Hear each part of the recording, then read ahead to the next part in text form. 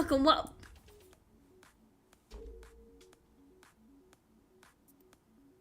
It was literally, oh, fuck this, man. Every time I think it's fixed, the chat breaks.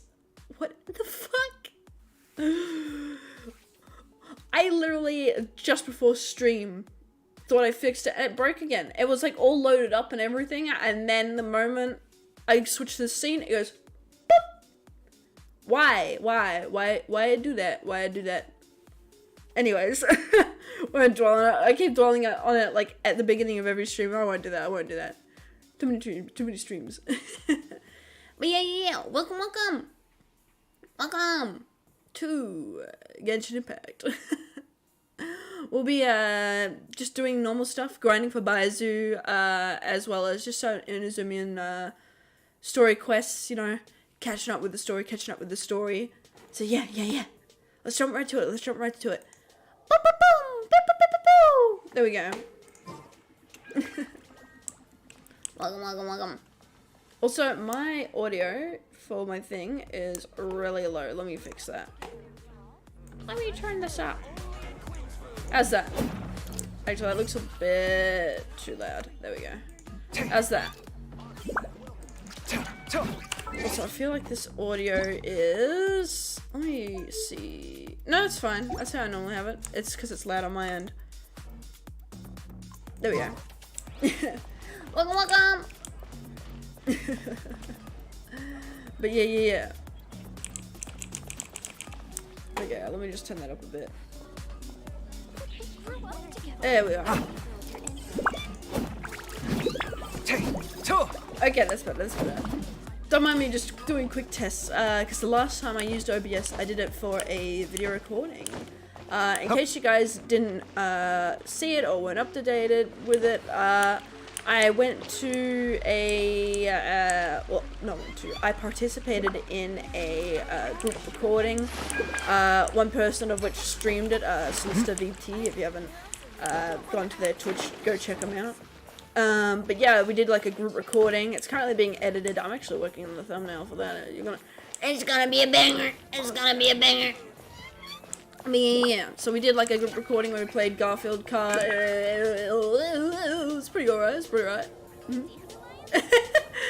But yeah, don't worry, I'll link it on my channel and everything when that goes live on their YouTube channel, Pendulum. Hell yeah. I'm obviously like not doing it justice speaking here. I'm very much rushing through it to start the stream. I know I shouldn't, but I am. But yeah, when that video goes live, I'll do it like a proper like, hey bozos, check it out bozos, you know, like that sort of thing. But yeah, I was on their stream, had heaps of fun, so that's why my settings are all fucked, because I am stupid and I did it all wrong. But yeah, to start off the stream. Look how many wishes we got! Look how many wishes! Sheesh! Please. Oh my god, dude! He's not here. There's better be another Cave, I swear. Give me Cave. Yeah, I know, debate club. You're fucking joking. Alrighty. You're joking me, mate. That's fine. Oh yeah, we can't do any of that. That's fine. Oh yeah, but. And then we got 4 more. The ability to appreciate beauty is an important... Right, where is Candace? Candy's nuts fin your ass.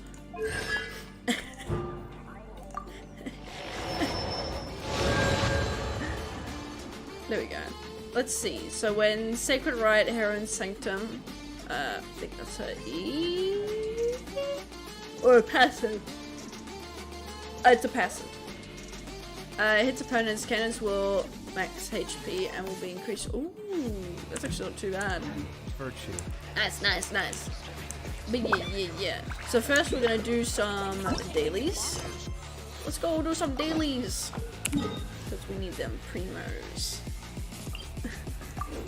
Let's go, let's go. We need a primo, we need a primo. What is this music? This one's really bad. I'll skip it.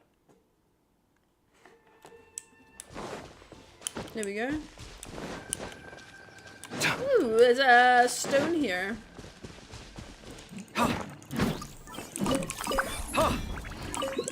Okay, bet. I just want Baizhu, that's all I want. Okay, bet.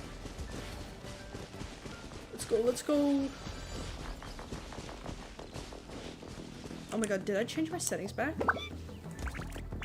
Hold on a minute. Oh, thank god. I was sitting there because I changed my bitrate for the recording. And, oh, thank you. Oh, thank you, past Cami, for doing that. Oh, fuck. To go around the room.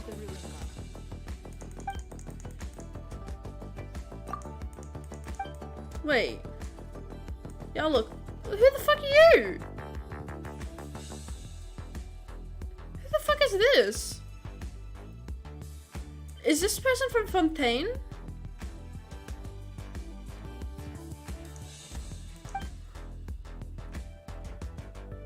Wait. Who the fuck is this?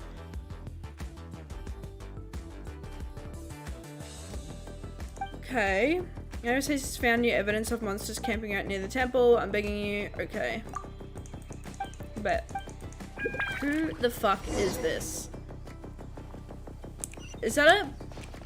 It's not Inazuma, because that doesn't look very Japanese. I don't think it's Sumeru. That has to be Fontaine, right? It has to be teasing Fontaine. There's no other reason for that otherwise. Okay, I think it's this thing. Pull it out. Sight clear.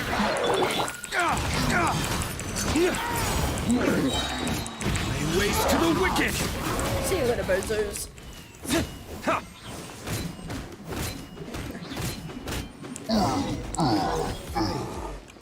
Okay, and then back up to her, I'm guessing. Jump up.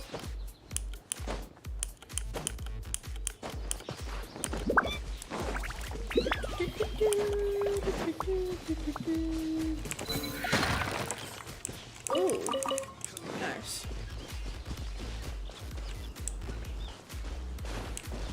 Okay. Oh shit! What the fuck? How did I miss this entirely? New discovery. Alrighty. Oops. Yep, they're all gone. Okay, I'm gonna kill this thing because this is. I remember I used to come here constantly when I first started Genshin to grind this thing out because I didn't know where any other rune guards were. Hey! Okay, I gotta remember that. Kave is not as strong as my other characters.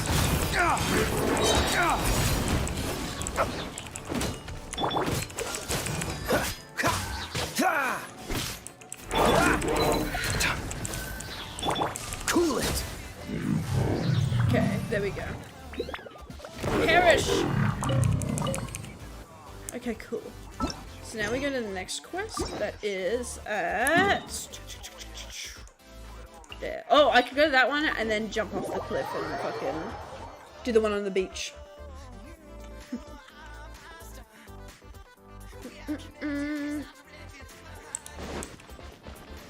Oh, it's this one. Easy.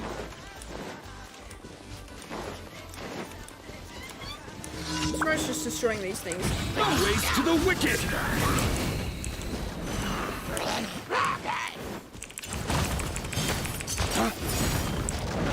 And then that's that. And we run. We run.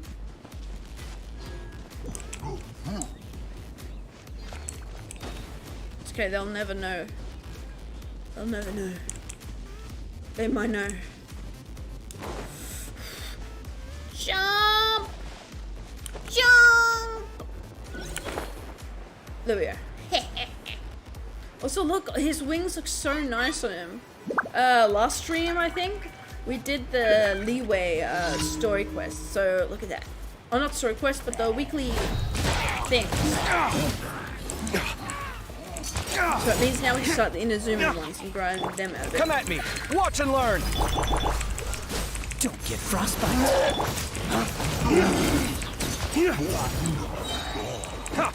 Lay waste to the wicked.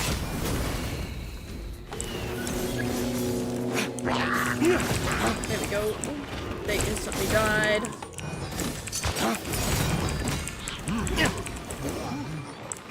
They instantly died, and then we do this. We can do it! Oh yeah.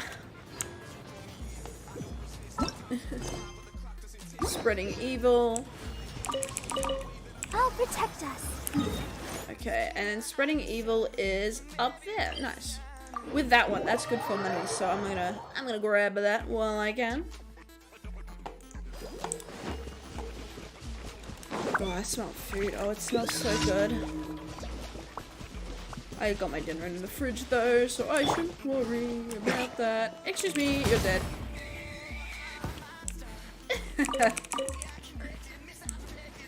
Oh yeah. It's all coming together.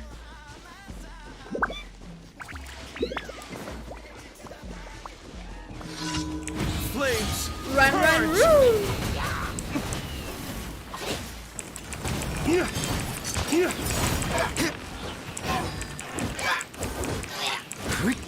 Nice. Is that done? That was it? Okay, well, let's quickly do this thing here. Should have had some things here for this, shouldn't Dawn, break forth. I? Pretty sure I still have condensed presence.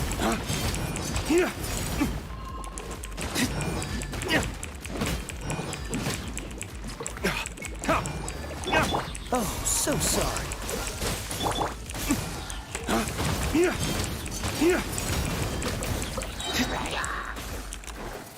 Flames, purge. There we go. They're dead, and you're dead, sir. Welcome to your funeral. This is my last resort. Nice. Okay, nice. And now we'll be able to go back to Mundstadt. Back to Mundstadt. And then we can get some of these. Pretty sure we can only craft 2 or 3.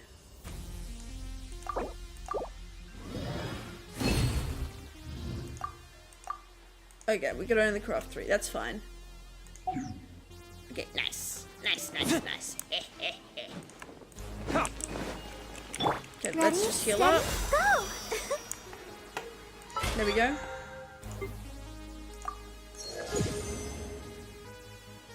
There we go, and there we go. Okay. That's the wrong lady. This is the right lady. Ad Astra Abyssos. Ad Abstra Welcome to the- Adissos. Thank you for complete. What does she even fucking say? Ad Astra What does that even Abyss- mean? I'm sure it's an easy Google search, but like, I don't know what that means. Like, she could be saying peace be upon you. She could also be saying, man, you smell like shit. I don't know what she's saying.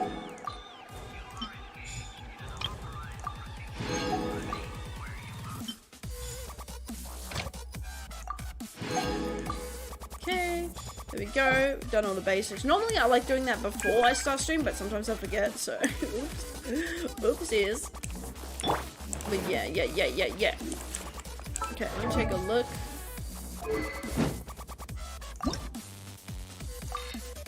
Okay, let's just quickly add some of these weapons here. There we go. Just to get Kave's weapon level, because his weapon is a little bit lower than what I would like. There we go.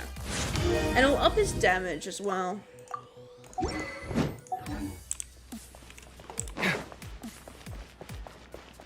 Okay, let's grab some of these weapons here that this guy sells. Yo, what do you have to sell, sir? What do you have to sell? I know you got some goodies on you.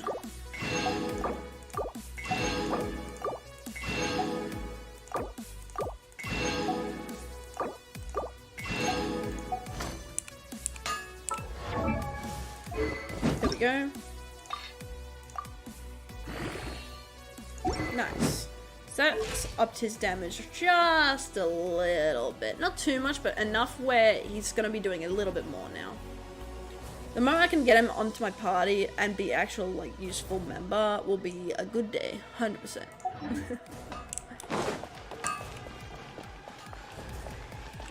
Bet. So, let's see. What can we do to level him? Oh, first, there's also this thing here we could do. So in between the story stuff, we can do some of these, like, bonus things. So let me see. What are the event details? So that one, that one, that one, and that one. Okay, so it's giving us plenty to work with. Don't know if anyone needs... I guess I'll work with the shield.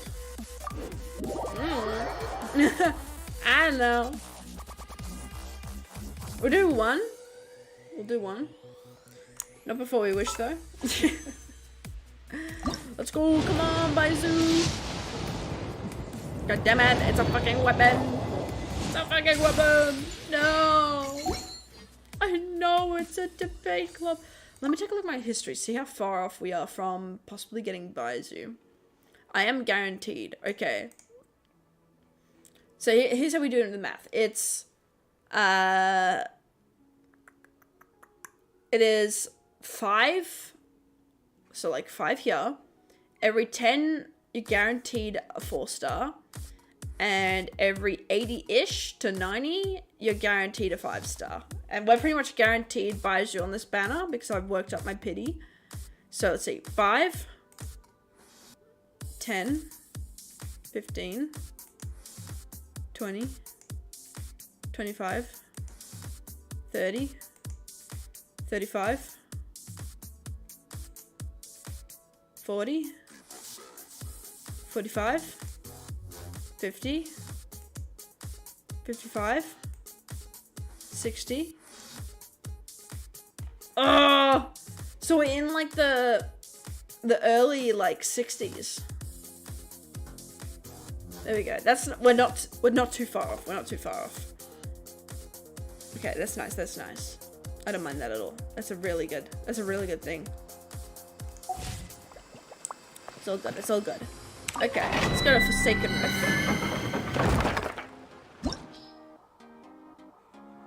Okay, so Pyre and Electro. So let's swap out Carve for maybe Fischl. And Behold, the Prinzessin der Welt. I'm gonna bring Barbara along for the ride, only purely because she's a really good healer, plus she will work well Pyro, Electro, and my Cryo. So she works either way.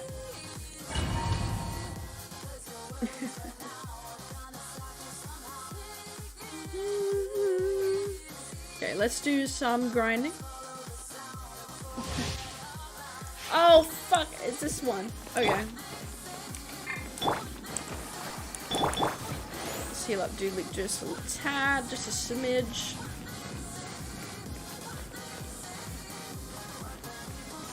Oh god. I feel like Kaya was not the pick here, but he has got melt build, so it's fine. Following item is expired. What the fuck is this? A certain domain. Fucking, I don't know what that was. So, whatever that was for, I don't know. Okay, let's use this one, this one, and this one.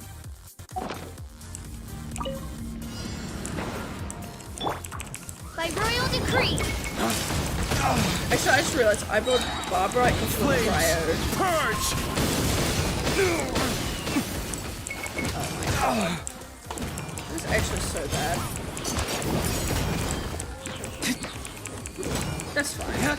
I'm sure it's fine.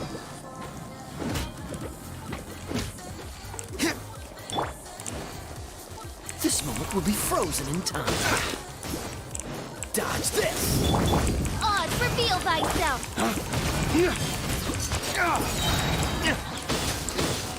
Flames. Oh, let's use this to dodge. It's fine. The show begins.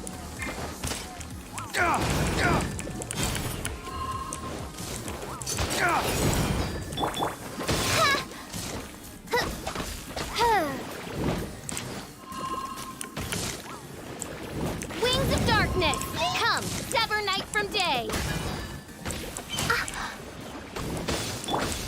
Cool it. Oh my god. Don't push your luck.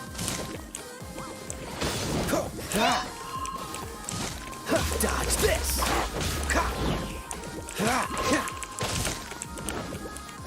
Okay, yeah.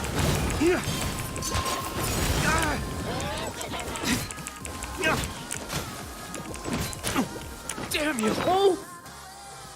Oh, he's about to die there. Okay, it's fine.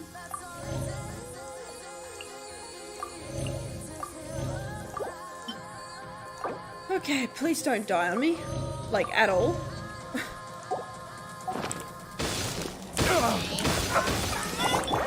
Freeze. By royal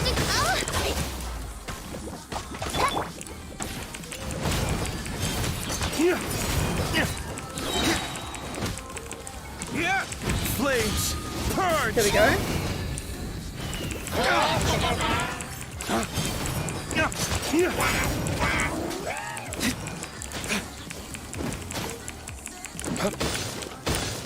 Let me move! This map sucks ass.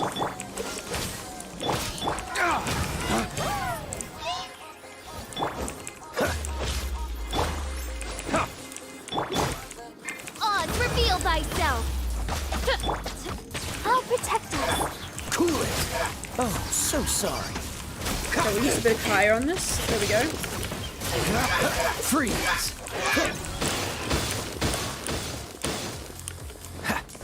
Okay.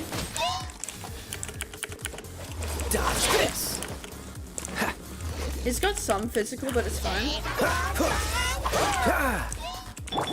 By royal decree. Let me do this so we can heal up D-Luke just a tad. And Fischl.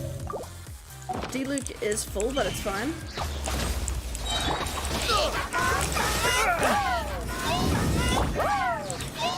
Dawn, break forth!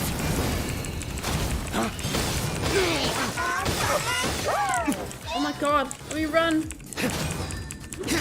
I just stood there like a fucking idiot. Midnight Phantasmagoria. Cool it. This moment will be frozen in time. Dodge this. There we go. Oh, fuck me. Okay. Even though it'll hurt me and do more harm, I have to do this.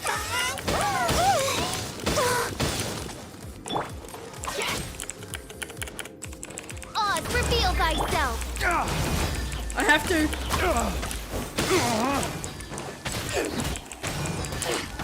Let me move! Oh my fucking god. Okay. Oh my god, this was like the worst band of misfits to bring into this fucking... What's the hurry? Dawn, Nope. break forth! God, get me out of here. Oh my goodness. That was the worst idea I could have fucking done.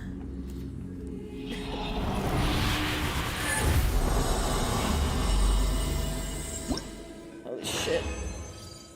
Oh. Get me out of there. Get me out of there. Get me out of there. I don't want to be in there no more. I don't want to be in there no more. What is this music? What the fuck was that? Okay, bet. Special event. Oh, no, no, no, no, no, no, no. Don't take me to like another random page. Okay. Bet. Let me just heal. Let's dance. Oh. Holy shit. Better get Baizhu. I hope so. I sure hope so. We're in the early 60s of my pity, so it's fine. Come on. Damn. That's fine, that's fine. Please, I'm so close to Baizhu. Please. Okay, bet. So let's do... Okay, can't do that one. What is this? That's chasm. I really don't want to fucking do that without exploring all the chasm first, because otherwise the maps are gonna suck my balls, you know. Inazoomin. This is... Wait, what's this? What's this? What's this? What's this? Whoa, whoa, whoa. Okay, claim. Ayo. Oh, I need to do a prerequisite. Ow. That's fine. Okay. From old branches. We should prepare while we can. Bet. Where are we? Where are we? Let's go! Woo!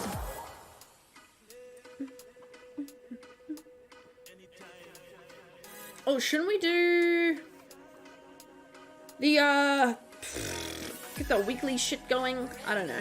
I'll work it out at the end. I'll work it out at the end. It's too early to do that. Too early to do that. My brain can't handle this. So let me move this water bottle because it's been bumping up against my leg the entire stream. I should take a sip from it. Ba, ba, ba, bum.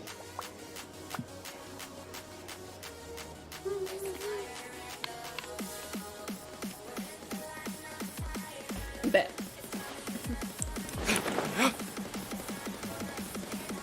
We are in a Zuma. Let the show begin. Let me swap out Fischl. I don't want Fischl in my party right now. I want it to be Carve. He's right there. I'll take care of this. Thank you. I know you will, good sir. There we go.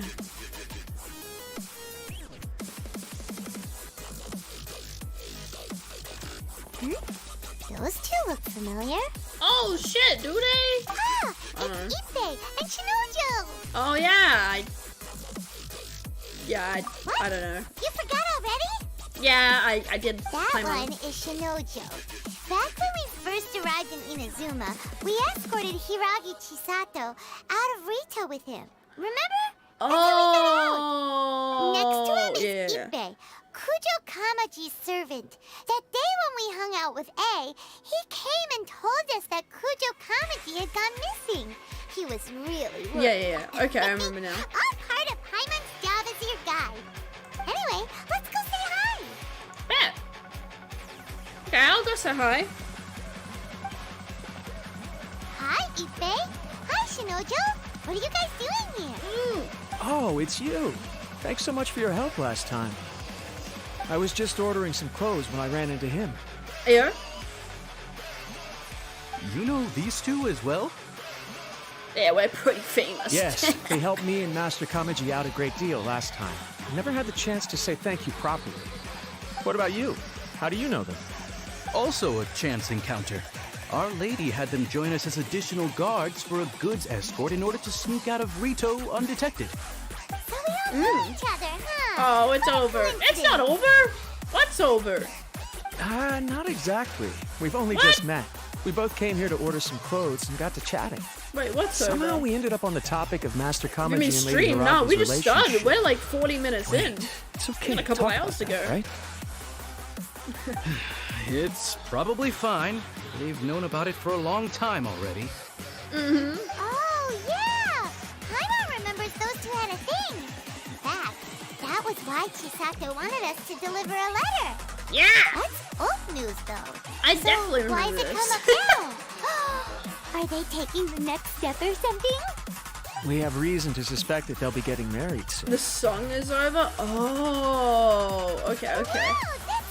Oh, damn. Finally make it I wish there was like a rewind button. Of course, this is Or just a personal button that like speculation. shows They the haven't history announced that anything, played so and that we way I can wouldn't tell you dare what ask. song it was. I was instructed It only to tells place me an the order current for and some upcoming formal wear for a songs. big banquet.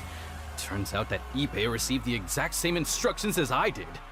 They're both preparing for a banquet at the same time. They're both purchasing the kind of fine wine and confectionery normally reserved for big festivals. It's hard not to put two and two together. Yeah. Lady Hiragi has been in high spirits recently, and I heard she's on a diet as well. Surely it's all for the wedding. This is wonderful news! But, What's wrong? Oh, don't mind me. She's about to be happily married to the love of her life. I genuinely couldn't be happier for her. Right? I think so too. It's fantastic. Yes, sure, but man. we shouldn't let ourselves get overexcited. What if it's all a big misunderstanding? As things stand, we have no actual proof of a wedding. Now, if they sent me out to deliver wedding invitations, that would be a different story. Shinocho doesn't look like he's taking this very well at all. You seem down. Sorry, I just haven't slept well recently. Yeah? I'm ashamed to be so out of sorts at work. I'm not living up to my responsibilities, either to the Kanjo Commission or to my lady. Are you worried about their wedding? Not exactly, it's just everything feels kind of up in the air until they make it official. I get what you mean. I really do. We need this wedding to be set in stone before the celebrations can Actually, really I remember begin. I had a thing set with Nightbot where it like plays the music. Did I ever fix that? Let's see. It was like a text thing, wasn't it? It was Nightbot music. Yo! Hold on a minute. Whoa. It's old, like it's the old font, but is that the current song? Where'd it go? Where'd it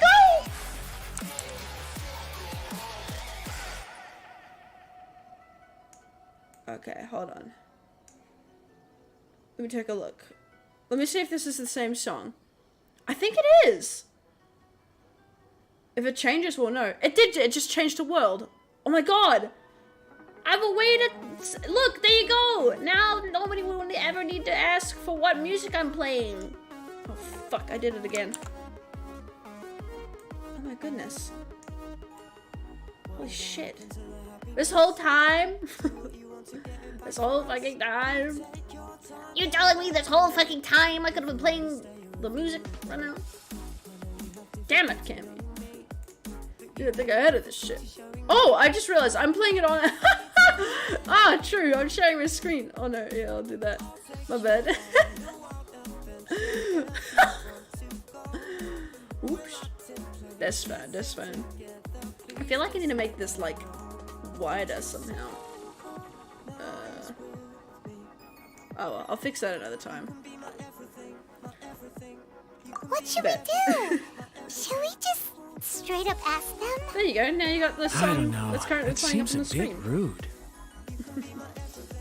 Overseas wedding. The Ashira Commission oversees weddings, ceremonies, they'll know something. Right! If Ayaka knows about it, that means it's a sure thing! Yeah! I don't think it's a good idea to bother the Yashiro Commission about this. I think we should definitely. It's fine. He and Ayaka are practically best buds. There's nothing to worry about. Oh yeah. I see. Then thank you. Thank you very much. Having a definite answer will stop my thoughts from running wild.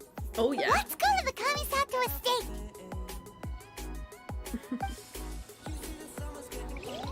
Okay, bet.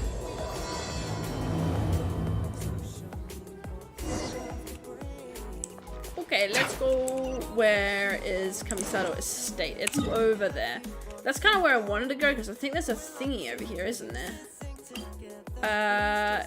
Commission staff. Yeah. Teleport. I think that's how you do that. I didn't remember how to do this shit.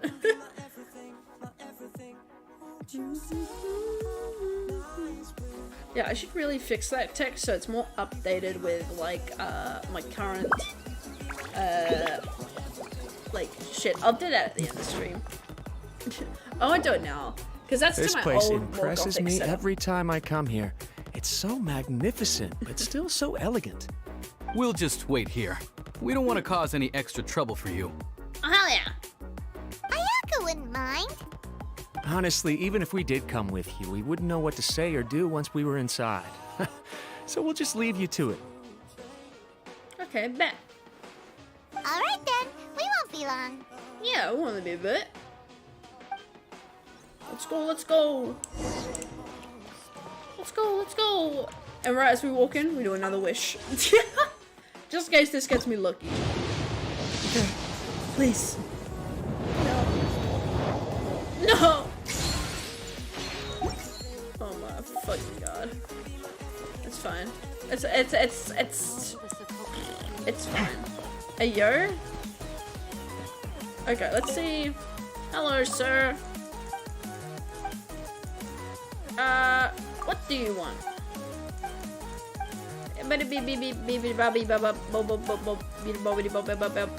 Piss pants. Thank you. Claim all. Nice. There we go. And then we can get bounties and get the so we can get this, which is food, get this, which is items. The main thing I want from this is the purple wings, which you can't see them in this menu here, so it means we have to work a bit to get to level 10. But the wings, and I'll show you what they look like. Oh no, shut up. Yeah. I'll show you what the wings look like. So, the wings, if we go through this menu, these are the wings. And I'll be able to put them on my purple characters. So, just recently, we unlocked this one. And now, we got these ones. And then the ones I can get after that is this one.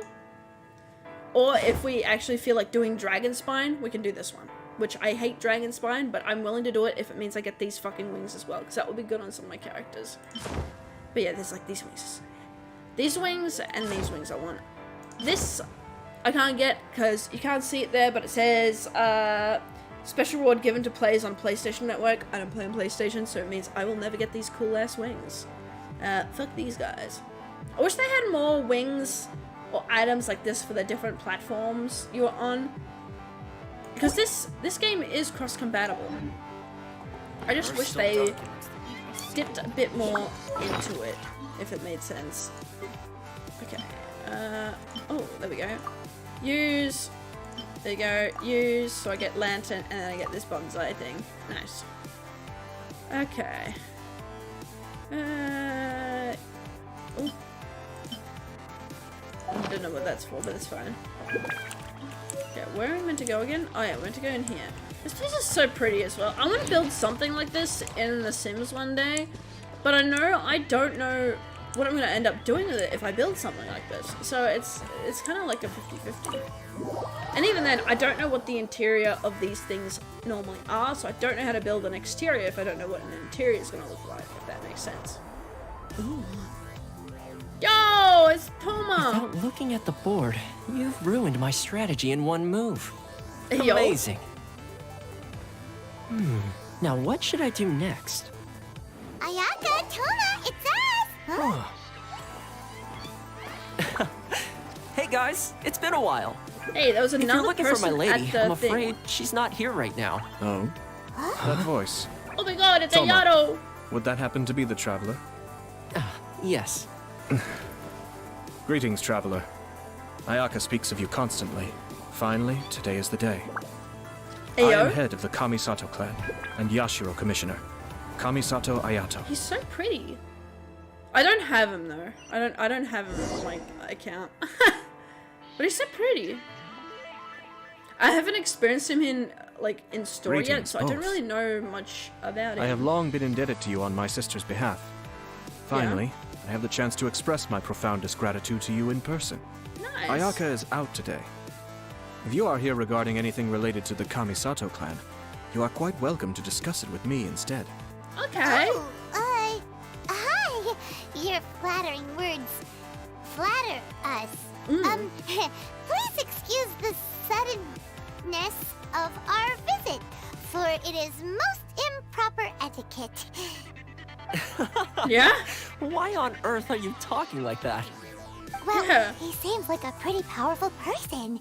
He's already working his way up Paimon's list of people to never mess with. Yeah? As soon as he stands up, the whole atmosphere in the room changes, and it feels like you gotta be super polite. You shower me with praise undeserved, my little guest. There is no need to be quite so formal. This is a private residence, so please, relax. Oh, Okay. good. Because that whole spiel was really tiring just now. Alright, now that that's over, Paimon's just gonna ask the question. Yeah.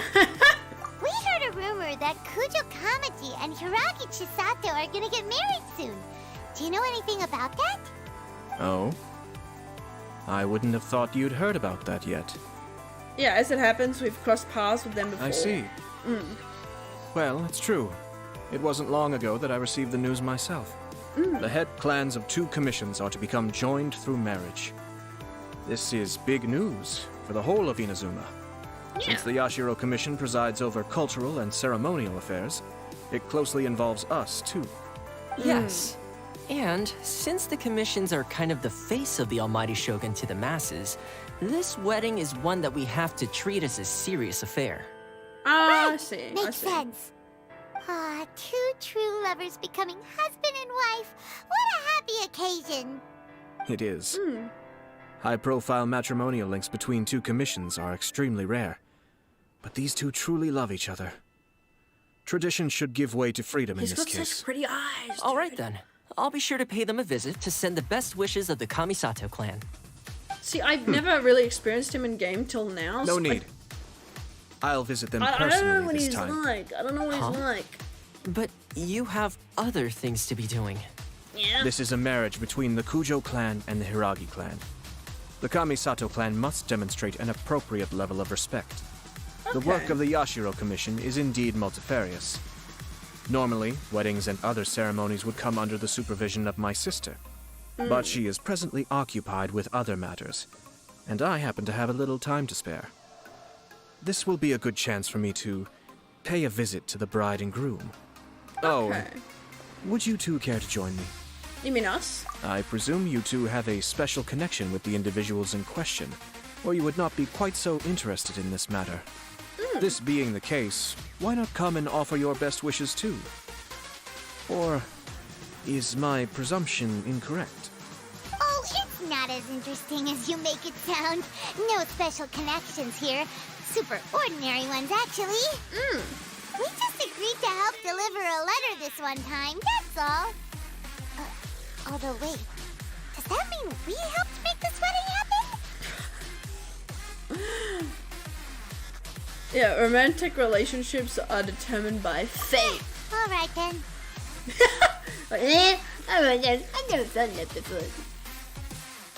I'm definitely not the time god or some shit.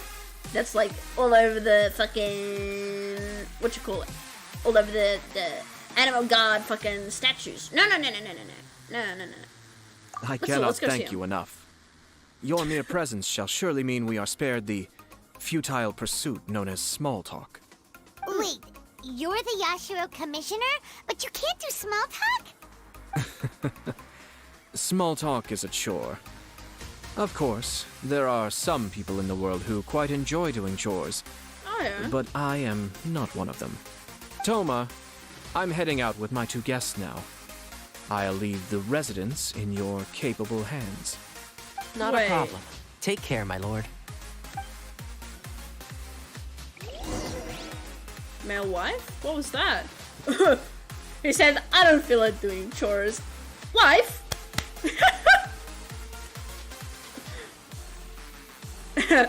Thomas like, yes sir. Yeah? What's wrong? Are you worried about having to be on your best behavior around my lord? Don't be nervous. He's actually pretty easy to get along with.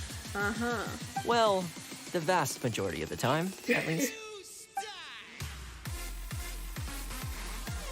Alrighty. I love the interior here. Like, this is so nice. So nice. Okay, now we get out of here.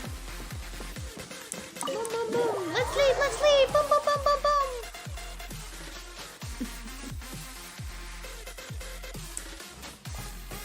Okay, let's see. Where does it want us to go? Oh yeah, shit. They were waiting outside, weren't they?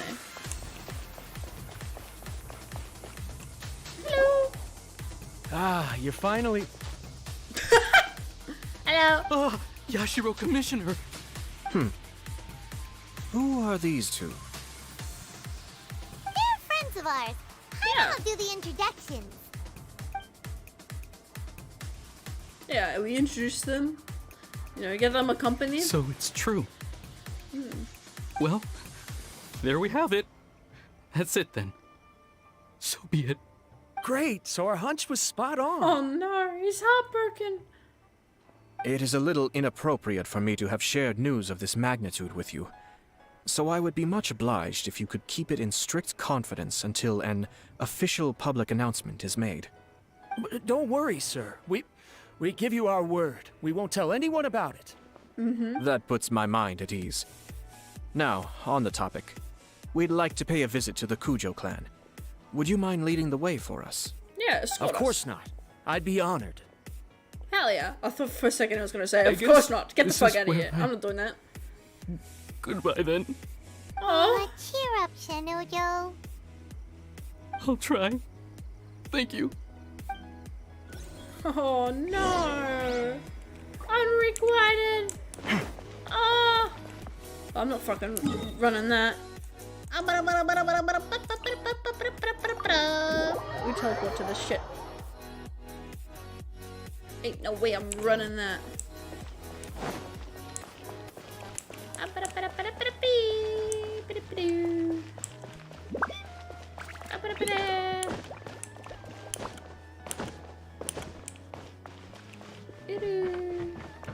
Zip.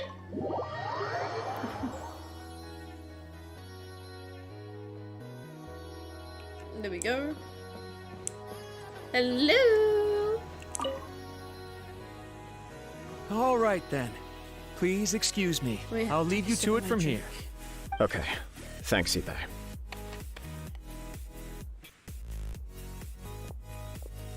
I apologize that your impromptu visit comes at a busy time for us, Commissioner. Otherwise, you can be sure that we would have prepared a more extravagant reception. Yeah. I don't mean to impose, Sir Kujo. In fact, I'm not here on official business at all. I heard the good news about yourself and Lady Hiragi. What a glorious marital alliance this shall be. Given the close ties between our clans, it seemed only right that I should come and offer the Kamisato clan's congratulations in person. Yeah. I'm truly honored. I hope the news didn't come as too much of a surprise. Hey there! We came to congratulate you as well! How have you been? Since the incident with the Takatsukasa clan, things in the Tenryou Commission have slowly started to stabilize. Nice. I'm still acclimating to the position of acting head of the clan.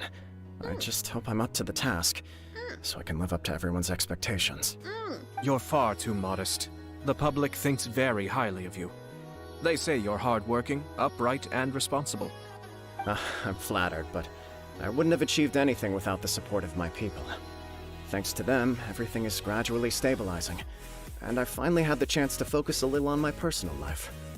Well, you're certainly making big progress in that department. Yeah. Smooth operator. Come on now, you're embarrassing me. Pardon me, It's perfectly all right. Please, continue. I'm quite content to listen. It's a joyous occasion. Light-hearted is exactly how things should be. Really, who stays stony-faced when talking about a wedding? You're right. But I am curious to know, what's your honest opinion on the whole thing? Do you think it's too sudden? Of course not. Where there is true I'm just gonna love, take a nothing sip of should my be water. allowed to stand in its way. No doubt people will offer you a colorful variety of opinions. But of course, you will have factored this into your decision, and I'm sure you are prepared for whatever challenges may lie ahead. Indeed I am. So please be confident. When your mind is made up, you ought not be worried about things for which you are already There we well go. prepared. Nevertheless, there is just one small aspect of this that puzzles me a little. Oh. Please, go ahead. You've been working hard to bring the Tenryou Commission in line. This is positive, and no doubt the beginning of important change. But on the other side of this equation, Lady Hiragi's father, Hiragi Shinsuke, is still in prison. If you choose now, of all moments, to announce a marriage between the Hiragi and Kujo clans, the kinds of rumors that may begin to spread both among the general public and in the Kanjo Commission are not likely to be in either of your best interests. Yeah. Couldn't have put it better myself, Sir Kamisato. This has been my biggest concern for quite a while now. Hiragi Shinsuke is firmly against me having any contact at all with Chisato. Valve, In the are past, you here we've winning, always had to son? communicate in secret by sending letters. Oh, So I thought you although said now may not Valve, look like like the here best instead of timing for Valve this marriage, here. may well be the only I was like, opportunity. Valve's not here, hello? No, you are Valve. Yeah. I am winning. Thanks, Dad. Determined to make as much trouble for us Shut as the possible. fuck Oh, up, he is the worst. I can see where you're coming from, but you're only We're postponing just doing the some problem, story quests not and just solving basic it. Genshin stuff while we You will make still our have final to face stream it to sooner or attempt to get later. Baizhu. Yes, I'm well aware of that. I will still try to get Baizhu Since off Chisato stream, had the courage to ask me to but marry I her in won't be spite of streaming because everything, this is the last Genshin how can I slot of the disappoint week. her? Oh, so she proposed to you? Well, sort of. She raised the idea in a letter. and I'm after sorry, some I'm initial trying to hesitation, read. I I'm went to trying meet her to and have a read. serious I am a conversation demon about our future. VTuber. I don't know how to It's fucking funny, actually, read. because when Think I know how to formally fucking proposed to her in read? person, No, she I'm denied just a having ever written streamer that on letter. the fucking internet. So coy. Huh? Really? I was not paying attention. What did he say? I think she's pretty shy. She didn't say. She just acted confused Okay, by that the seemed whole like thing. the right response. She really committed to it. Conversations the look on her 101 when you face. don't pay attention. Oh.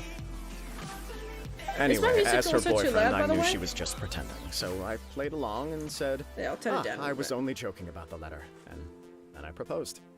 Oh. After making some disgruntled noises about me making a stupid joke, she blushed and said yes. We spent that afternoon working through all the details of the wedding. Okay. So you discussed it and decided on a date. We did. I guess it was a chance to finally express our commitment to one another, clearly and completely. And you know what? I think it was about time. What is this? No matter what happens next, I will always be there for her as the one person she can always rely on. Yeah? Oh, give me a break. Hey, shut up, Paimon. Just because nobody loves you. Paimon's been wanting to say this the whole time. Is it just this dude, or does everyone in love act like this? He just won't stop talking. Yeah. I think you can't help it. Maybe you're just a sad sack with no one to love you, Paimon. Apologies, Diaper my looking, friends. wearing, And floating also to Sir motherfucker. Kamisato. I must sound like a Little fool. baby little Far man. from it. On the contrary, seeing you so positively smitten puts my mind at rest. No surer evidence could there be of your true feelings and your commitment. If I had any reservations before, I certainly don't now. I wish you a joyous wedding when the day comes. Okay. Even if it's kind of irritating to see you all smug like this. Oh my god, it's shut still the a fuck happy up. occasion. I Good hate luck on the Paimon day, so and have much. a happy wedding. Thank you all. It means a lot. We Just a have little some diaper other business baby. to attend to now. Until next time. Bet. Very well. I'll see you out.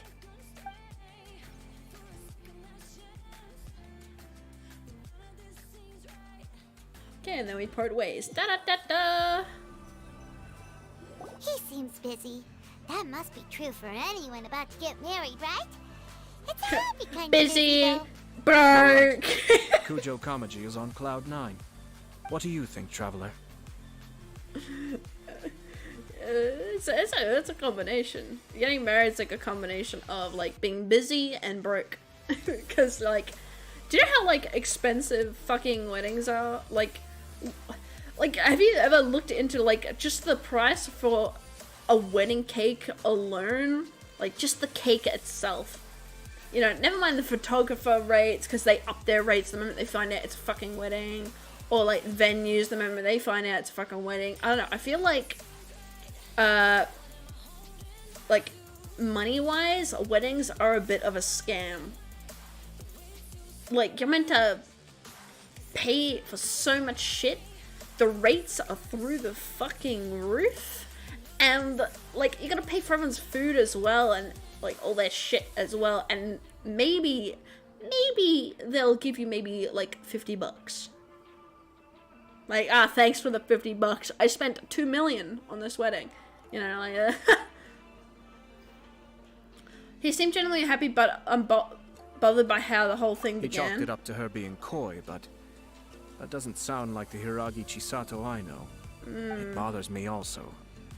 But, unfortunately, attempting to seek the truth of the matter would likely be fruitless. Oh, how so? How come? Whenever we come across stuff like this on our adventures, we always find a way to get to the bottom of it. Probably because it's none of our business. I see. So that's how adventurers think. In my opinion, we face two obstacles in this case. Firstly, we have very little information to go on, and I must be cautious about taking a stance. This makes it difficult to investigate. Yeah. Secondly, and more importantly, the person involved doesn't seem to care.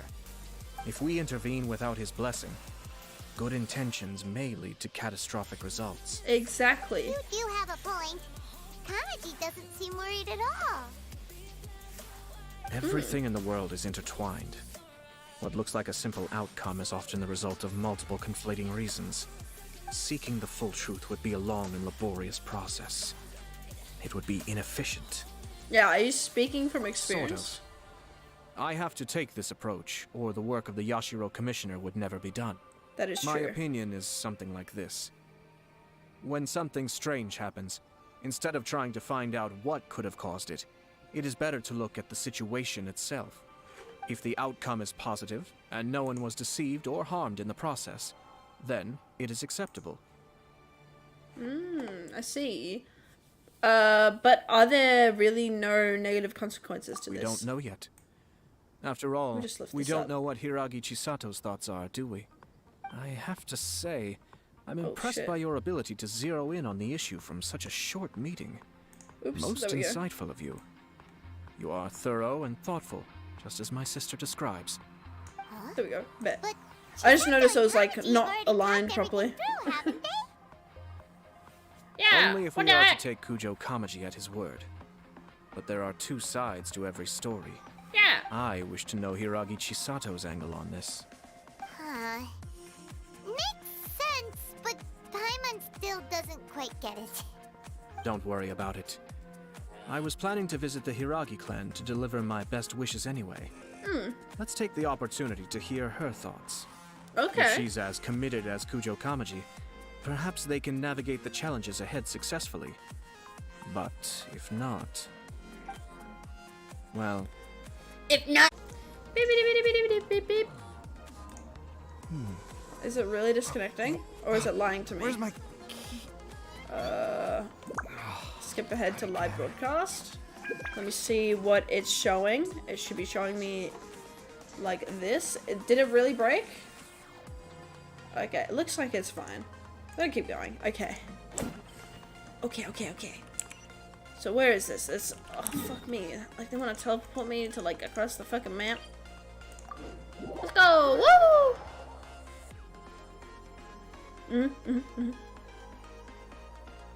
Okay, bet. This way. How do we get up these stairs here? Oh! Fuck! What the? Fucking... Jesus.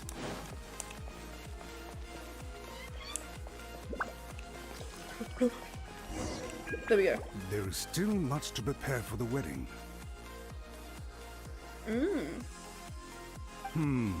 Should we also invite some prominent business leaders who frequently visit Rito? At the very least, we should send them invitations. I agree. Ah, hello there, Yashiro Commissioner. To what do we owe the honor on this fine day? as it happens, I'm here regarding the same wedding I believe I heard you discussing just now. I come yeah. bearing the felicitations of the Kamisato clan. Would Lady Hiragi happen to be available at this moment? Our lady is entertaining guests right now, and we're not entirely sure how long she will be. But Okay. please, do come in. We will arrange some tea and snacks for you and your attendants. Oh, nice. Hey, You're a fucking attendant and emergency food and a little bitch. You misunderstand. These two are dear friends. You're too kind. We don't wish to impose. We'll just wander around in the general area. Apologies for the interruption while you're busy with preparations. Please, let us know once Lady Hiragi is available. Nonsense, Commissioner. No imposition at all. This wedding is a joyful occasion, and all the other clans who serve the Hiragi clan are most delighted for them indeed. We're merely doing the best we can to make this wedding as grand an affair as possible. When the time comes, we'll invite everyone in the clan and even the general public to attend. Pogga. That sounds splendid. We'll leave you to it. Oh my god, that VA? Yeah. There's some of the Genshin VAs are a bit wild and wacky. Seems like you guys talked a lot without actually saying anything. Hence why I dislike small talk. Our timing was not ideal, but Oh, it's Toki! Yo! You got some food? Got some food for Ah, it's Cammy! you. You got some Good to food see for you again. Cammy! Seems like you're always showing up with a VIP in tow. Yeah, we're pretty popular. so you know the owner as well. Yup, we tried his dongle milk a while back with the almighty Shogun in Inazuma City. Yeah. Ah, I see. So you were involved in that. I Yeah. caught wind of this dango milk, but I didn't know that it had anything to do with you two. It was unexpected, that's for sure. I always order one of his creative drinks whenever I pass the stall. Flavor is always new and interesting. When I noticed he'd set up shop in Rito, I simply had to come by. Oh, yeah. Thanks to you all, my business is finally beginning to take off. More and more people are willing to give my creative cuisine a shot. Yeah. It gave me the confidence to decide that I'm gonna stick to creative cuisine from now on. Oh. On the one hand, I wanted more people to be able to try out my culinary creations. On the other hand, I wanted my customers to experience the joy of being creative too. So Oh, yeah. I gave it a lot of thought, and finally came up with an all-new business concept. Sounds Oh. interesting. What is it this time? I've decided to give complete creative control to the customer. I offer all sorts of ingredients, and they pick and choose whatever they want to mix with their milk or tea. Ooh. As Okay. well as dango, I now offer rice cake, purple potato balls, black sugar, and sunsettia. Do they really all go well with milk? Hard to imagine, but who knows? It could be delicious. Yeah. What if I were to choose some ingredients you don't have here? Would that be okay? Well, I guess so. Any novel ideas you have, Commissioner, please feel free to tell me. I'll go buy the ingredients right away. The whole idea was to let my customers express their creativity freely. So of course, I shouldn't place restrictions on the ingredients if I can help it. Excellent. There are a few things I'd like to try. Hey, Lavender yo. melon, seagrass, and sea ganoderma. What? You want to mix those with milk? I do indeed. Why? What's wrong? You really think that's gonna turn out tasting good? It's all about the experience. The taste is secondary. It's great to try new things. Traveler, any thoughts? That sounds fucking disgusting. I mean, lavender melon sounds good. Seagrass with milk? I don't know. Sea ganoderma? I don't know what the fuck that is. But it's sea, it's probably salty, so probably not. Lavender melon. Sounds like a risky choice. Are you What's wrong sure? with melon? Well, What's wrong okay. with melon? Paimon will have the same as you. 3 milks with lavender melon, please. No problem. Give me a second, and I'll have them ready in just a moment. He's gonna go buy some. Oh, hell yeah. Let's try it, Here, let's your try it. milk is ready. Give it a try. Oh my god. Okay. Yep, just as Paimon suspected. Raw lavender melon does not taste good. Oof. I think it tastes all right. It makes me feel in touch with Mother Nature. See, he likes it. Okay, so he knows his taste Pretty buds. positive, but Paimon still thinks there are better combinations. Yeah. Taste is your key concern, yes? Obviously, Tasty food and drinks are some of life's most important pursuits. Exactly. Well said. If I could say the same was true for me, I believe I'd be a very content man. In other words, you have too many other things to worry Yes. about. Oh my no god. one has unlimited energy, and I try to conserve mine Another for the things Genshin that really character count. that for some To reason create has a some lot of mental baggage. breathing room, I try not to overthink the less critical matters. Having my sister attend public events in my stead and having Toma as housekeeper has also been a great help and allowed me to focus. We're just passing the time here, though, right? Is there anything else to think about than what we're doing right now? Yeah. One or two things. Let's continue this discussion somewhere else. Okay. Just I gonna noticed trauma dump something on us. before we left the Hiragi clan's residence. Yeah? You saw who Hiragi was meeting, or you overheard the two guys talking No, about something? it was just a small detail. I was curious to know their thoughts on the wedding, so I asked them about it. Oh. Naturally, they responded that all other clans are happy for the Hiragi clan. But that's not the truth. What do you mean? Hiragi Shinsuke is still in prison, meaning the Kanjo Commission is the least stable in the Tri-Commission. Okay. Hiragi Chisato is the sole remaining pillar of her clan, but now she plans to marry into the Kujo clan. If I belonged to one of the assisting clans to the Hiragis, I would not be feeling optimistic about the future. Okay. They didn't mention a word about that. They simply said they were delighted for them. These are not unintelligent people. I highly doubt it is because they simply do not realize. I guess it is a bit strange, I yeah. imagine they didn't want to discuss family issues in front of outsiders. But still, the more I think back over that conversation, the more it doesn't sit right. Keep a close eye on them, Hisashi. Yes, sir. What the? Whoa! Where did you come from? This is one of my most trusted members of the Shimatsuban. He's been quietly watching out for us this whole time. Oh, Merely like a doing my bodyguard? duty, sir. Keep a close watch on the clan representatives we met today. Well received. I'm on the case. Oh, and I almost forgot. That milk I just had? Please order one more and deliver it to Toma. As you wish, sir.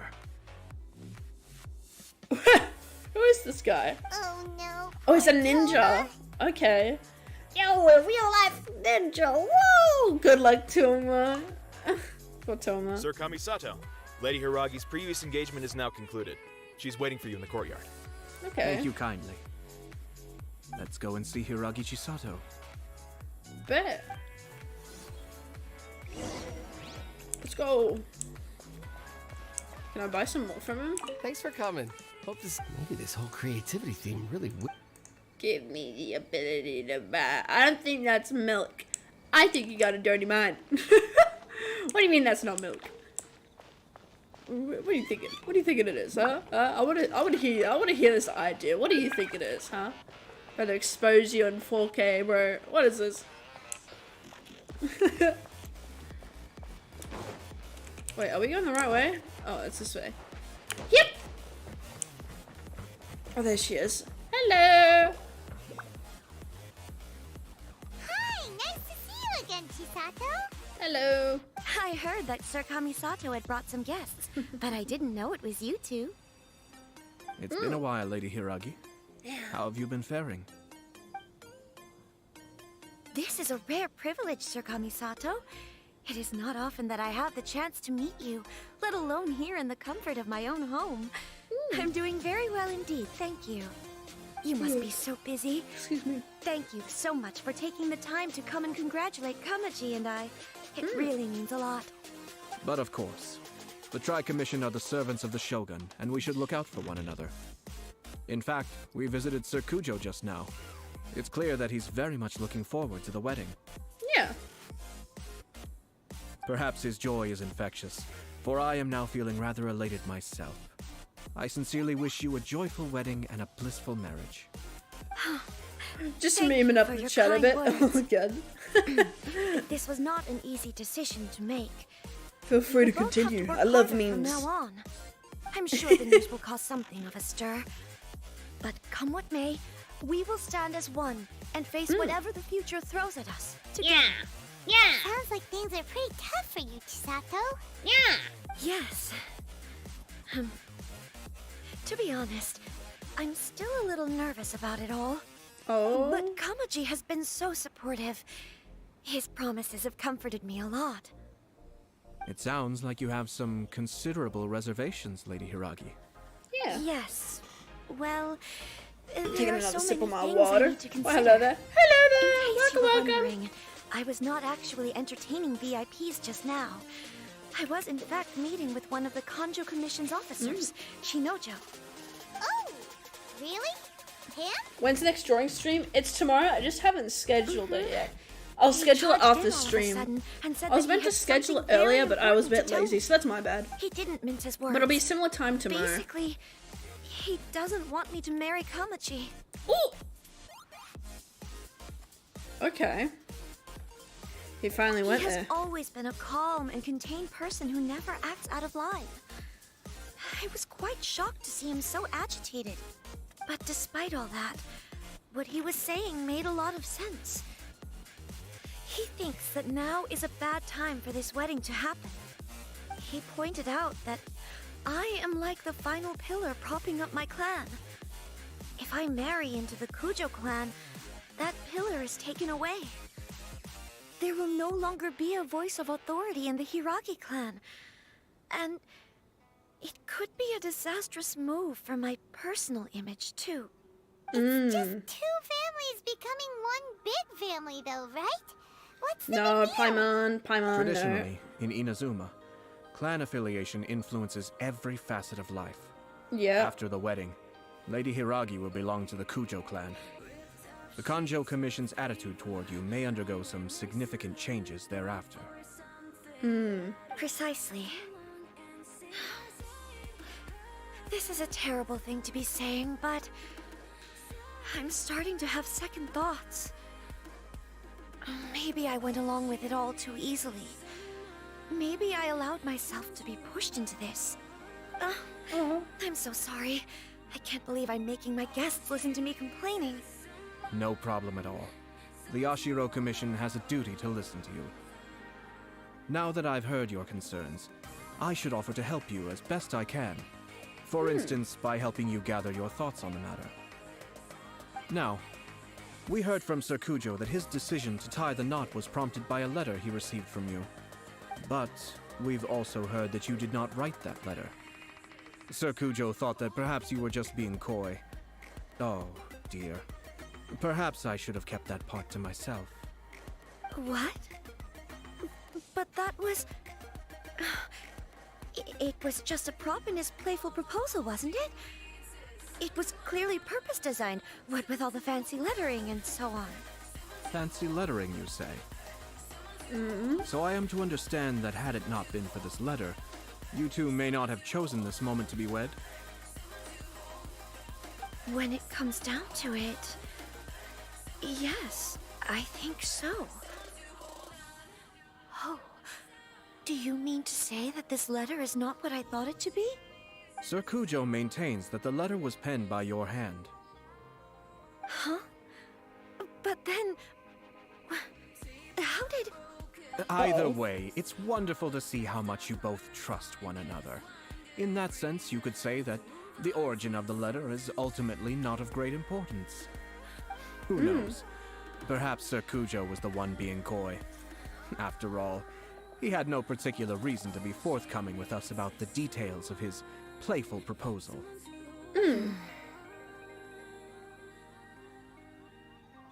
I understand. As you say, ultimately, the origin of the letter doesn't matter. But my position does matter. Kamaji and I thought that we needn't worry about anything that lies ahead, because we can face it all together. Yeah. But now, I think I should give it some more thought. Yeah, definitely. Marriage is the most important decision of your life. Don't let yourself regret it. It is also part of the Yashiro Commission's job to help people through difficult times. I say this as an advocate for you personally, and for the Hiragi clan. Please, Do not be compelled by circumstances to make any decision that goes against your will. To be together with the one you love is a sacred thing. It is my earnest wish that both of you may enjoy a bright and beautiful future, not a bittersweet one. I'll take to heart every word Oh. you have said to me. This is wholesome. I can't thank you enough, Sir Kamisato. I'll think very carefully about your advice. All that matters is that you follow your heart. Since you'll be needing some time to think things over, we will excuse So ourselves. you need some time to rethink the wedding and all. Let me see you out. Thank you, Lady Hiragi, but there will be no need. Traveler, let's find somewhere to talk. Okay, but that's like so obviously gonna be gossiping about her behind her back. See ya.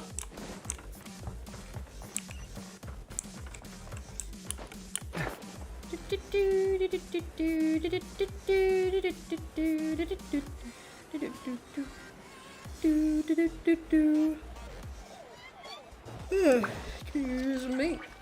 Oh, that's a pink camera. Sweet. Okay, bet. Okay. Now what? Hiragi Chisato is on a totally different page than Kujo Kamachi. Hayato, why did you give her such vague suggestions? Couldn't you just have told her what you'd do in her position? Because Paimon's pretty sure you have an idea. I've said everything I can, given the Yashiro Commission's stance. Interfering too much with other commission's domestic issues will only create trouble. That is And true. the more I think about it, the stranger this all seems. But Hiragi Chisato has yet to see it. We must be vigilant. Strange? In what way? Someone wants Hiragi Chisato to be married as soon as possible, and if my guess is right, it is someone from within the Kanjo Commission. This person is presumably also responsible for the mysterious and misleading letter. Think about this. A lowly officer is greatly worried about Hiragi Chisato's future, while the heads of the supporting clans ostensibly have no concern at all. It doesn't add up. When someone's words and actions do not match, you need to infer their intentions from their behavior. Yeah, is someone... Yeah. Yes. It's a smart strategy. Far superior to the one adopted by the Tenryou Commission's Takatsukasa clan. Yeah. Even had the forged letter failed and been seen for what it was, there would have been no repercussions. They could simply have explained it away as a misguided but well-meaning matchmaking attempt by a member of the family. But if the letter were to achieve its goal, as it has so far, the perpetrator would successfully weaken the Hiragi clan without ever having to lift a finger against them, all under the guise of simply encouraging a wedding. With Hiragi Chisato having married into the Kujo clan and the head of the Hiragi clan in prison, challenges to the Hiragi clan's leadership would begin to emerge throughout the ranks of the Kanjo Commission. Eventually, another clan would take the Hiragi clan's place. Yeah, unfortunately there's no evidence Actually, there. we have evidence. Oh! His name is Shinojo. Oh. He should be back by now. Yes, sir. Oh. That's the second time you've done that. Yes, sir! Deal with this. I'm a Did they ninja. take one of the Kanjo Commission officers away? Yes. His name is Shinojo. As I expected. They cannot afford to let this opportunity pass them by. They have to act now while the Hiragi clan is at its weakest. Hiragi Chisato had been persuaded by Kujo Kamaji, and the wedding was sure to go ahead. But after Chisato's meeting with Shinojo, she began to have second thoughts. In their eyes, Officer Shinojo has interfered with their plan. Okay. Why did they suspect him and not us? Someone was eavesdropping on our conversation with Chisato the entire time. That's why I was a little reserved. No way. Whew. Lucky Paimon didn't say anything stupid. Yeah. But Chisato got what you meant about the letter, though, right? I think so. But whoever is behind this will not allow their plan to fail now. They will not be inclined to respect Hiragi Chisato's own wishes. Her stance was so passive that she was easily manipulated. treated like a pawn, with even her marriage becoming a battleground for political power play. Despite all of this, she still believed that a happy future was awaiting her. When she formally marries into the Kujo clan, she will lose her title as daughter of the Hiragi clan, her position in the Kanjo Commission, and above all, her independence. Oh no. Marriage is such a trap. We've got to stop her. We can't let this evil plan come to Easier fruition. said than done. The perpetrators are manipulating everything from the shadows, letting unsuspecting pawns do their work. This is what makes their approach so smart. We, meanwhile, are out in the open. If we attempt to stop this wedding from happening, we will become the villains of the story and face immense public backlash. So what are we gonna do? At this stage, if the perpetrators wish to maintain control over the situation, their only option is to come out from the shadows and bare their fangs. I will wait for that moment to arrive. But first things first, we must go and rescue Shinojo. He has done nothing wrong and does not deserve to be punished. Yeah. Tell me where Shinojo is. We'll head off right now. Bet. I'm glad we have like a little ninja spy.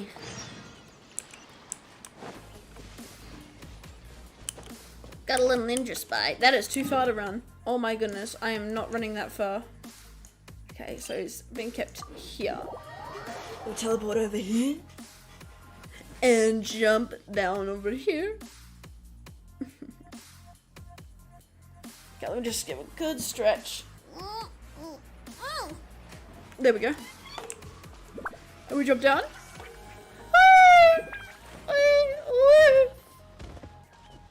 There we go.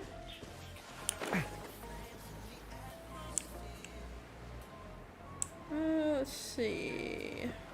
Should be here, right?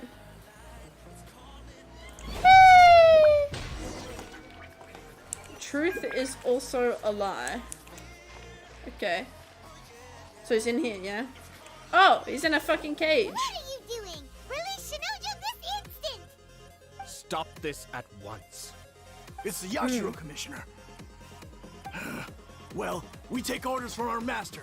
No one else. Really? Then please, excuse me. Excuse me, I'm going to be a bit impolite and start a fight. Battle formation. Oh, nice.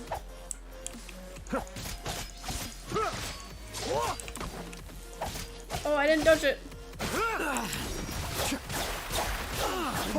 Yo. Yo. Take this.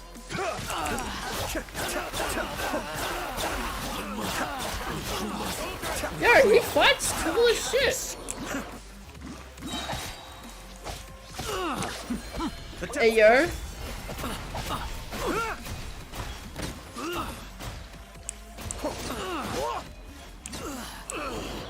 I'm in the wall. Yeah, that was a nice fight. Let's go. Drats! Let's get We out of must here. report the master right away. I mean, Hey, get back here! Scooby wasn't the villain. I forgot about that. No need to follow them. Yeah. We need bait to catch the fish anyway. Leave them be.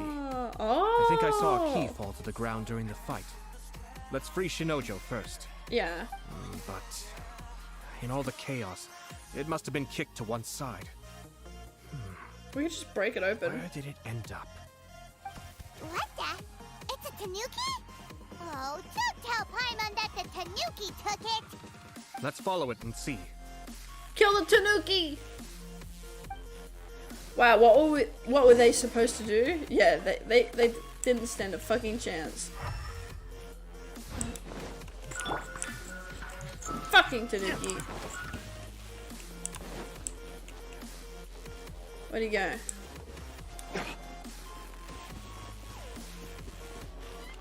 Huh?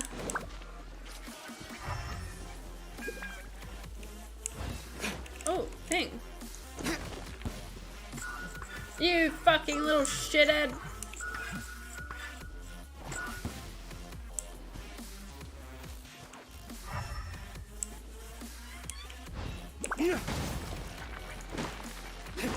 Come on, break these. You fucker. That's animal cruelty. I don't give a fuck. I'll protect us. Hey! In the back. Ooh! Investigate. Oh, we got a key. We got a key. A wooden key. A wooden key. Excuse me, sir. I wish to free you. Thank you. Thank you. Hello. It was terrifying. They said they were gonna throw the cage into the sea with me still inside. Oh my god. Oh, wait. You have to listen to me. Lady Chisato's wedding. It's all part of a scheme. Swear jar, give me your money. For their own ends. If you think that's fucking bad, you haven't seen shit. Cunt. Huh? Our suspicions were roused to this possibility, and so far, I swear on this everything is channel, just a unfolding heads rather up. as we expected. If Those it's behind not this already plan are obvious. not going to give up easily. I have a bit of a putty mouth. Their next move is imminent. We I've must got devise that sufficient countermeasures. outback bogan Australian speech going on. Going to take action? This situation has consequences for the whole Tri-Commission, and the stability of all Inazuma is at stake. My hitherto neutral stance ends now. The almighty Shogun has always despised these pathetic power games. As a commissioner, I am a servant of the Shogun, and it is therefore my duty to handle these tiresome matters on her behalf. Oh, such profanity. That's Yeah. true. Shinojo, don't return to your post yet. Find somewhere safe and stay hidden. Okay. Traveler, Paimon, let's get out of here. God, I find Inazuma is like a really dark place in the Genshin story. Well, if it isn't the Yashiro Commissioner. I hear you showed up here with no explanation and attacked my men. You wouldn't happen to be carrying out some sort someone of secret mission, snitch. now would you? I heard that someone was taking the law into their own hands. As a responsible official of Inazuma, I could not in good conscience stand idly by. Shinojo may be your retainer, but the law does not grant you the right to abuse him. Abuse? Nonsense. I was just teaching him a lesson. Yeah, oh? What Out was of that lesson? nowhere, a low-ranking officer decides to barge in on Lady Hiragi and start spouting out the most absurd and insulting nonsense one can imagine. A truly egregious loss of decorum. I dare say, the poor lady was terrified. So, you're saying that you know absolutely nothing of the reasons for his actions? Because otherwise, why would you describe it as out of nowhere? Two people from two different clans are getting married. That's all there is to it. And yet this young gentleman took it upon himself to fabricate a nonsensical disaster story around it. How should I know what he was thinking? Even if she marries into the Kujo clan, Lady Hiragi will always be the daughter of the Hiragi clan and the most distinguished member of the Konjo Commission. Okay. We are, and always will be, her loyal assistants. It's our duty to see that she never has to worry about anything. Loyalty and duty are our guiding principles. Not only did this guard show If no it regard isn't for either, he went out Izzy's of his way to upset a lady. How could one do such a thing? voice actor. Even Oh if you yeah. put it down to a rare moment I'm of gonna pretend like I know who that is and I have how to say, to pronounce I'm that. surprised to see one of such noble standing as yourself rushing to his defense. Darn it! This guy is good. It's a Annoyingly slime ball. Funny. I'm suddenly reminded of an anecdote I'd like to share with you. There's not been a dull moment since I took up my post in the Yashiro Commission. Every day I've been exposed to new and fascinating things. Oh. For instance, a merchant from abroad once told me about a curious kind of bird with the most extraordinarily long tongue. So long, in fact, that you can tie 2 knots in the portion of it that extends out of its beak. Oh, I'm sure woodpecker? someone as erudite as yourself could be able to guess That's what the people do woodpecker, with yeah? Their these tongues can wrap around their head? unusual avians.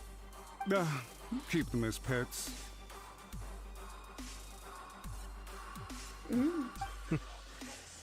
You'd think, wouldn't you?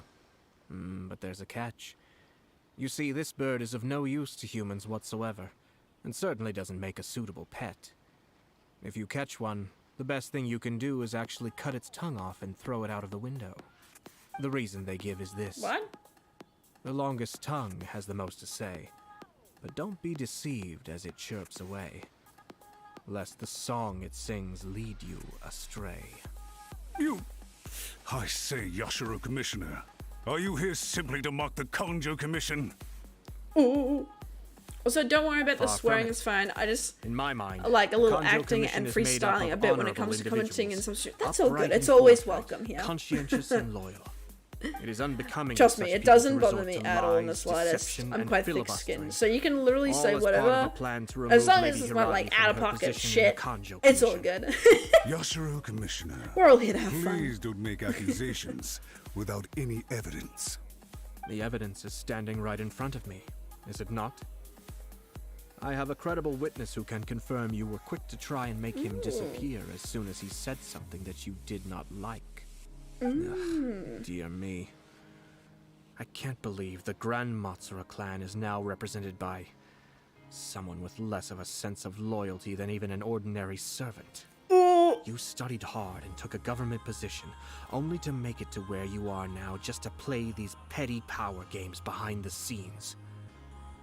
I'm not sure whether it's because you're smart enough to play the system, or too foolish to know any better. In your years of service to the Shogun, not only have you managed to glean nothing good from the people around you, you have also let yourself be blinded by self-interest. And now you have ruined your once bright future. Ooh. I'm not angry, Mr. Matsura. I just feel sorry for you. Is that right?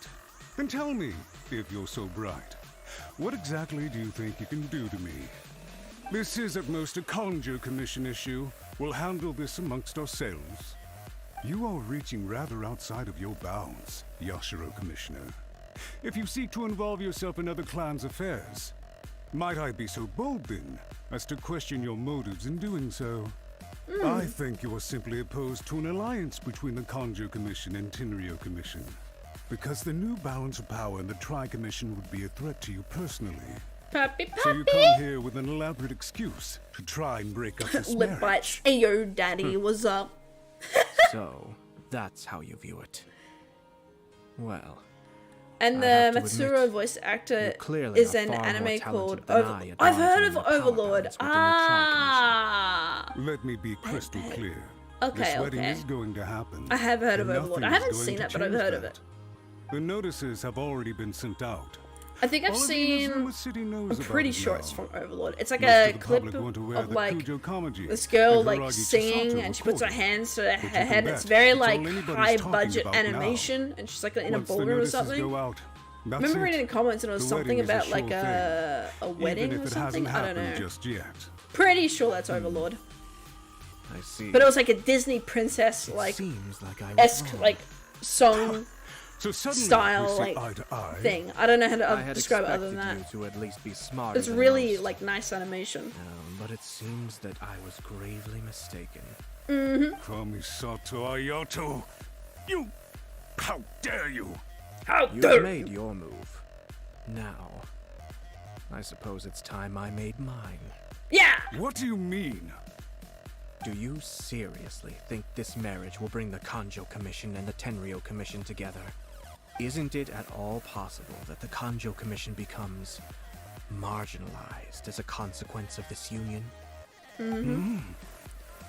So, sorry for my spelling mistakes in some of my comments in the chat. That's okay. No need to Well, I've learned apologize. a great deal We from all talking like to have you. spelling issues from time That to will time. be all for now. I literally, If you would excuse because I make I a shall bunch take of my spelling leave. mistakes. Like I do know how to spell, but because I type so quickly, I just skip over some words just too quickly. So I literally have Grammarly on my computer. Not sponsored, by the way. They To have like their schemes, but combat when I'm fortunately, being I too was quick to prepared. type. As I said, they ended up coming out from the shadows and revealing themselves.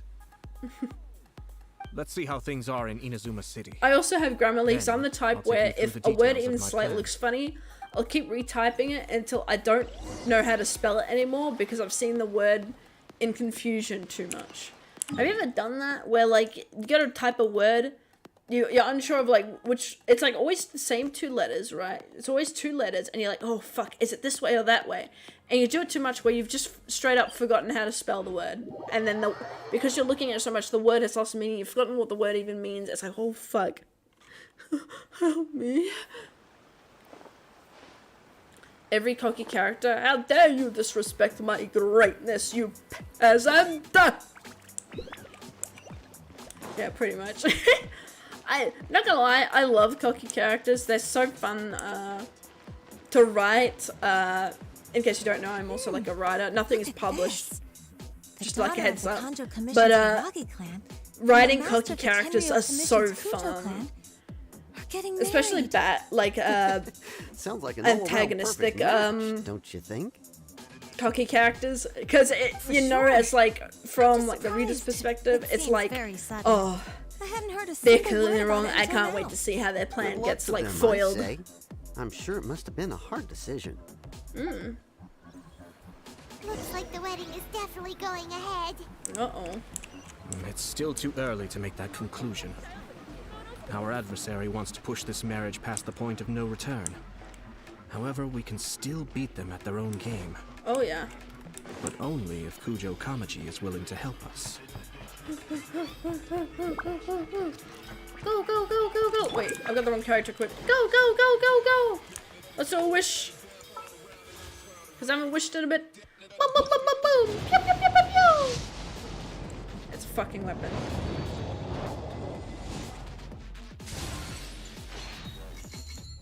That's not what I wanted! That's not what I wanted! It's so close! So close! Oh my goodness! Oh my goodness! Hello! It's you, sir! Hello! Welcome. I just heard that the news of my wedding has been officially announced. But is there a cocky character that you dislike even, that you hate them to your very core being? Ooh. A cocky character that I hate. I see.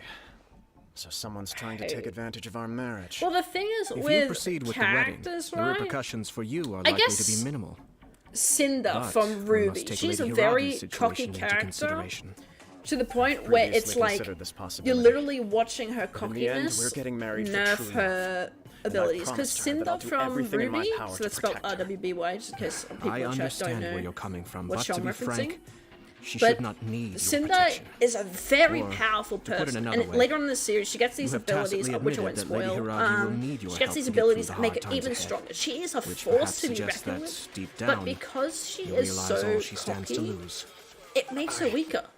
And it's so frustrating because, like, I don't want to be rooting for the bad guy, but, like, even, like, the big bad, like, of the entire story, like, is trying to train her and be like, hey, stop being a little shithead. Her fellow, like, villains are like, hey, stop being a little asshole. You're so full of yourself that, you know, like, you literally can't win because you're too full of yourself. And it's only, I think, at the end of, not the most recent volume, but the previous one, when she was kind of like her with all my heart. Developing as a character away slightly from the cockiness, but then right at the end comes back to being cocky. She gets what she wants at the end of that volume, and she somewhat wins a little bit. And selfish but to take things this far. You know, at least she's somewhat learning to be a little bit less cocky. It's too late now, isn't it? While still being cocky. Notices everywhere. I have a plan. But she's a character that needs a villain. I hate, but it's not like So a hate Kujo, like where in I order for can't my stand the plan to work, character. you and I must Very both rarely play the do I role of hate characters where antagonists. I just can't stand the story, But it unlike is not Paimon. without its risks. Are you willing to help? Who? What? If there's a way to salvage But this, then let's a lot of times when I read stories, I've told the especially with people at the villains, Kanjo where, Commission for example, that you might have a the villain isn't where going they're to unify the morally Kanjo wrong, Commission like they're and the meant to Tenryou be like Commission. a character you despise. On the I contrary, normally end up it's liking a terrible them idea that will because marginalize the Kanjo if they Commission. genuinely get me to The feel context for this the is way that the other they are characters in planning the to story use feel, this but marriage oh, to this bring down character's the a Hiragi piece of clan. shit.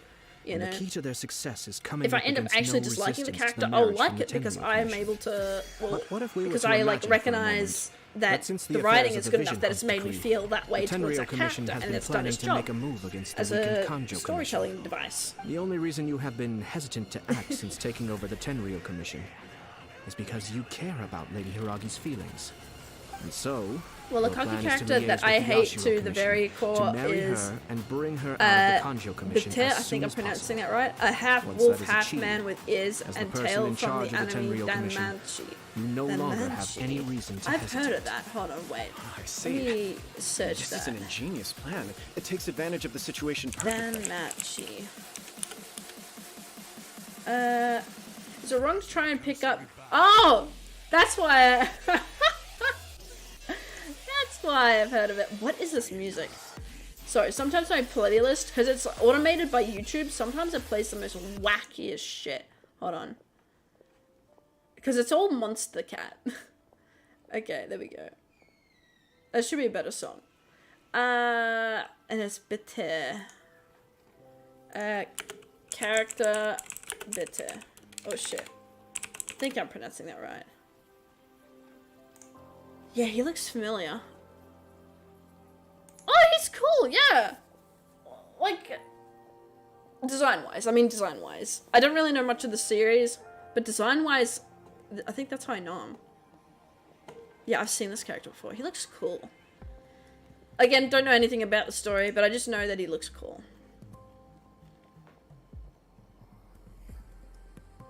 Yeah.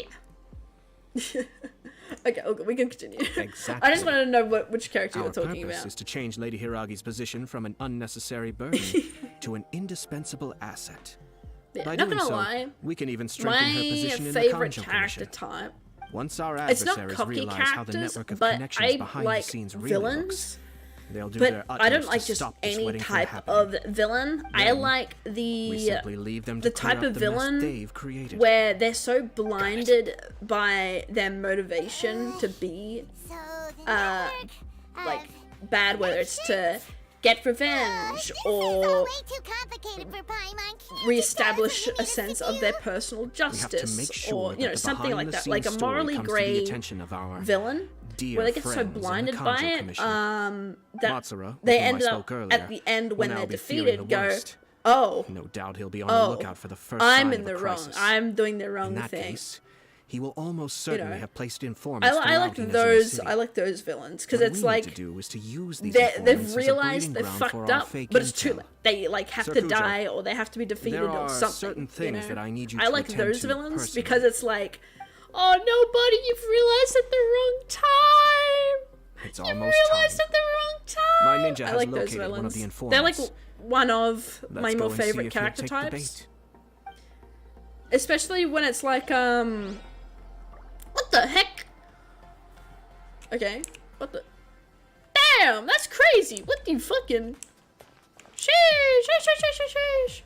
But yeah, like one example is, Castlevania. The main bad in Castlevania, which is, what's his name? Dracula Vlad Tepes. Him. He is a good example of that type of villain. Even though he's not really like a side character, he's more like the main antagonist of most of the series.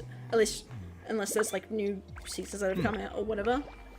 But like, throughout the entire like first part of this like series, you know, for people who haven't seen Castlevania, a quick brief, he marries a human, has a child, whatever, you know, and basically like lives happily ever after with his wife. Shut the fuck up, Kave.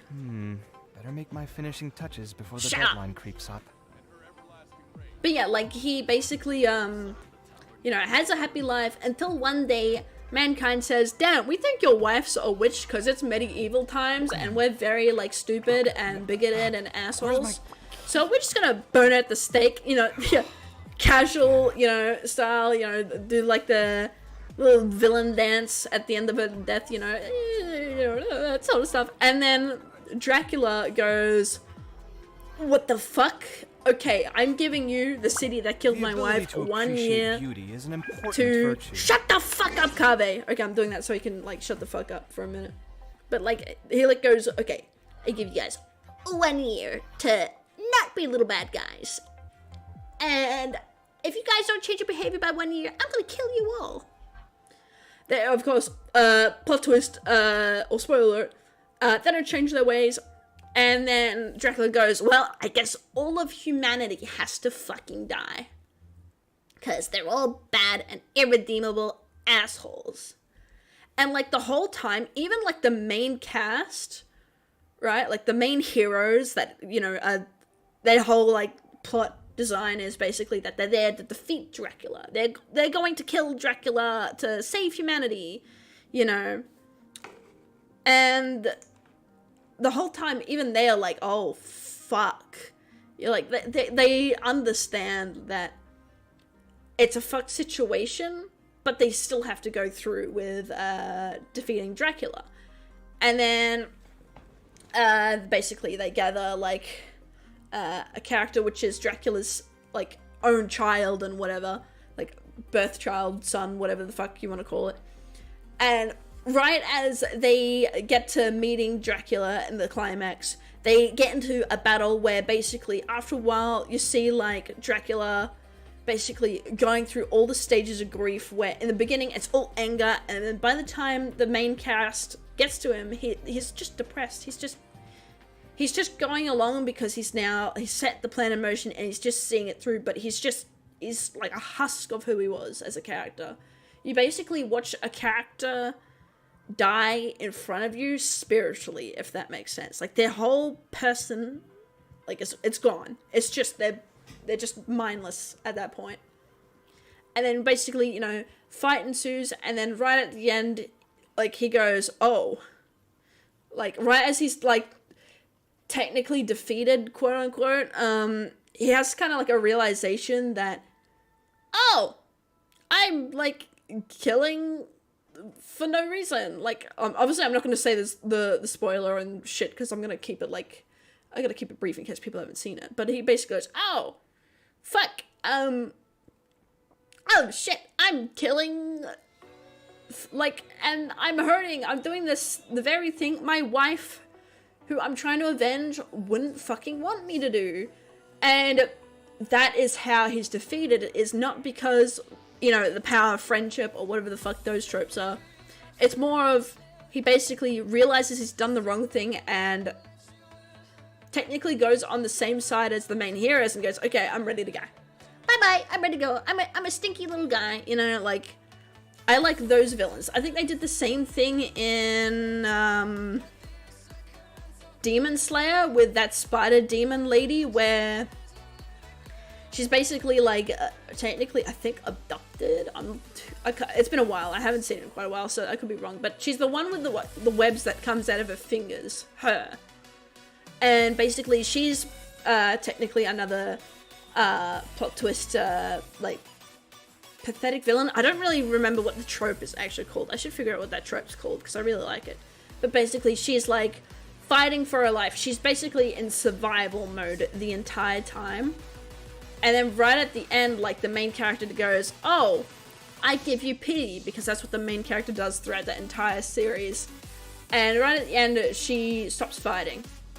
Realizes that that's not how she wants to live. Like, being on survival mode in her current state, she's basically hasn't got a life, and therefore her motives are, you know, challenged, and she just basically gives up and like accepts her demise.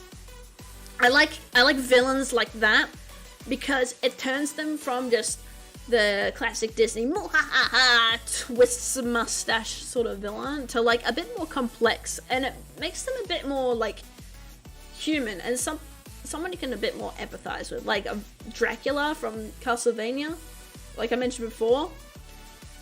You as the audience, when you're watching it, you understand his point of view, and at times like you empathize with his character, but you still can't agree with his actions, but you understand why he came to the conclusion. It's very good writing.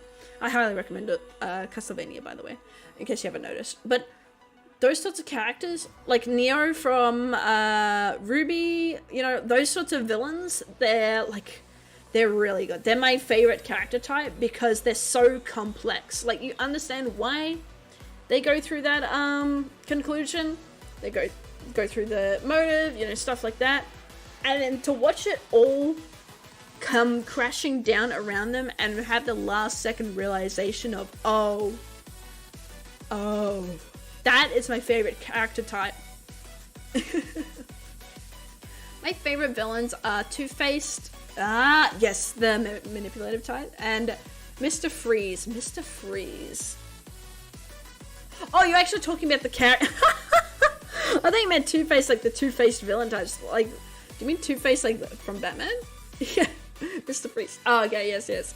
Because they are both misunderstood, like Harvey or Two-Face, who are mentally ill with a split persona, while Victor or Mr. Freeze tries to save his wife's life. Ah, yes. Yeah. Oh my goodness. I'm not gonna lie, I hate the villain type where it's the split persona. Because for context, I'm someone that likes to, you know, I interact with people quite a lot. And sometimes when I discover something new, like a mental illness or a condition I've never heard of or don't quite know, I actually do like to read it up about into it, you know, if that makes sense. I think I said that correctly, holy fuck. But I do like to read into it, so I do know a little bit about dissociative identity disorder or multiple personality, whatever you want to call it, you know. And so now, ever since I've done that research behind it, it feels weird now seeing it in characters. Split. You know, so it's like the Genshin character Layla. I was hyped for a character when she was first teased. And then when it was revealed that she had a split persona, it was like, oh. Yeah, like my interest in her just completely dissolved. And it's worse for villain characters because it's demonizing a mental illness, if that makes sense. Like, obviously, if you like that character type, that's one thing, you know, I'm not you know. But for me, I personally don't like him because to me it feels like, you know, demonization of a real condition people suffer with. You know, it's the same with like people with schizophrenia or people who are depressed that are written as villains. It's kind of like icky to me, but that's just me. Like obviously, if you like those characters, you know, whatever, you know, fuck my opinion, you know. But personally, I don't quite like them. But that's just me. I guess, like, my favorite character type that isn't villains, because I do like villains more than heroes. I like, when it comes to writing, I like writing morally grey characters, or characters where they think they're doing the right thing, and then, oh fuck, we're doing the wrong thing. Now let's fix it. I like writing those characters. I feel like they're more fun. But I guess I think the type of character I like is the character where they're on your team, they're on the main character's team, right? They're part of the good guys, and then they get persuaded into villainy, and so it's the dynamic of the main hero cast tries to save their long-lost little friendo, you know, and tries to bring him back to the side of good, and that dynamic. Because, I mean, I guess that still leans into antagonistic rather than, oh fuck. You see what I'm trying. But I like it when, like, you know, you got the little bozo who's like, I'm evil now, and then their like old friend group, which are the heroes, are like, no, you're not, you're a good little gooby man, you're a good little goober, come back. And then like they might be like, huff. And then they're like, okay. You got good cookies. Your cookies are chocolate chip. They've got almond cookies. I'm joining your side again. You're the good guys. That's kind of like another favorite character type I like. I guess. Okay, I'm trying to think of one that's completely good that doesn't actually dip into the villainous side at all. I guess it would be the. Let's see. I guess it would be the comic relief characters. I like comic reliefs quite a lot.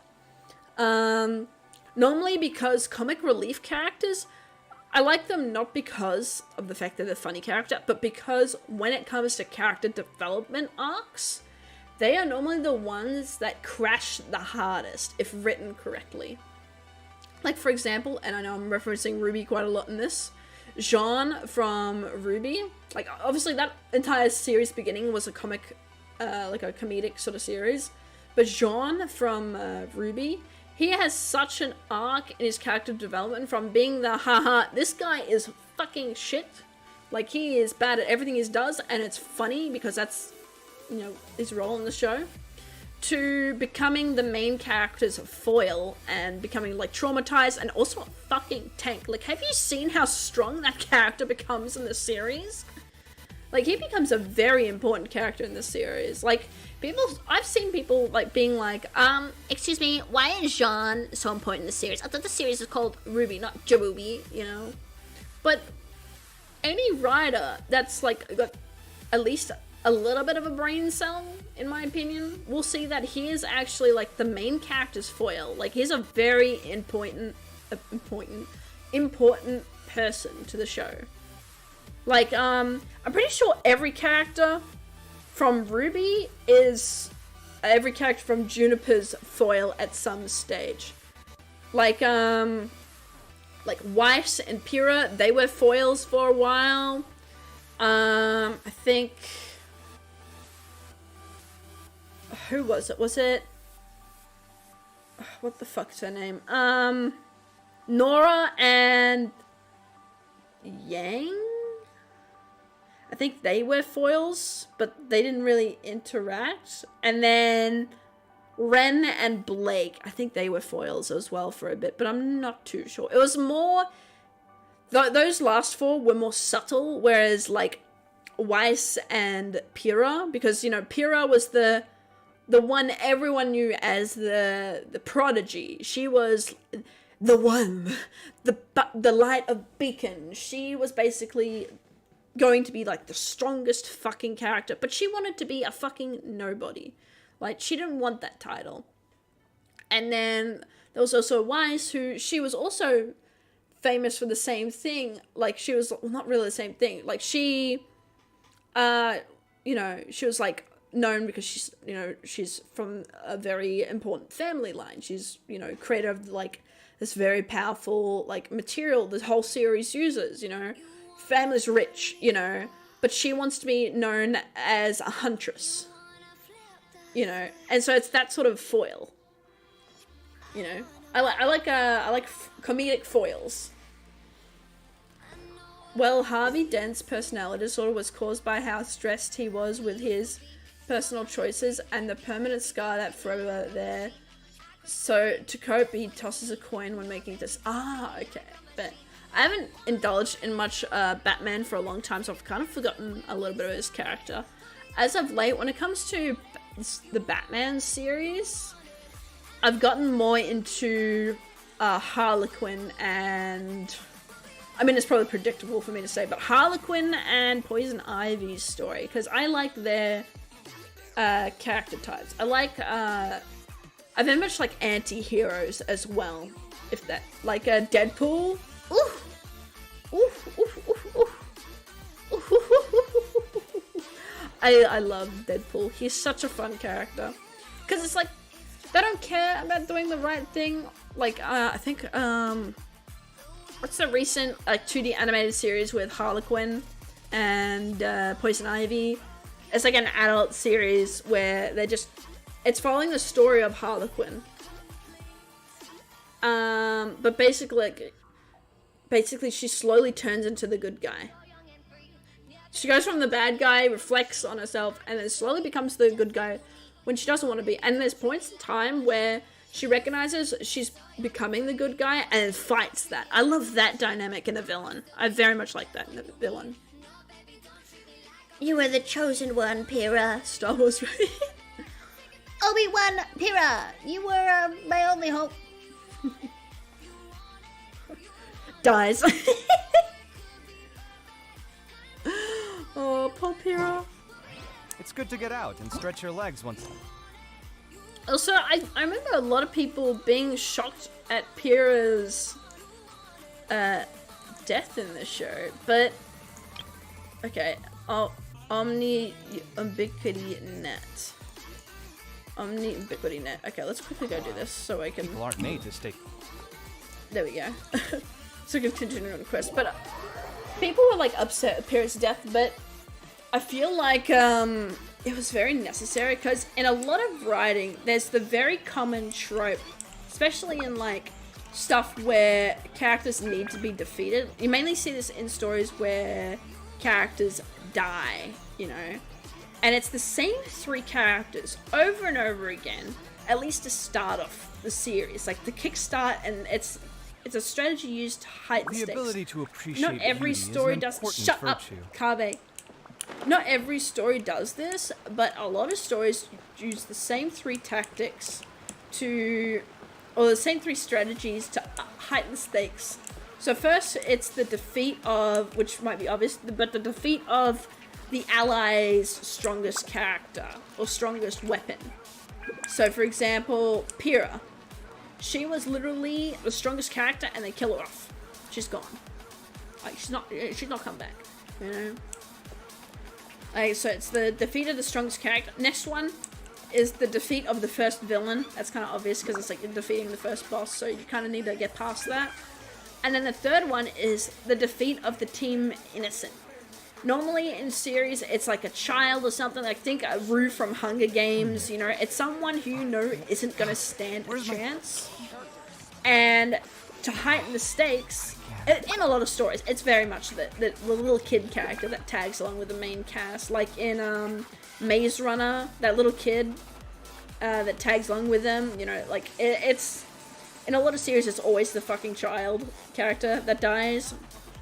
But a lot of times, like, they'll defeat the innocent character because that heightens the stakes.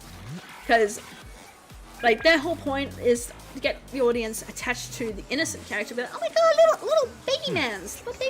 And then the writer will go, ha! Die! Heighten the stakes, now anyone can die. Because those characters can also be written as either comedic reliefs or main character foils. You know, so they serve 2 purposes. My latest in the design's story. getting there, but there's still room for that's improvement. normally the 3 strategies that finishing touches before the deadline writers creeps use up. to like heighten stakes is first bad guy, team strongest, as well as what's it called? The team innocent. Okay, let me just speed run through this because these aren't voiced, so I don't give a shit. I like her outfit. But yeah, normally those are the 3 that get used to heighten stakes. So that's why I understand why Pyrrha had to go, because she was so strong. Like, imagine her in the current series. So much of, like, the fights would have ended differently if Pyrrha was in the story. And the team would have had not had a reason to get stronger if Pyrrha was there being the strongest one there, because they could just bounce off of her, you know? And that, you know, then there'd be no reason for the team to get stronger. Deadpool is more of a comic relief with a 4th wall breaking. Yeah, that is true. He's very much comic relief. Very much. He's also a little bit of an anti-hero. Like, he's like, you know, he's not afraid to do bad, but he wants to do good, you know. He doesn't want to completely do the wrong thing. But, you know, his motives aren't corrupt. He just doesn't give a shit. He doesn't want to be the superhero that everyone relies on. He's just chilling. He's just chilling like a villain, but without the villain aspect.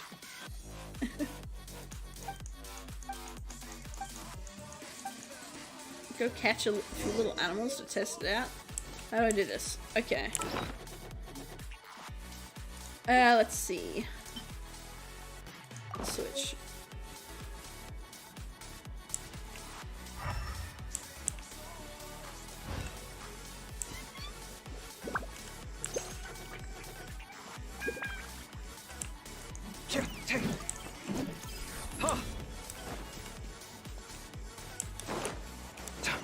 No! I don't know how.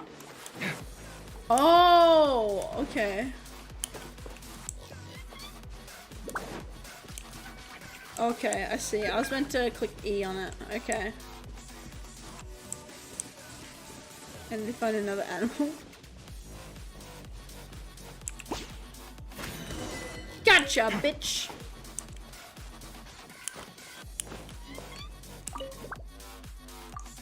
One and done. But yeah, I like looking into those sorts of stuff. It's like I guess another villain type I like as well is the character where from the beginning, like, they're written as the good guy, right? And then slowly over time you get hints of something doesn't quite add up here with this good guy, but they're still the good guy in your mind, right? But they give like little hints that something's not right with this character. You know, this character's keeping secrets. You know, this little ally character, you know, there's something up, but they're still an ally. And then you find out that they're the whole reason why we're in this shit. So they're technically the antagonist. They're technically the villain. They're technically the bad guy. You know, a good example is Rose Quartz from Steven Universe. You know, she ultimately did the wrong thing. Like, sure, like, her hands were tied with certain situations in the story, but still did the wrong thing.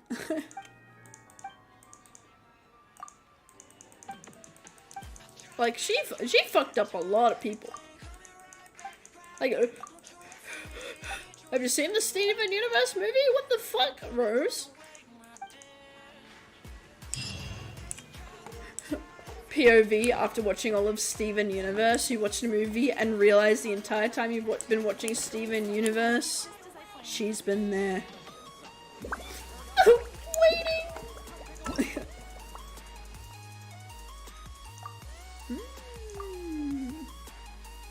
Okay. Nice. And then, what else did we need? We needed... Home lies over the ocean. Okay. Home lies over the ocean. Home. Home lies over the ocean. Okay, bet. Give the letter to Muchu and Yell. Okay. Hello, I got your letter.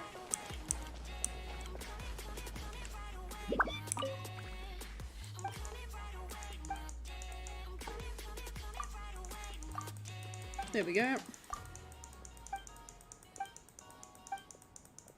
Skip over this. Skip. Now, when did dialogue get good? When did dialogue get good?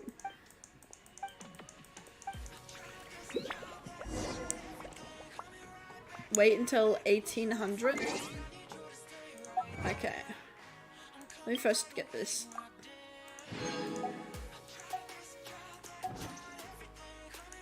$1800 of the following day, so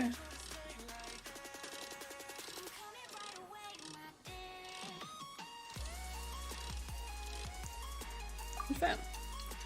Following day, that's the day after it. Oh well, it'll be the same thing. But yeah, oh god. I very much like morally gay? Yeah, morally gay characters. Oh yeah. I don't like the morally gray, I like the morally gay. But I like the morally gray character. I nearly said gay again, oh my god. I like morally gray characters. But I also like villains where they either make you realize they're the villain at the end, or realize that they've been the villain the entire time at the end. And that they're like, oh shit, what the fuck am I doing? I like those sorts of characters. Okay. I can read this on the wiki, I don't give a fuck.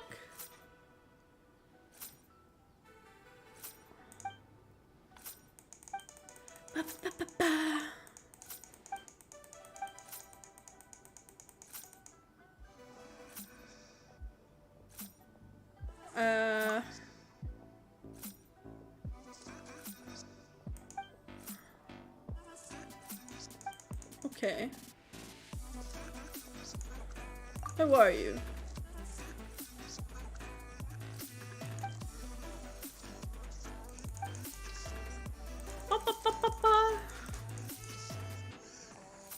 Transition moment.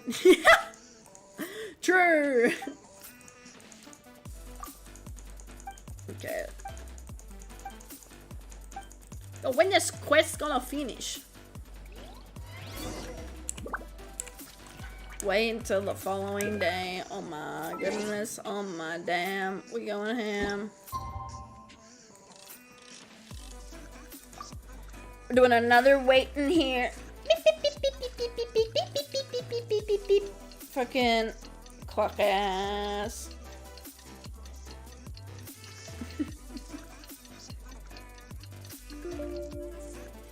But yeah.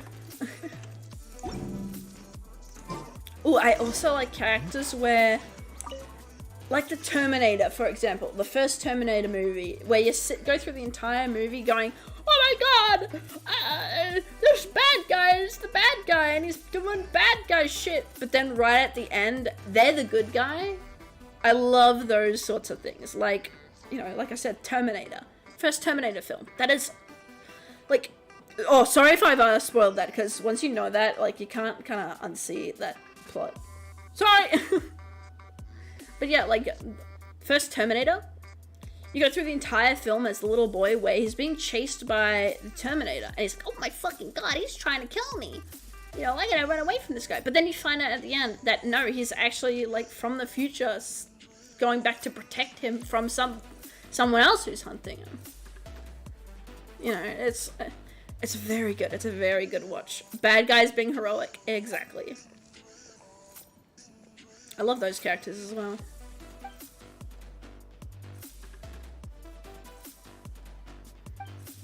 I see a music playlist in the top left corner. Yeah. I forgot I had that set up. I didn't think it would work. And then I remembered, oh shit, I guess I had that working. So yeah, I just quickly enabled it. It's the old font for my old scene. So I need to fix that up. But, once I have it fixed up to, like, match my current scene, it'll look right.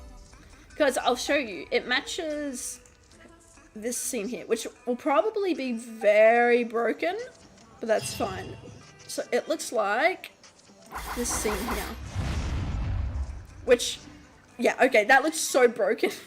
But this is what I used to stream with on Twitch. So it's meant to match this scene here. So you can see it at the bottom there. It matches there. But yeah, this is what I used to stream with on Twitch. Very old. Oh yeah, no audio. I need to add the audio to that. Okay, can we continue with the main story quest? Hello.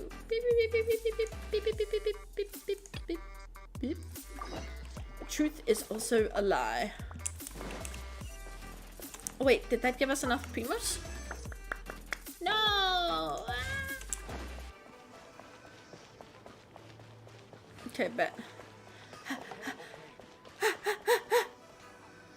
That person is one of Matsura's informants. Okay. Let's follow him.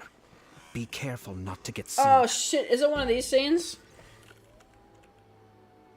I was gonna take a sip of my drink, but you know.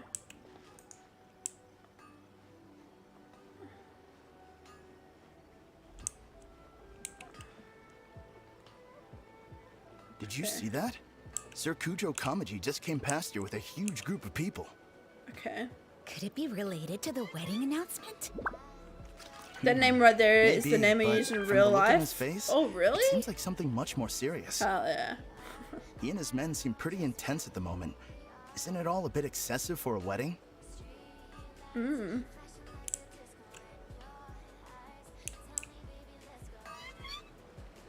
Surely we're hidden here, right? Oh shit.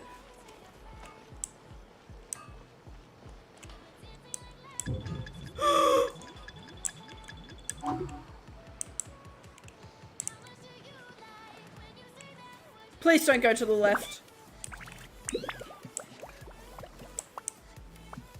The Tenryo Commission has sent a load of people to Rito. I guess it must have something to do with the wedding. I think in all there must have been about 100 people so far. That doesn't sound good. What could be going on? Don't see me. I hope it's just Sir Kujo Kamaji being overcautious.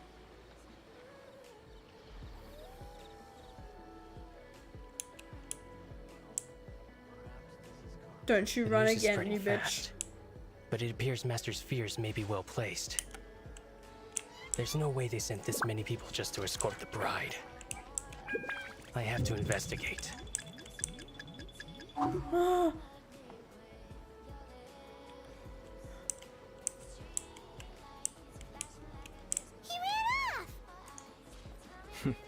As expected. Let's follow him. Oh! Wow! It's like the whole Tenryou Commission is here. Yeah! Excuse me, has something happened on this road? I'm a businessman passing through, and it's a little disconcerting to see this place so heavily guarded. Yeah. Please don't be alarmed. As I'm sure you've heard, the wedding of Sir Kujo Kamaji The name and Lady Corruption Hiragi is just a Chisato mark will title take that place I any have day now. gotten from Sir a certain Kujo decided to send for Lady Hiragi I ahead see, of I time see. and have her live in Inazuma City during the run-up to the wedding. I see. We are here to clear the way for Lady Hiragi. Not just us either. You'll see more Tenryou Commission members as you go further along. We're all here for the same duty. Isn't this a little excessive? Sir Kujo holds Lady Hiragi in the highest regard and wants to treat her with the utmost respect from beginning to end. Yeah. I understand. Sorry to disturb your work.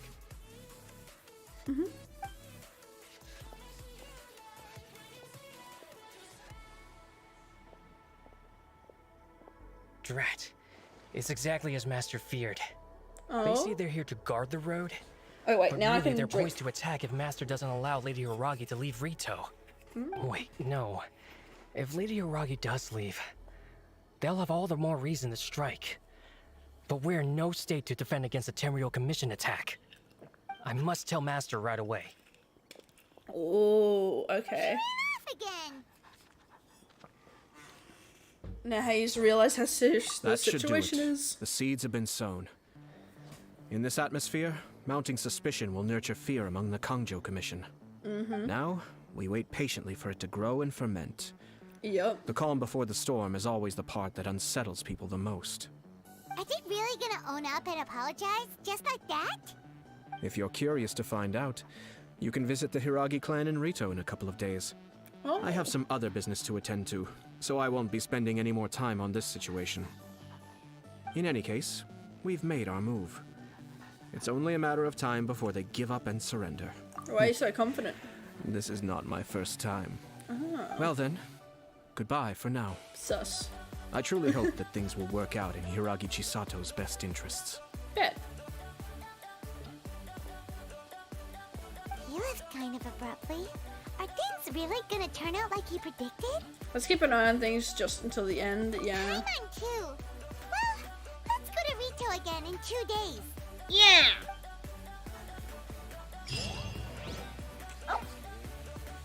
Quest complete. Wait for 2 days. Okay, well, how do I do that? Oh, I guess we... I guess we wait for 2 days. 1, 2. Ma, ma, ma, wa, wa, home. I'll be home. I'm my way back home here. Do, do, do, do, do, do, do. My way back home, dear. Bet. Oh, welcome back. Okay. Check on the situation. Bet. Teleport. Sorry, I just like this song. Hello! Hello! These people from the Tenryou Commission have been here for days now. I guess they're here to pick up Lady Hiragi. But why would it be taking so long? I heard that the Kangjo Commission suddenly said they don't want Lady Hiragi to leave. To be honest, I'd be hesitant if I were her. A crowd this size comes to Rito? Who knows what they could be planning? Yeah. Stay quiet. Someone might hear you.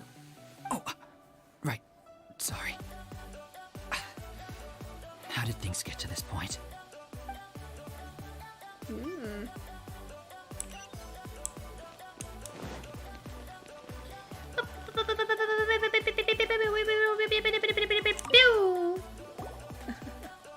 Hello.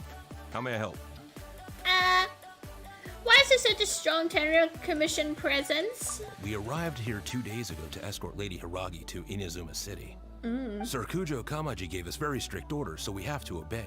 But every time we attempt to receive the bride, the Hiragi clan always finds an excuse to delay things. Since we haven't fulfilled our duties yet, we decided to stay in Rito until Lady Hiragi is ready to come with us. Yeah. People suspect something is wrong. We apologize. It was not our intention to stay here so long. We promise our presence here will not impact ordinary people's lives. We can only hope that the leaders of the Hiragi clan will start to cooperate soon. Okay. If this stalemate continues, who knows? Sir Kujo might give us orders to be less accommodating. Oh. Oh. I don't like that, so. I don't like that at all. How much longer does your master plan to hold them off? I have no idea. We're stuck in limbo here. Master's been very on edge these past few days. He gets irate over the smallest things and is suspicious of everything. He's been yelling at me a lot. I understand that he's anxious, but I mean, what can we do? I've told him before, never cross the Yashiro Commissioner. Yeah, good advice. With him, you just know that whatever he's doing, a lot of preparation has gone into it. Yeah. If Lady Hiragi is really taken away, then what will the Tenryou Commission do? And what will the Yashiro Commission do? Maybe we should tell Master to discuss things with Lady Hiragi. Yeah. Hiragi Chisato is now at the center of every conversation in Rito. By now, the Kanjo Commission probably knows how important she is. But don't mind me. about what she Making my way. thinks? Let's go and see. Oh, there she is. Oh, Traveler! Oh! I assume you've heard about everything that's been going on out there. What on earth is happening? Don't worry, we can explain everything. So, what happened was... Hold on, someone might be eavesdropping.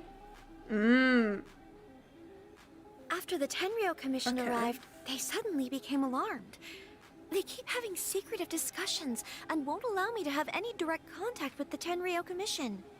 I never would have thought that this was Sir Kamisato's plan. Oh. Now it all makes sense. Since the last we met, have you made up your mind? I'm sorry, I haven't. Oh, that's okay. Maybe there's no right or wrong decision. Maybe everything would be easier if I simply didn't have the choice. I used to tell myself things like this to avoid having to think about it.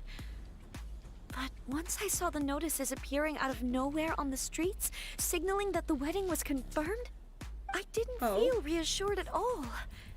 Instead, I felt a great sense of regret. I keep thinking back to what Sir Kamisato said. This is supposed to be my bright and beautiful future. But what if it's not? Sorry if this comment is rude, but why do you take so long in reading my and others' comments? Is it that your chat is slow or you just focus on... So it's a combination of both. So basically, other than like doing game stuff or like say I'm distracted in reading the comment for like in-game reason or something like that, when it comes to reading the chat, I have a system in place where basically if you're on a computer, you can press C, or what you do, it should be below me here, you'll see a little box that says CC on it, that's closed captions. And I have that because I have a few people in my community who are hard of hearing and or like have language barrier issues, and it helps them with watching the stream a bit more easier. It just gives more access to more disabled viewers. And some people don't see it, but in the settings, when I go to set up a stream, I have to select that in advance. And when I select that in advance, it lets me know that basically it will cause the stream delay to be a little bit bigger compared to not having it enabled, because basically what it has to do is it has to basically hear what I'm saying and then go, okay, this is what he's saying, this is a sentence, and here it is on the screen for you to read. And it takes YouTube a little bit to do that. So not only is it dealing with, I think latency is the word, where it basically goes from my house to the main server, then to your country's server, then down to your house, you know.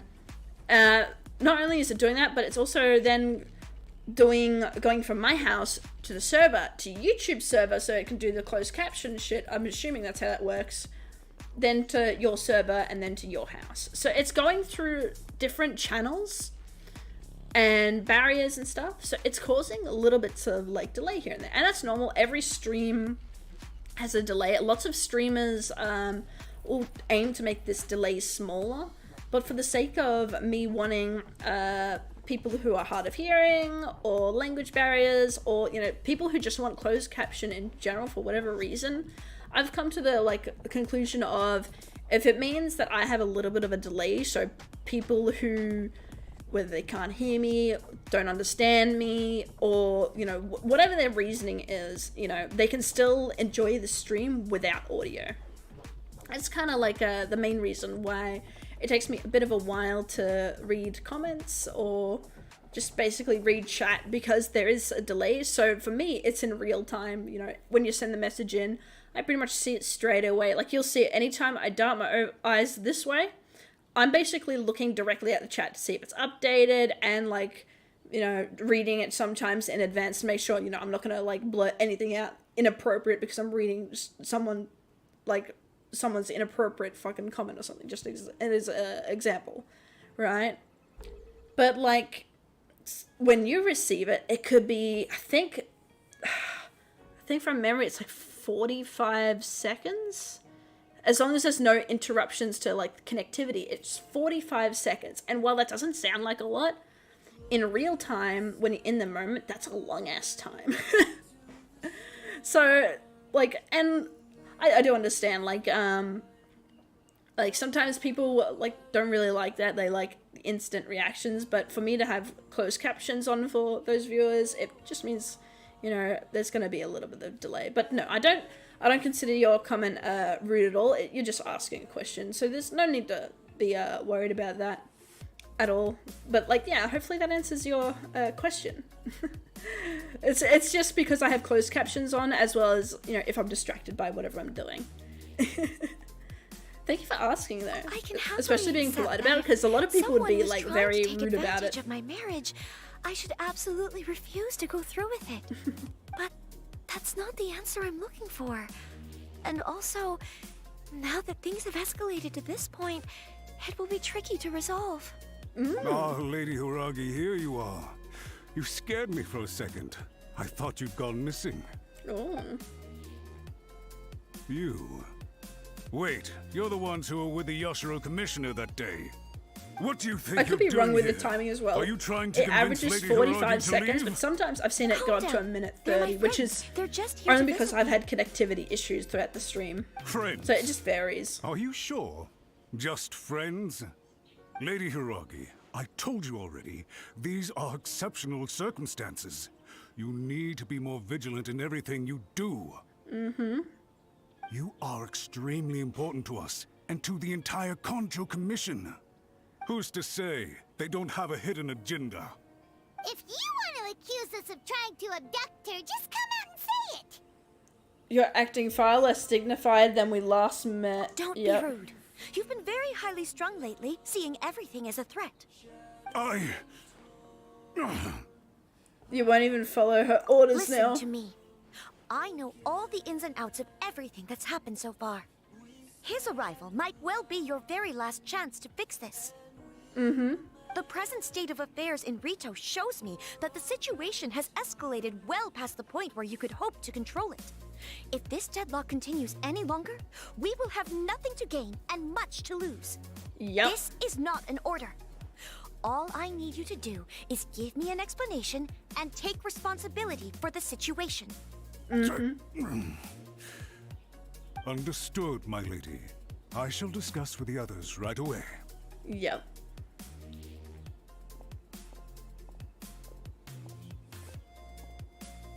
Good job, Chisato. You handled that well. I was so nervous. But I thought things are now so critical that I should at least give it a try. And it worked remarkably well. That's what I call a voice of authority. Well, let's wait and see what happens.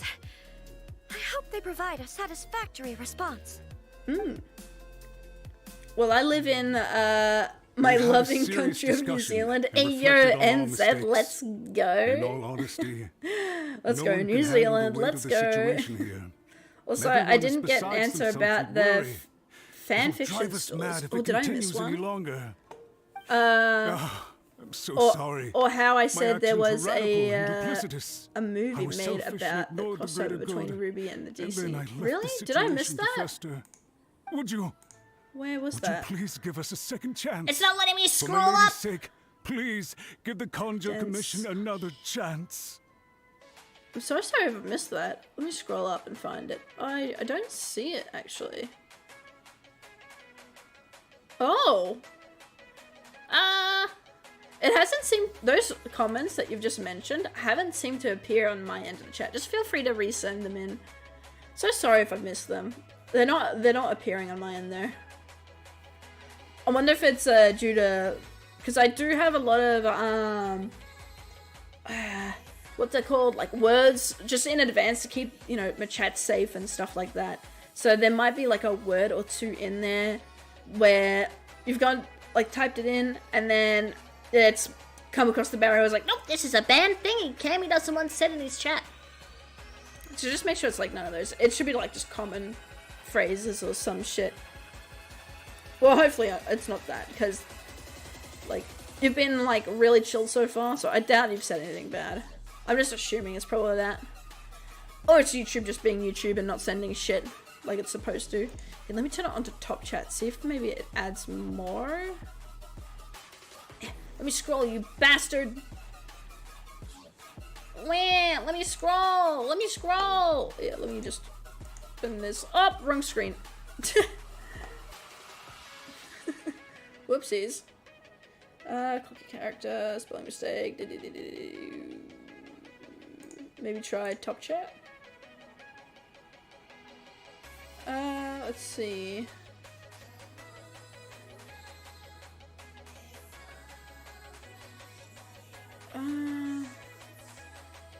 Yeah, it hasn't really appeared on my end. I'm so sorry about that.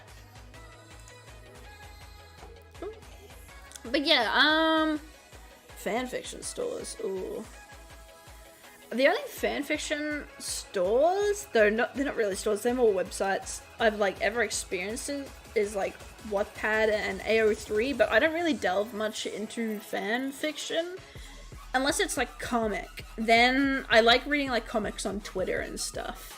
Or like little fan comics, but other than that, I don't really delve into fan fictions. I used to when I was a teenager, but not as much anymore. And then for the Ruby and DC crossover, oh my god. So, holy shit. So, in case you don't know, the most... Oh, I'm so salty about it. Oh shit. The most recent Ruby volume is missing 3 episodes because they cut the budget of the main series. Right, get this. They cut the budget of the main Ruby series to fund the DC crossover, which, by the way, didn't need to happen. Like, I've seen clips from it, and it's like, I don't like it at all. I've yet to see it. But yeah. From what I've seen so far, seriously didn't need to happen. There was just kind of no reason for it. It felt a little bit weird as well. But yeah, the fact it took from the main budget of the series is absolutely ridiculous. It, like, literally there are parts in the most recent volume where, while it was good, it felt rushed. And it was like you can tell where there was meant to be more depth into it, but they've sped through it, you know? And it's because there was meant to be 3 more fucking episodes that they have to cut down. Like, oh my god. Like, there were some sections in the series where you could tell it was meant to be an episode long, at least. And it's just completely cut. It's just into a quick little interaction and then done. Oh, like, oh my god. How? Like, obviously, it's more the fault of the directors rather than the, or the shareholders rather than the writers, because the writers, they don't control the budget. The shareholders and the directors, I guess, do. I think, kinda. I don't know. Well, my is there for me, and oh, well, it is there for me, and that's fine. At least I get to talk to you and a beautiful. Thank you, thank you. I'm sure you have a very nice voice too. Thank you. I suppose you're right. Yeah, as long as you're having a good time, that's the most important thing. Then the goal of my streams are complete. We'll head off to the Kamisato estate shortly and beseech him to help us with the utmost sincerity. Lady Hiragi, might I ask you to join us? Well, my comment is there. I forgot to add without you, between we a have comment no between other mine way. is. Oh god. Oh, I'm really tired. What the fuck? It's only like 9 PM. Why am I tired? Okay. Oh, we're gonna go all the way fucking over there. Let me guess. Yeah. The Kamisato estate. Oh my goodness. By the way, aren't you a good friend of the Yashiro Commissioner? Please Yes, I put in am. some good words for me.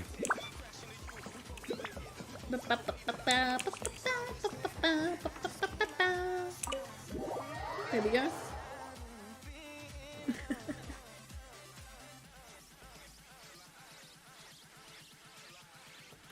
Hello.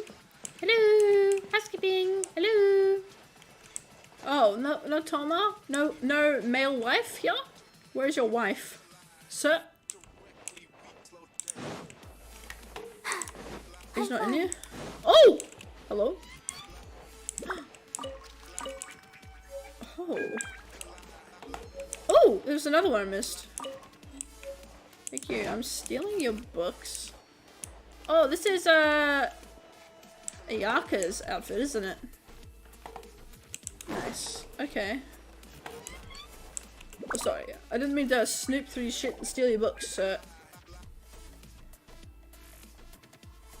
Yashiro Commissioner, I'm sure you've heard the news.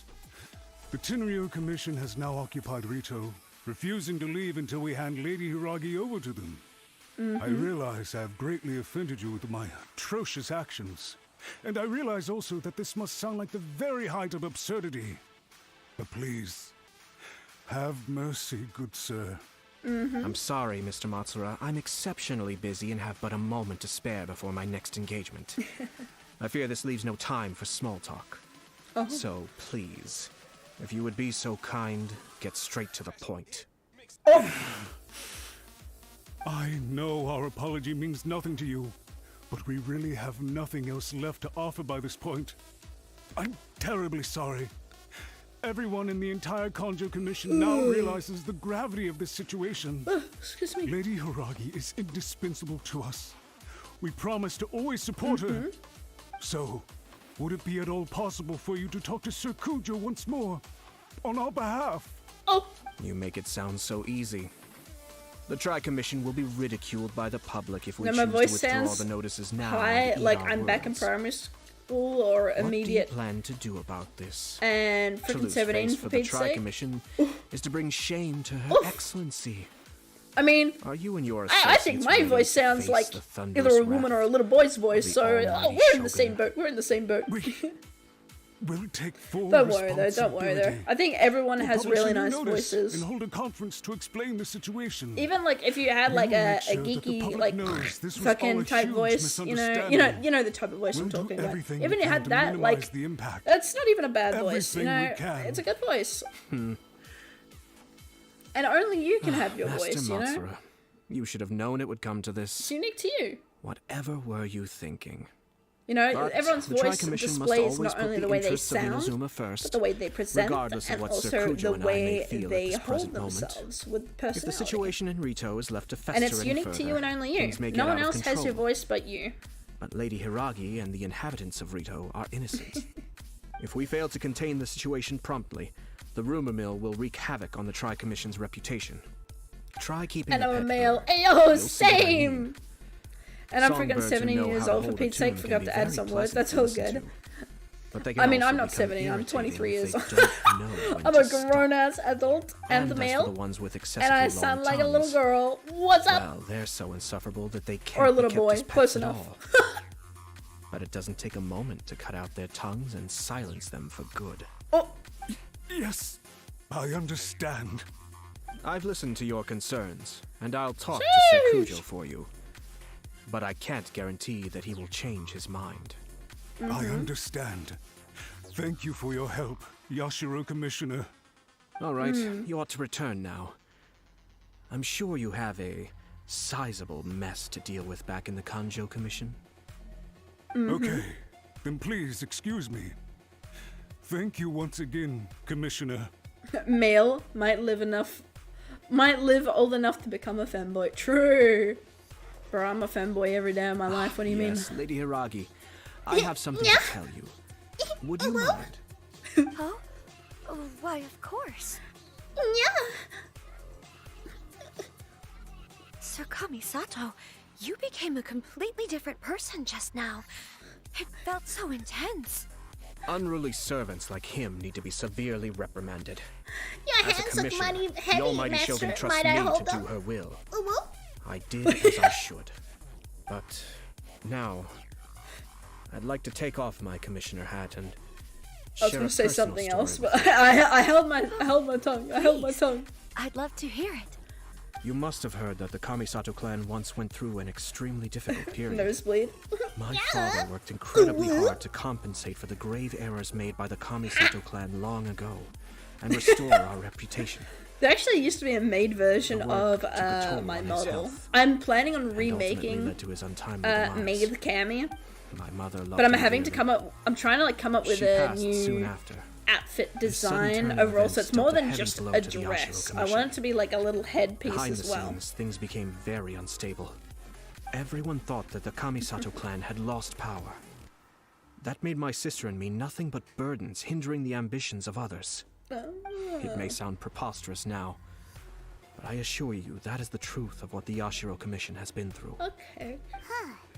Pretty similar to how the Kanjo Commission is now. Back then, I had no choice but to accept the position I was in. While I desperately looked around for powerful supporters, I endured smear campaigns and attempts to exploit me. I had no other choice. I had to honor my parents' dying wishes, and I also had a young sister to take care of. I didn't mind what became of me, but my family. No one can ever be allowed to trample over my precious family. Fortunately, I persisted, and the Kamisato clan was able to survive this storm. I think I now know where my sense of loss and confusion was coming from. Shinojo once told me that he saw what was in me in a way that no one else did. That's why he couldn't bear to see me live the rest of my life depending on someone else. I thought the reason I felt unsettled was because of uncertainty over getting married. But the fact is, it's because I felt too young and inexperienced to handle the situation facing me. The reason why Sir Kujo was able to face the prospect of marriage so confidently is because he's prepared for anything. That's it. The situation I'm facing now is the same one he faced back then. When his clan was in crisis, he bravely drew his blade and challenged the almighty Shogun. And now, it is time for me to make a stand and become my own person. Well said. I'm sure once you have grown and gained confidence, your father will be able to let go and allow you to decide how you want to live the rest of your life. It might not sound exciting, but this kind of personal growth is a necessary step in the pursuit of true happiness. And I'm sure I can get there. I will use this as an opportunity to take over the responsibilities of the Hiragi clan. I'll think about marriage again after everything is more settled. This puts less pressure on Kamachi and means I can support and protect myself without having to worry about becoming a burden or dependent on someone else. My best wishes to both of you were and remain heartfelt. When the time comes for the wedding to go ahead, I will come to congratulate you once more. Thank you, Sir Kamisato. I am grateful for everything you have shared with me. Now, if you'll excuse me, I have a lot to deal with back home. Take care, Lady Hiragi. I'm confident that on your return, you will find your Kanjo Commission associates most receptive to your instruction. Yeah. In fact, my God, recent he has experience such pretty suggests eyes, the this same. character. Thank you once again. Like, you have to agree, Ayato has, like, the prettiest eyes so far. Like, there's other characters with prettier eyes, but I'm just saying, in Inazuma, he has the prettiest eyes, I think. Has a lot in common with Kaji. Hats off to you too, sir. Everyone thought there was no way out. I gotta run now. Talk to you soon. See you later then. Bye. Hope you enjoy In the fact, stream. counter-checking is a perfectly Your common kind words maneuver are in like the game of melodies chess. to my very ear Our and rival sound like this time wonderful was easy to songs to deal go. with. He was smart, Stage but my short-sighted fair and maiden. sloppy in his Okay, simp. execution. This outcome is entirely within my expectation. Even so, Oh, never come up with a plan that kind. finally, I've been able to call someone a simp in my chat. It's been so long. Kind of a relief to see that Ever Chisato since has switching from decided Twitch to set the YouTube, Hiragi clan straight. my freedom has been I agree. gifted upon me. Stability in Inazuma benefits me as well. For context, I you wasn't can be about to banned pass for up an saying opportunity to incel, make less simp, trouble for and myself. some other word on the platform, whereas on YouTube there is no restriction to those words, because on Twitch it's deemed a form of harassment.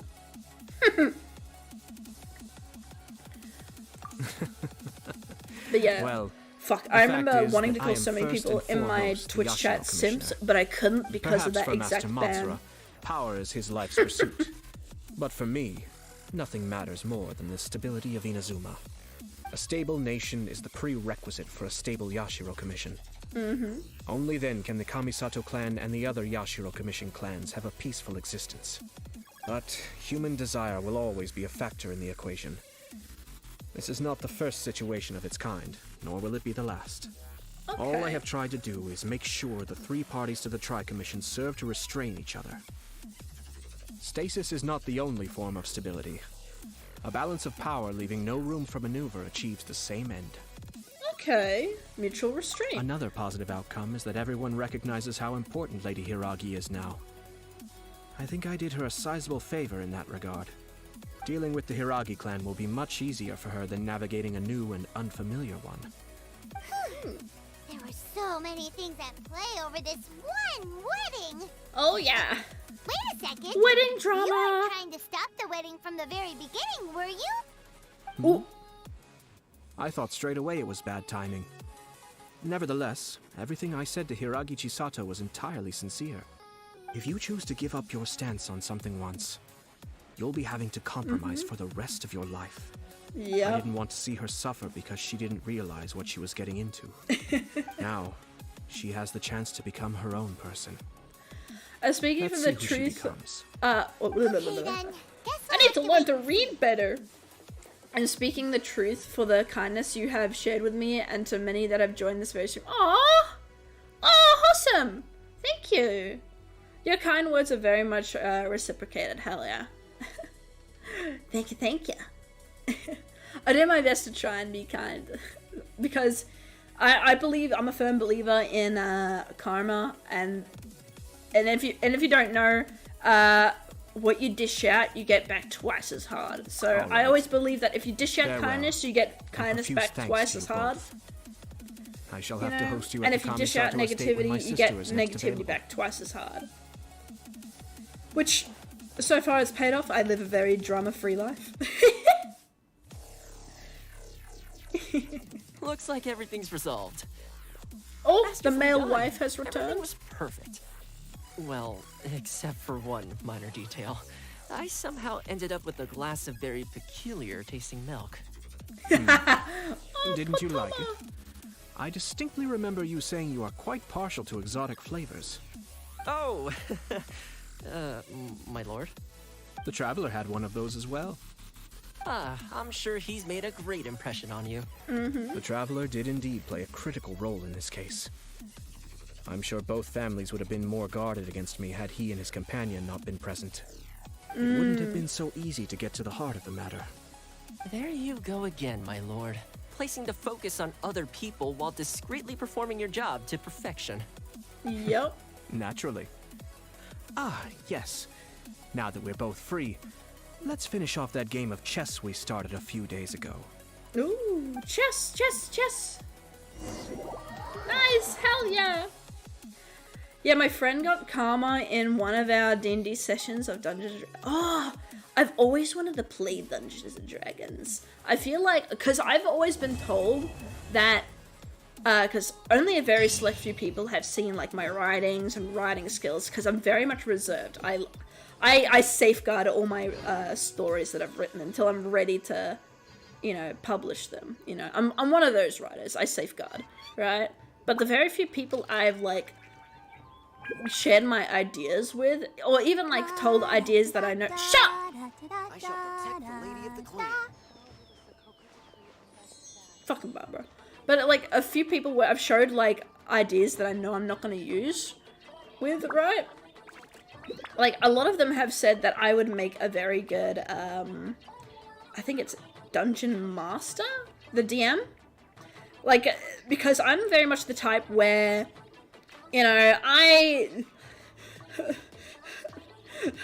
not to bring shame to my name, but I used to read Homestuck.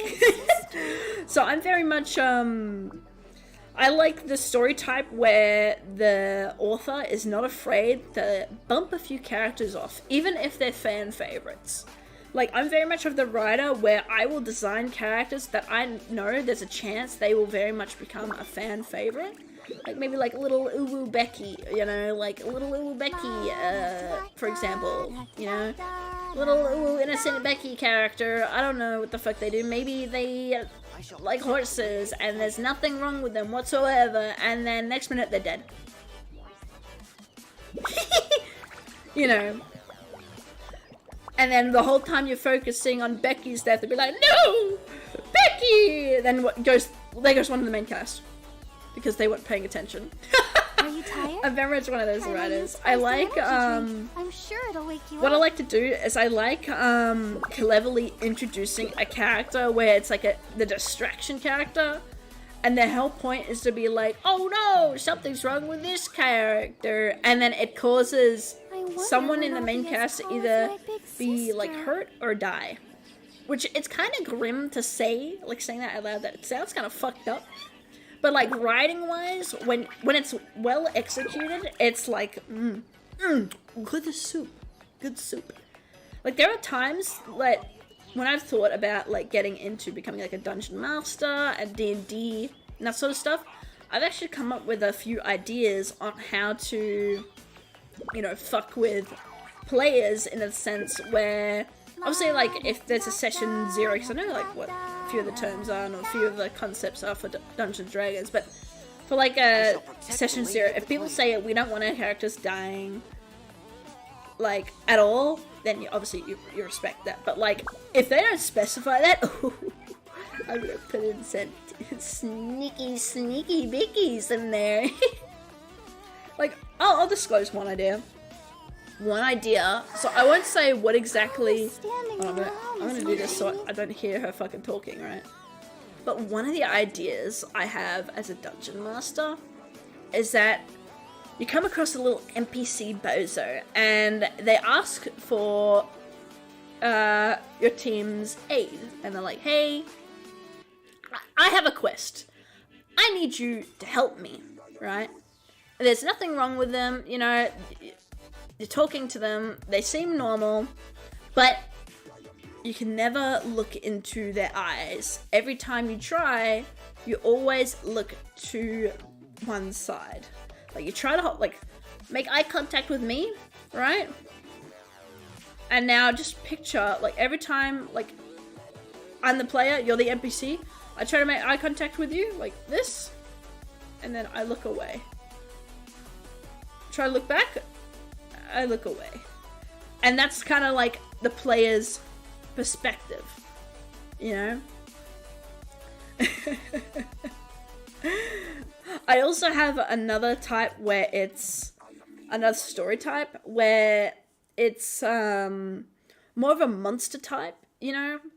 I won't say what that monster is because obviously like it depends on what you pick as the D&D play, but you're facing like this monster, right? Every time a character faces it, so say you might take a turn or something and I don't know, someone casts fireball at it and they're looking directly at it, they lose 50% of their current health.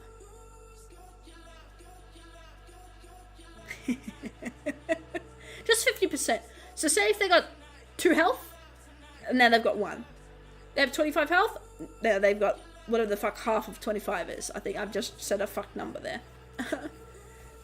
100 health, now it's 50. And it's basically, it takes off a good portion.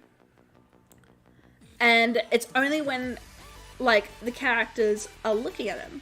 So it means that when the characters look at this monster, you know, they take some damage. So it encourages your, you know, your party to kind of roleplay looking away from this thing while fighting it. Maybe incorporating some items you've given them along the way, whether that be a mirror or something with other missions that they've kept or something, you know? Whether they've chosen to collect that or not, you know, up to them. But I've got a few ideas. What was another idea I had for a D&D thing? There's a come up with story ideas for, like, what I would do in, like, my normal stories, because I very much delve into the fantasy genre a lot, so that obviously the two collide a lot.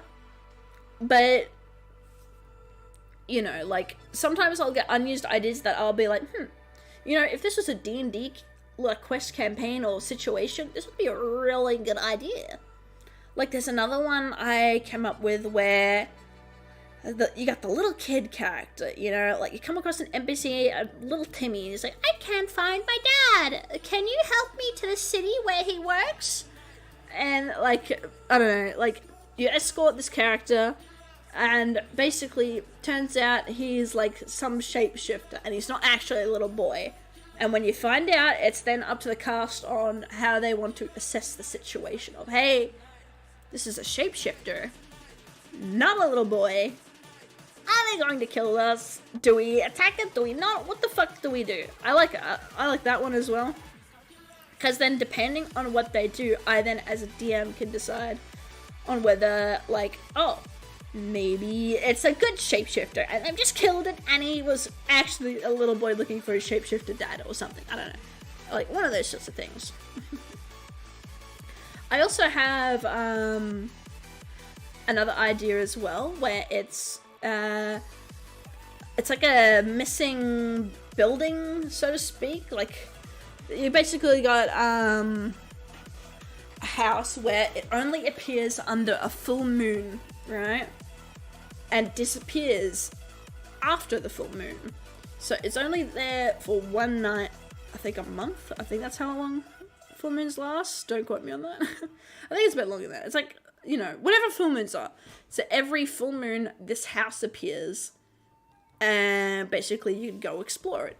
And all the locals are afraid of when this house appears. They're like, when this house appears, shit goes down.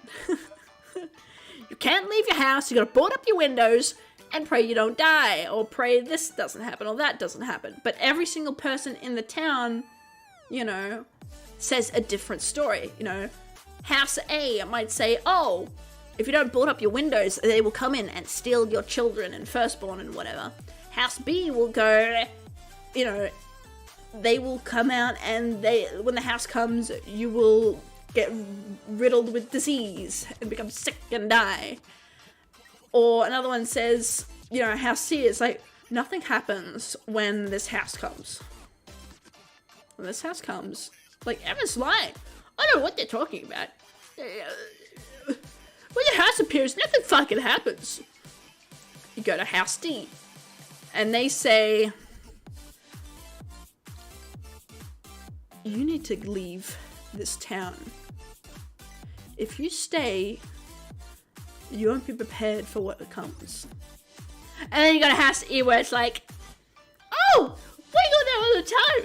It's a wonderful house to explore. You know, it's a spooky thing as long as you don't stay there within the house after nightfall of the full moon night. You know, everything's all good and dandy. You know, it's fine. But basically, you know, give the party, you know, conflicting stories about this house, but everything, it's still sinister, it's eerie, and using basic human curiosity, they'll obviously want to explore the house. They'll be like, do we skip or do we go? And, you know, the idea is that, you know, because of all the conflict, they're like, okay, let's explore the house. Or if they choose not to, that's also, you know, an option as well. But then they won't find out what happens. They skip that entire story, whatever. But like, you know, they go to the house, and the idea is that when this house appears, there's like a little ghosty demon person, or like a little spirit monster, whatever the fuck you want to call it, you know. And it, you know, lives in the house. And then you as the DM decide on the motives of that ghost and which of the houses are telling the truth. Is it just the house that appears? You know, does the town disappear and the house appears? Is there a house at all? You know? I'm sorry if this is really rude, but what are your pronouns, if you mind me asking? Do you consider yourself male, female, or just trans? I apologize. Oh, no need to apologize. I understand why you're apologizing, because a lot of people would be like, it should be obvious. Oh my goodness. But like, some people forget that, like, not everyone knows, and sometimes, even when it comes to like cisgendered people, it's hard to tell. But thank you for asking, being polite about it. I am a trans male, so I was born female, and I'm transitioning to male, so I go by he, him. And don't worry, I take no offense in it, but I do understand the concern, because there are some unhinged people out there. There's some people that are fucking unhinged. I'm just kidding, there's a lot of unhinged people out there. But yeah, there's like, oh my god, I have so many ideas where I've come up with like story ideas. They get unused or cut, or, you know, whatever reason, they get left out of the main storyline for time, plot, whatever the fuck, you know? But depending on the type it is, it's like, well, if I turn it to this, this, and this would become a very good and flexible D&D campaign, quest, mission, whatever the fuck they're called, you know? Something like that, something like that. So, you know, that's why people say that I would probably make a very good DM, because those are just a handful of, like, ideas I kind of have that I think would make it very good. Obviously, like, not like a starter idea, like, if I was to start as a DM, because I'm obviously not a DM, like, I don't know all the terms. I've never even played a single game. I've made one character, that's it. The character's not even that fucking good. He's just a little rogue man with knives, and he likes to stab people. Like, oh, such a complex and interesting character. Little basic bitch tiefling that has knives and stabs people. You know? That's... Oh my goodness, a tiefling with knives that stabs people, that's a rogue? Oh, who would have thought of that? I have one friend who was born female but consider themselves males. So I have a tomboy friend that goes to D&D like myself. Oh, nice. Hell yeah. Somehow, for me, I either graduate a man or live long enough for me to transition into a female. We're really on that femboy grind. Yeah, I guess my realization for becoming trans, because I still consider myself a little baby trans, you know. I didn't know for most of my life that I was trans, because I grew up in an area where, I'll be honest, wasn't that very accepting, full of racist, you know, country. Country. I grew up in the country, so, you know, a lot of people were very backwards. For a while growing up, I was admittedly backwards as well, because when you grow up in that environment, you're going to become your environment. Hopefully I'm better now. But I remember, like, a lot of times whenever, you know, I was a kid, I was always referred to as the tomboy. I had more relatability with male friends growing up than female friends, you know. By the time, you know, girls went from Barbie dolls, My Little Pony, horsies, to, like, makeup and shit. At both stages, I couldn't relate. I just did not care. I was like, I don't care for makeup. I don't care for any of this shit. I want to play with Tonka trucks. Like, I was that kid. Like, obviously, I like horses. Like, Horses are one of my favorite animals. I have a bunch of favorite animals, but horses are right up there. But that's because I grew up around horses, so there's kind of a difference with that. But like, yeah, I was very much considered a tomboy growing up. I hated skirts, you know, I hated makeup, I hated having long hair, you know, the works. But I didn't know what a trans person was, so I didn't know that was an option until I was, 17, 18, around there, I think. I'm guessing, I don't know. You know, pretty much very late into my teens. And I was like, damn, these trans people, they're fucking wild. What the fuck is this? And then I sat there, I was like, huh, I don't know anymore. What am I? And so I remember I asked a few trans people I knew at the time, you know, oh, how do you know if you're trans? Which I now know that is a very slippery slope question, because once you start asking that question, you're pretty much fucked. I know now the moment someone says, how do you know if you want to be a girl or a boy? Like, what's it like being trans? How do you know that you were trans? Like, you know, obviously, like, a person asking about trans stuff, that's one thing. But when it's someone asking for the sake of their own self-exploration, you're pretty much fucked. Like, you're pretty much in the early stages of realizing, but you're trying to, like, gather your thoughts. That's pretty much what I've realized about that saying. Pretty much every person who I've met that has said that, or has had those interactions with me, at some point becomes trans. Like, oh my goodness. But yeah, I realized that I was like, oh no, I could be one of them trannies, oh no. And then for like 2 years I was in denial because I knew, it gets a bit kind of dark here, but like I knew that basically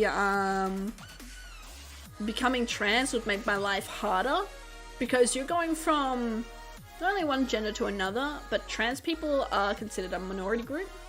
So I was like, oh no, I don't want to be there. No. I don't want to be like in a group where I'm going to be discriminated against for my entire life. Fuck that. But yeah, for 2 years I was pretty much in denial. And then it got to the point where it was just so, you know, I tried to live life as femininely as I could and as much as of a girl as I could, and I got to the point where I just couldn't. It just was actually negatively impacting my mental health, and I was like, holy fuck, like, I'm fucked. Oh no. I like Tonka trucks a little bit too much, if you know what I mean.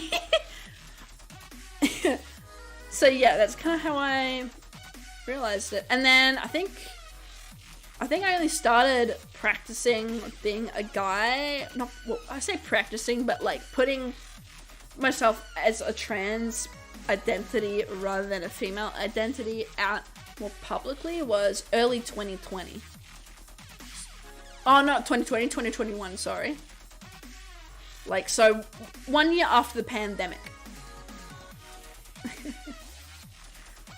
I thought it takes a dangerous surgery to become trans. A lot of people have that misconception, yeah. A lot of people don't realize that it's not the surgery, it's the identity that causes trans people. Because there are a lot of trans people that actually don't take the surgery. Like, I don't have the surgery.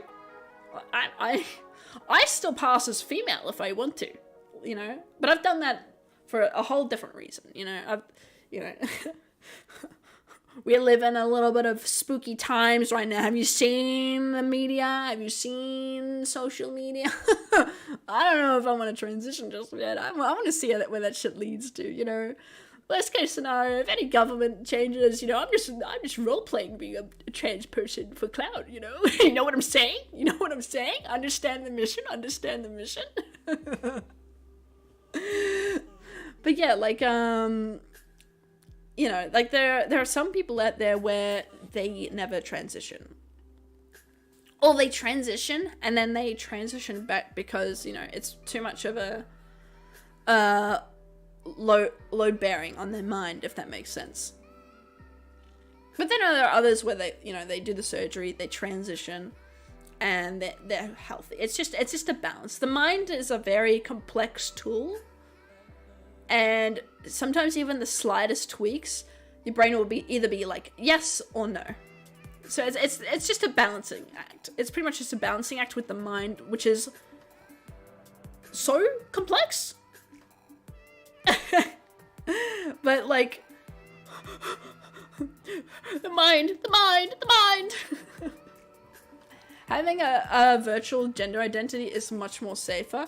That is true, yes. So it makes it easier to translate online. Like, see, like if you're looking at my model, right?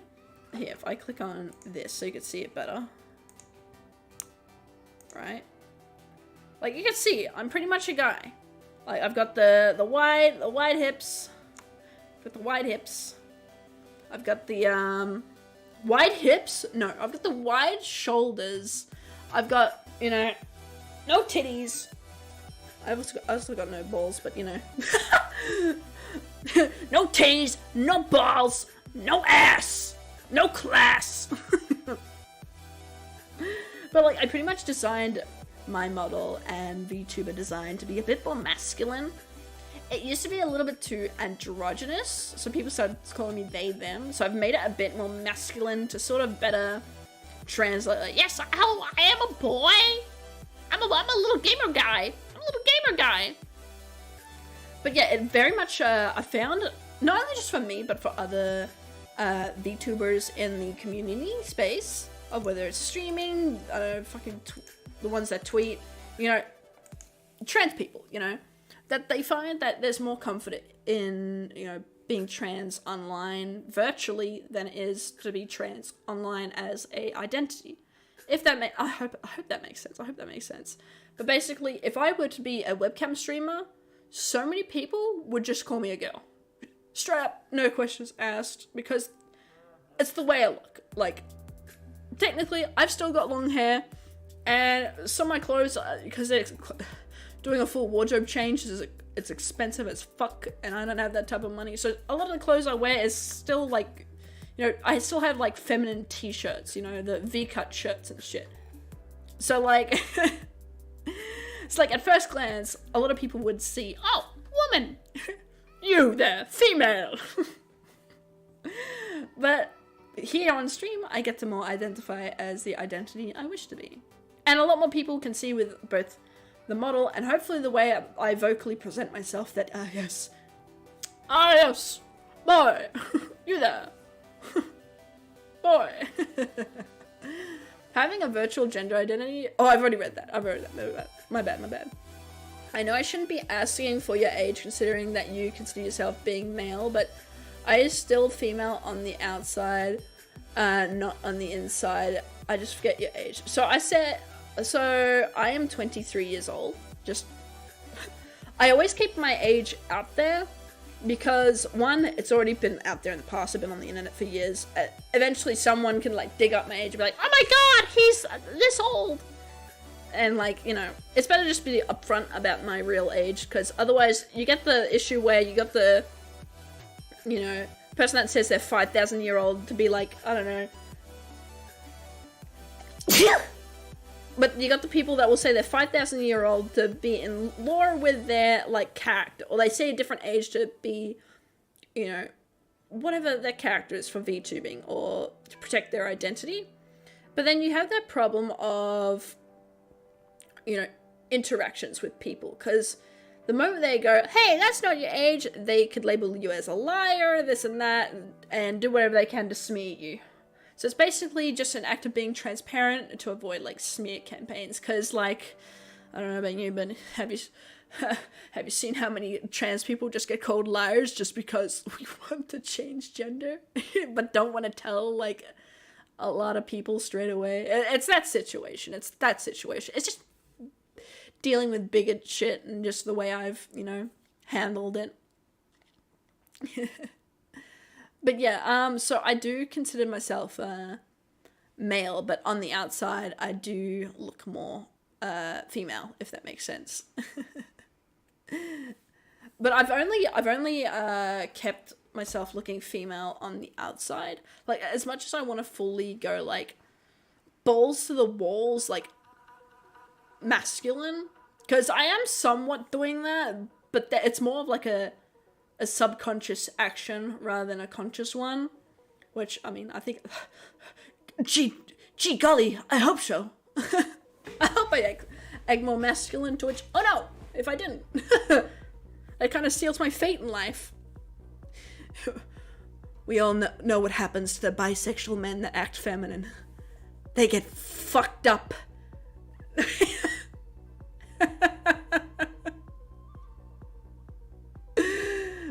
But yeah, like, I act a bit more feminine because I do know about, like, what's happening in America and stuff like that. And even though I'm not American, I'm from Australia, you know, I got nothing really to worry about right now. But I do know that bigotry can travel. And as of right now, I'm basically just waiting to see what happens. Like, if society improves, like they did with, like, gay people, like that they did with a lot of minority groups, racism, mental health, which I'm sure it will. Like, as a society, we've progressed so much in the past 20 years. Like, literally, go back 10 years ago and pray the gay away was a common thing to do. Like, it was a common doing. Now, it's like, everybody's gay. You suck a dick. You suck a dick. Everybody sucks a dick, you know, like...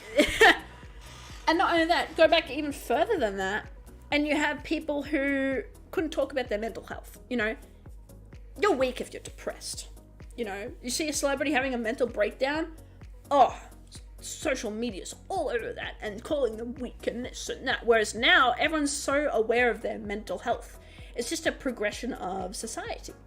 And so I'm just waiting to see where that goes with trans people, because I feel like trans people are next in line for that. But it's just a matter of waiting and seeing what comes out of that. Because otherwise, if it goes bad, oh no. To any government listening, this is all for roleplay.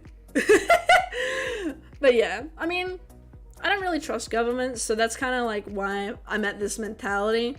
You know, I am a bit more skeptical of, like, you know, the government wouldn't do that. Oh yes, they would. Oh yes, they fucking would. You know, that's kind of my mentality. But, you know, other than that, you know, I'm pretty open about it, you know. I also have two I just said trans Jericho, what the fuck? I have two transgender characters, one of them being Seulement Judy. Ooh, I don't really know what that is. But it sounds cool, hell yeah. I could Google that, hold on, wait. Unless that's a name, I'm not sure. But yeah, I am hopefully bringing Seulement to life virtually. Lying is a mortal sin, society spreads lies and misinformation on the web, feels good, yeah. I also have a few transgender characters. In a series I'm currently polishing up. I'd say polishing up, but it's pretty much ready for production. Like, I'm ready to start production on that. It's pretty much just doing some final touches here and there, and then making the models for it and shit like that, and waiting for certain software to come out that I'm, like, sitting on, you know. Like, there's software. I heard Moonray's coming out. I wanna dip into that before I dip into Blender, because oh my god. But, like, I have literally 2 transgender characters in that series.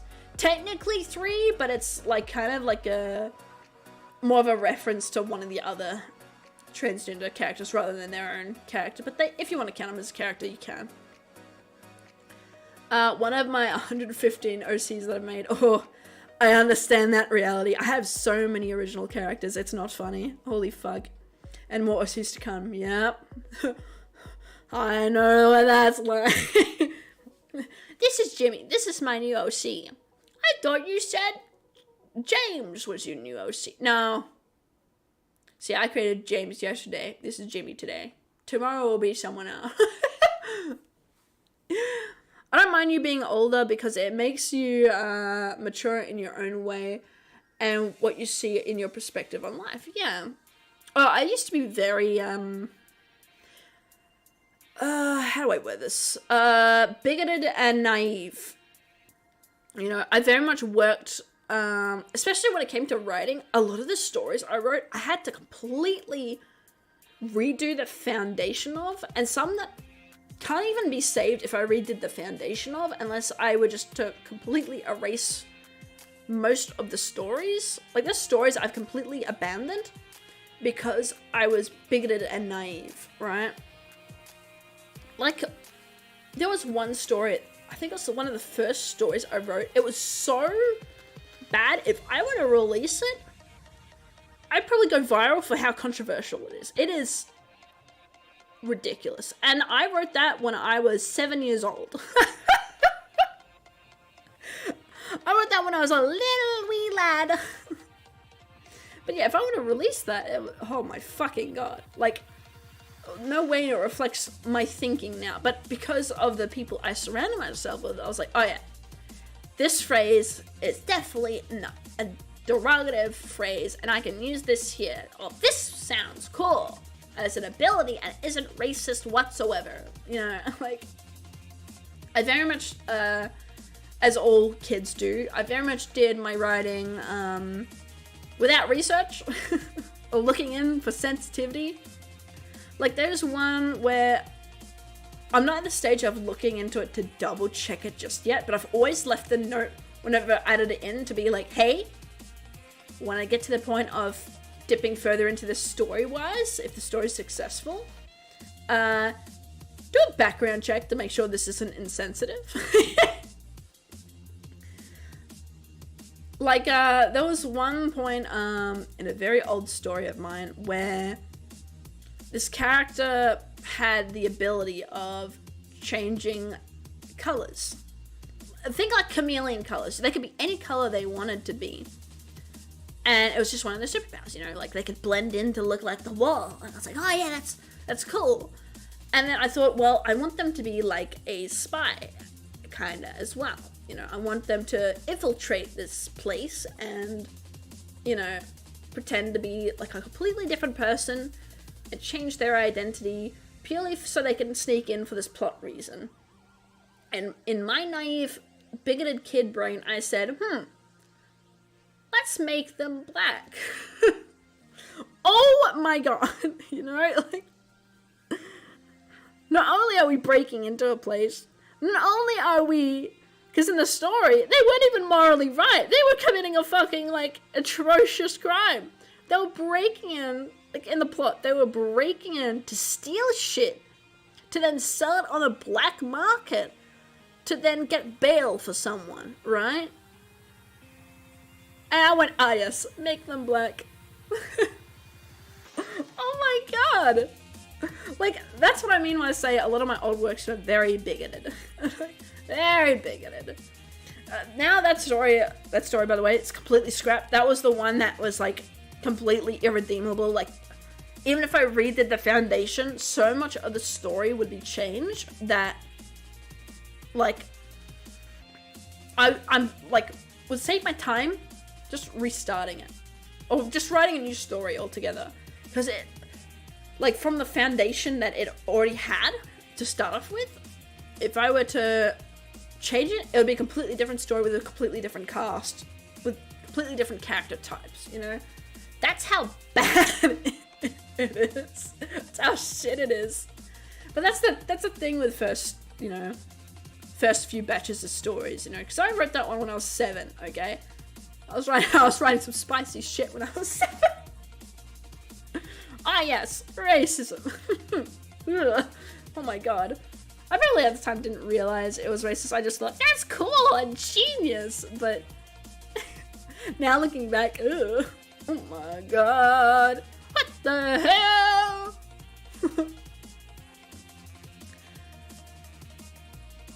I've been trying to give my opinion 2 times on how you should use D&D Beyond, because it helped me when I was doing Dungeons & Dragons, and when I was creating my very first character, and like, ooh, D&D Beyond. I'll write that down. Where is my little D&D Beyond? Thank you. Yeah, I'll write that down. Thank you. Helped me when I was doing Dungeons & Dragons and when I was creating my very first character in a long time. Yeah. Thank you. Yeah, like, oh my god, my brain's gone to shit. No, come back, brain! Thoughts! Thought train, come back! Come back! I wanted to say something, come back! Come back! No! I had something to say! Oh no! Come back! No! Oh no! It's gone! I had something to add on to that! No! It's gone! It's gone! Oh, I can't remember what I was gonna say! Oh shit! I was too busy writing it down that I didn't think to hold it in my little pea smooth brain. Oh no. I'm gonna take a drink of my water. No. Hopefully I remember it.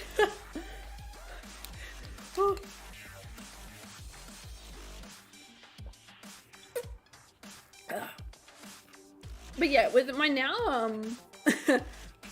I don't remember. Fuck, I think that thought's fucking gone. I think I missed that thought train. I left at the station. But yeah, like, with my current stories, because I do like, adding, you know, messages in my stories, like, you know, have underlying themes and stuff, because I feel like those stories are really fun to play with. Both as like a consumer of the medium as well as the writer, it kind of forces you to do heavy amounts of research because you can't, with some of the stuff I like to dip into, right? You can't do a little bit of research. You have to do a lot of research. Make sure you get everything right. Like there were times where I was writing a character of a certain nationality, but because, you know, in real life I am Caucasian. I am as white as they come. Literally, IRL, I am blonde, blue eyes, white. Like, it doesn't get whiter than that, you know? So when I was writing a character on a certain nationality, I was like, oh, I know nothing of this nationality because there are so little of them in the world. And I don't want to get anything wrong, right? Because if I go down the wrong path, I could offend the entire group of people. So I literally, excuse me, checking my drink. Like I remember like going up to, I forget who it was, but I remember going up to a certain community member of that nationality type, and I was like, hey, I need some advice. They were an older person, not a younger person, by the way. They were like some old lady. And I was like, hey, I need some advice because you're kind of like an elder in your community, and you know, I am Caucasian, I am white, and I want to write a story with this character type. I kind of don't want to change their nationality away from this race because I write my characters story-wise first before I even choose their gender, identity, race, color, whatever. I always write the role first before I even pick name, character, you know. That's the way I write my character. I write their story first, and then I go, now you are a boy. Now you are a girl. Now your name is Steve-O. you know, like, so I always write them character first. So I remember I laid out this whole character's arc, and I was like, here's the character, right? Is this offensive? Like, I don't want, like, this character's meant to be a good character. They're meant to be, like, a good ally, you know? They're part of the main cast, they're a good ally, but I don't want it to be offensive. And the main worry I had was, there was 2 points. It was the end of the character's arc, and one at the beginning where it was, you know, the whole reason why the main cast knows the character, you know? So those 2 points were the main concern. The rest was kind of like, I kind of knew I didn't really need to worry about it, but like the beginning and end of the character was, in the story, was like the 2 parts I was worried about. For context, on the nationality, it is native Australian. And so I was like, okay. Question 1. the end of the character's arc, and I'm not going to say what that is because when I do plan on releasing that story, I don't want people to be like, oh my god, it's them! We know what's going to happen to them. Like, we know what he's referencing. I'm going to keep that to myself. Fuck you all. But like, I remember saying like, okay, step 1. Or part 1. The end of the character arc, is that offensive to your people's culture? Because, you know, we have a bit of I know a little bit because I'm from Australia, so I know a little bit of like their culture, but not enough to be like fluent in like understanding. Like, it's just basically like little tidbits here and there. And so I was like, hey, is this a yes or no go? Like, if a native person were to be reading this, or to be taking this media and to see this situation play out, like, is that a good thing, yes or no? And I remember that part, they were like, no, like, in our culture, we actually don't take media in like that because of the fact in our culture it is considered bad luck. Or it was either bad luck or something similar, they've said. But, like, basically they said, no, like, if you can write that part out, we'd very much appreciate that. Or even, like, have it hinted, but not fully confirmed, so that way, like, people who take in that media from the culture, it's not confirmed, therefore it's not technically canon, therefore it's, you know, up to viewer interpretation, so to speak. So play around the viewer interpretation. And I was like, oh yes, good, okay, good idea, thank you. You know, and then the first part was basically how they meet the character, and I was like, listen, this is worrying because it was mainly like cultural things, you know, like, you know, this is where the character's from, this is where the characters are, this is how they meet the character, da-da-da. I know nothing about, like, other than the basics that everyone else knows about the culture. I don't know how to write a character of that culture because obviously I'm not from that culture. And I don't want to write a stereotype, I don't want to write a negative trope, I don't want to write something like that. I just want to write a human being, you know?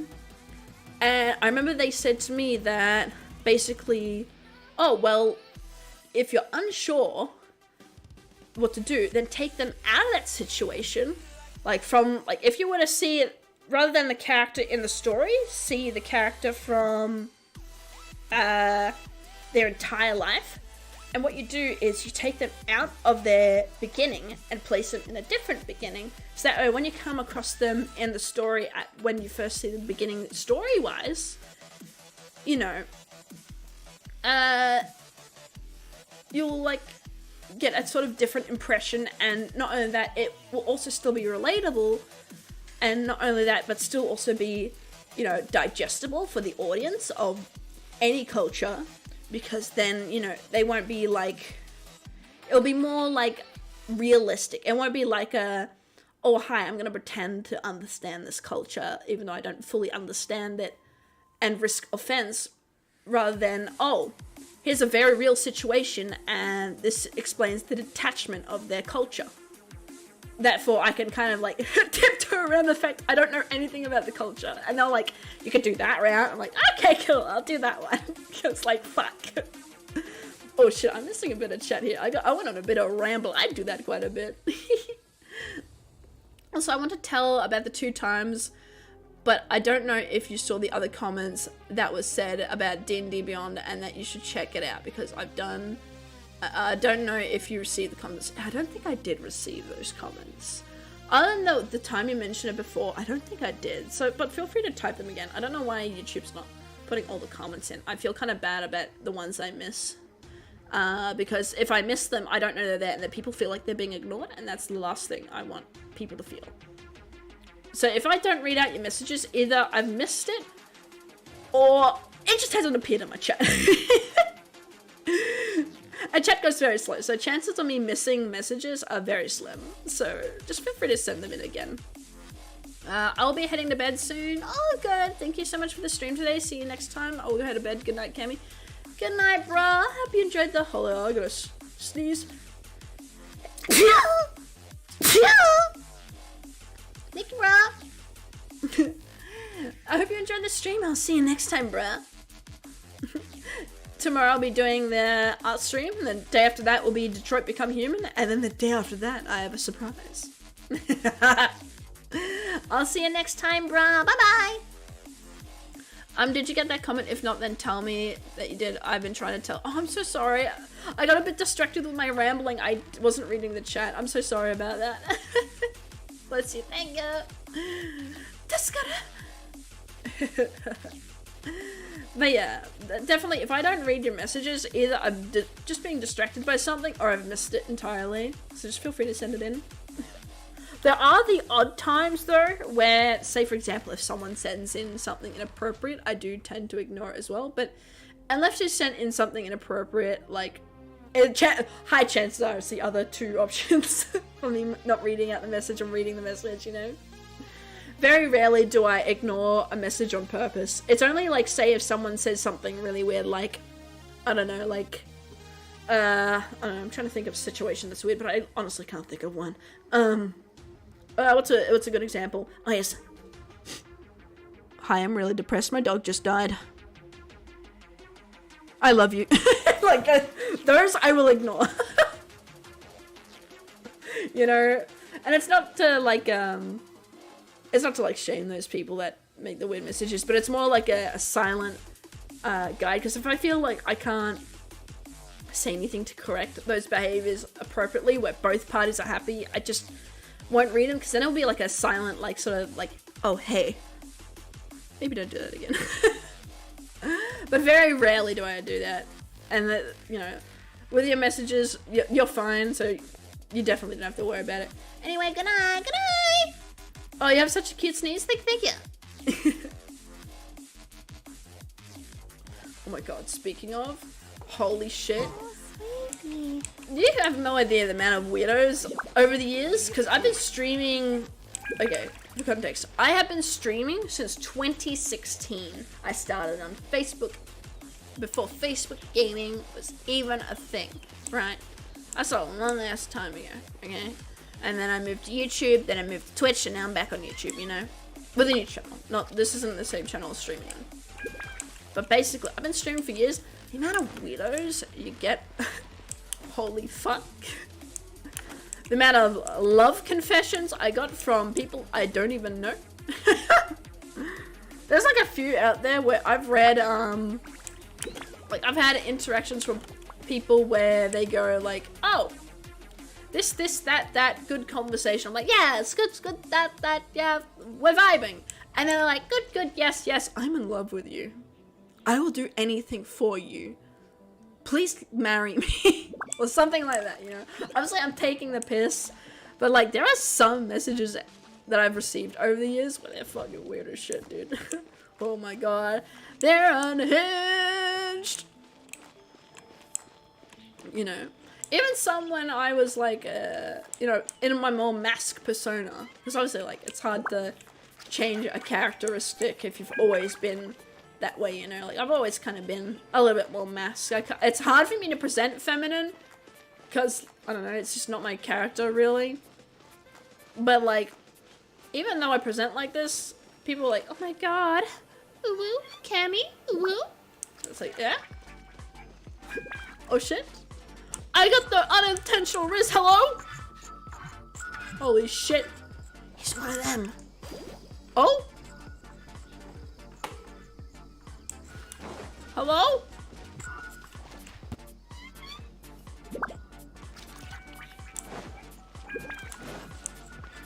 Hello?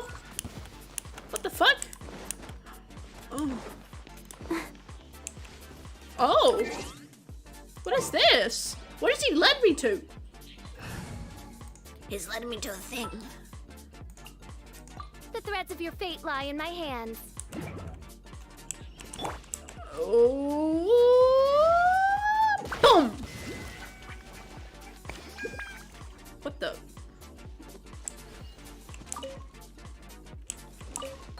That was it?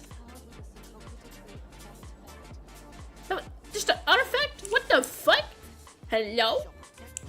Some people are just desperate in the times, you know what? Yeah. Very true, very true. There are some people I've had to, over the years, I've had to, like, gently let down where, like, for example, like, I've only, for example, there was this one person I only knew for 3 days total. I didn't know them for any longer than that. You know, our conversation lasted 3 days. And it started off with because they shared interest in streaming and being a VTuber. And I was like, yeah, woo, VTuber things. Yeah, VTubers. And they're like, oh yeah, VTubers. And I was like, oh boy, I love VTubers. And they took my interest in VTubers as an interest in them. And so they did a love confession, and I was like, oh no. Oh boy. This situation is not what I expected. And of course, I always let people down as politely as I can because you never know. Some people, like, they don't know, you know, they've walked a different pair of shoes in life compared to me. So they might have a different, hello? But, you know, some people, they've walked a different pair of shoes in life. So, you know, they might see things differently to the way I do. And so, you know, sometimes they read situations, you know, way differently than what they are, or way differently to the way I read them. Hello?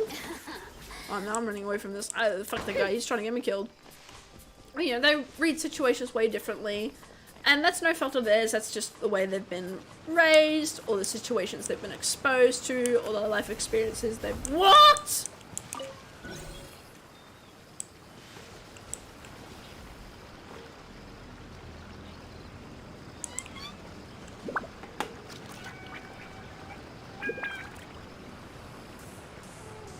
Fuck was that? But you know, like, you know, people have different experiences, but then there are some where, like, you come across them and it's like, oh, you know, you need to do a little bit of self-reflection, you know, like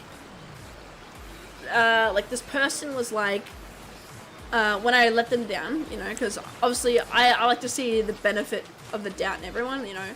Sometimes people, you know, I like to believe that people don't mean harm all the time. Obviously, like, people will act in their own self-interest. You know, we all do. It's a natural human instinct.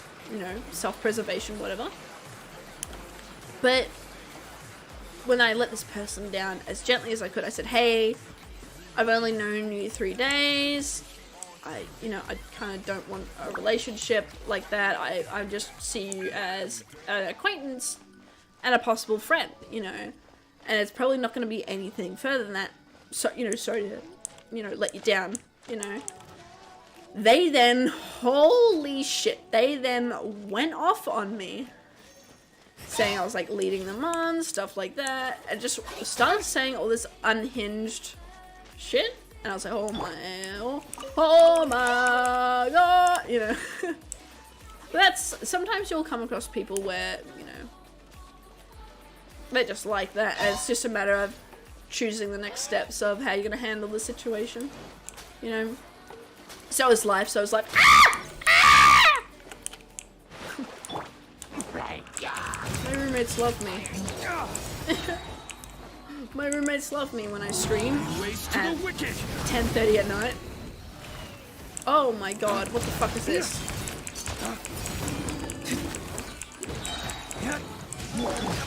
Oh, so sorry. Cool it. Dodge this. Lay waste to the wicked. Oh my god.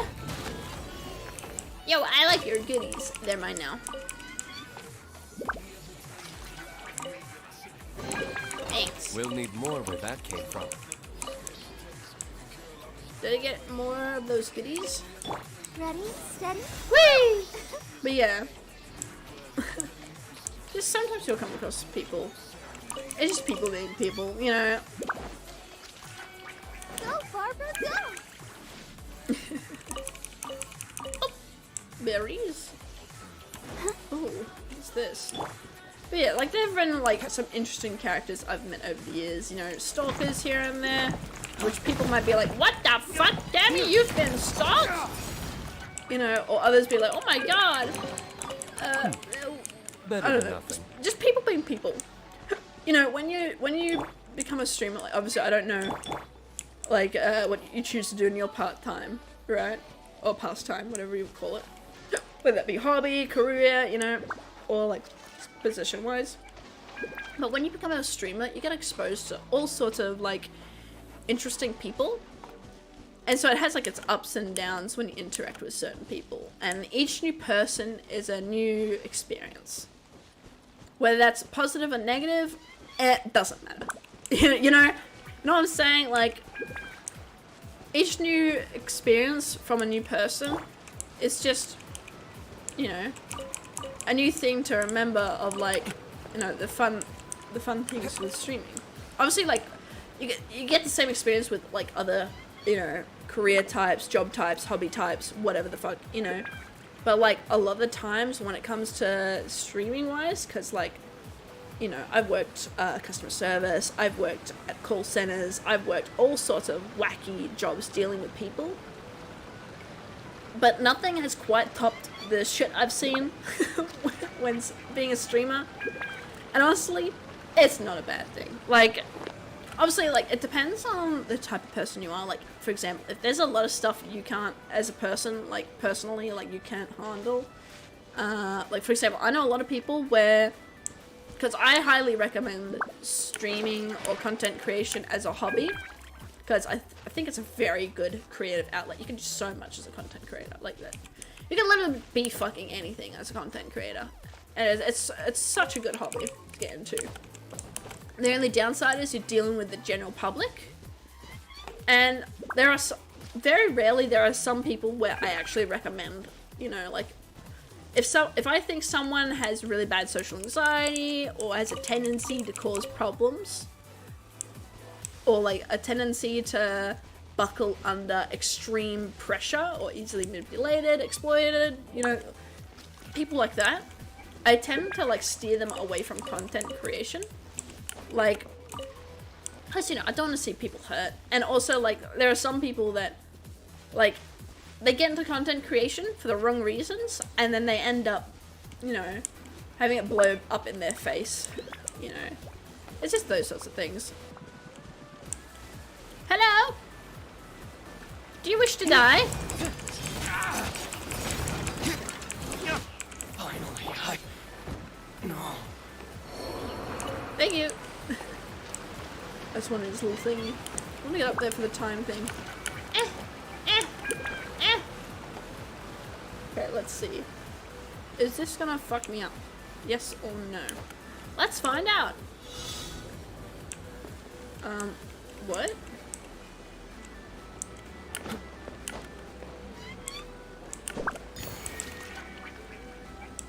Huh? Oh! Okay, wait. Okay, I have to wait for this to end, because, like, I definitely want to get all these particles in time. Yeah, look how far it goes. I need to wait a bit. I need to wait a bit. So, changing the topic, do you have any coffee before or in between seeing that you're staying up so late in your room streaming Genshin Impact? I very rarely drink coffees, or like teas or anything that kind. Sometimes I'll have like boba or iced tea. But my main energy source when it comes to, you know, just needing something to give me a little boost is either Monster if I'm desperate. It's either Monster if I'm desperate, or just sugar. Like hot chocolate, cold chocolate, iced chocolate, chocolate in general, Nutella. But yeah, I mainly dip into sugar as a main, like, energy, like, quick fix energy sort of thing. And that's because, for full context, and by the way, I'm fully okay with disclosing this online. Like, it's, you know, whatever. But I have chronic fatigue syndrome. So I always have, you know, low energy. So I'm always tired, you know. You can feel free to look into chronic fatigue if you want in your own time. But basically, for a quick summary, chronic fatigue is basically, imagine you're tired when you go to bed, and when you wake up in the morning, you're not refreshed. You're still as tired as you were when you went to bed as you were when you woke up. And that could last a day, it could last a week, it could last a month, it could last a couple months, you know. And so very rarely do I feel energized and refreshed. We're not frozen in and so place I'm after very all. much always at a bit of a lethargic state or a tired state or running at like less energy than what I feel like my body at my age should be capable of. So I use sugar as like a quick temporary boost, like before work or something. I will literally just have a little bit of boba or a little cookie, you know, just to get me through the day. You know, that sort of stuff. Because I also feel like if I were to have anything stronger, like coffee, I don't know, too much Monster, you know, I feel like if I were to start taking those, then sugar will have less of an effect. None of that, but coffee tastes like shit. I don't know, like, unless I put a bunch of sugar in it, call me a sweet tooth if you must, but like, sugar tastes so much better than coffee, like 100%. Like, sure, I like bitter foods from time to time, but coffee, unless it's sweetened, like, I don't mind every now and then on the rare blue moon having a iced mocha coffee with extra hazelnut syrup, you know, like, that's, if you want to go to a cafe, right, the normal type of coffee I would get is a hot mocha, large, with hazelnut syrup, and 3 sugars if I can get 3 sugars in there. That is normally what I get. So it's like just sweetener with a little bit of nut flavor in there. So I very much prefer sweeter drinks. So coffees aren't really my go-to for like energy. But when it comes to tea, tea is a little bit different. I find tea relaxing. Not really energizing, but more relaxing. So I do tend to drink a lot of boba. I like make boba at home. And then I also like making iced teas as well. But they're more like floral, the fruity types. Like I've got strawberry iced tea, watermelon iced tea, like little packs of them. I also like a boba. I like what flavors of boba do I like? I like matcha boba. I like chocolate boba. I like peach, like strawberry, and I don't know any other boba types. I don't think I've tried any others, so I don't know. But they're pretty much like the teas I like. But yeah, thanks for asking.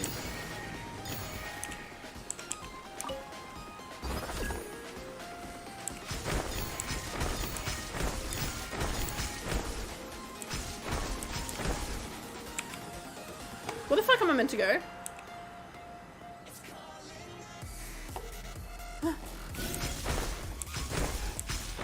No, I'm going the other way. Oh, you're joking me. What the fuck? I was meant to continue forward, wasn't I? Wah! Wah! It's a bullshit.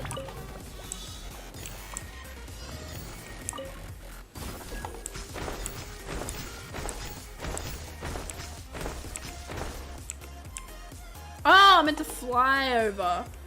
Oh, I see.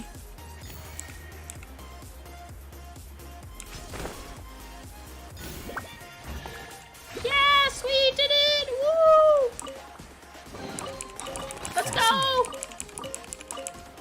Nice! Okay, bet. I'm mainly just wandering around now in Genshin. Like, I'm pretty much done a lot of the shit I need to do. Oh, there's another thing down here.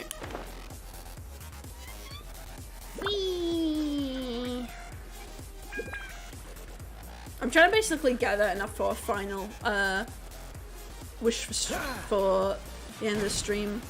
I will still roll for Baizhu because this is my final Baizhu attempt stream, because after the stream the banner will be changed schedule wise.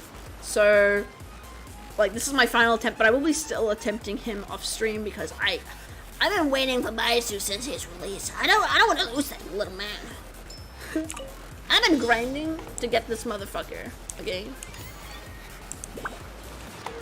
Oh.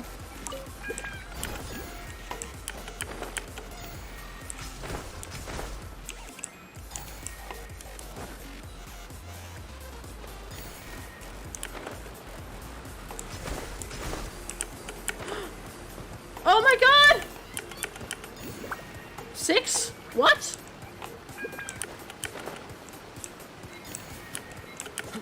Get up! 8. Oh my god.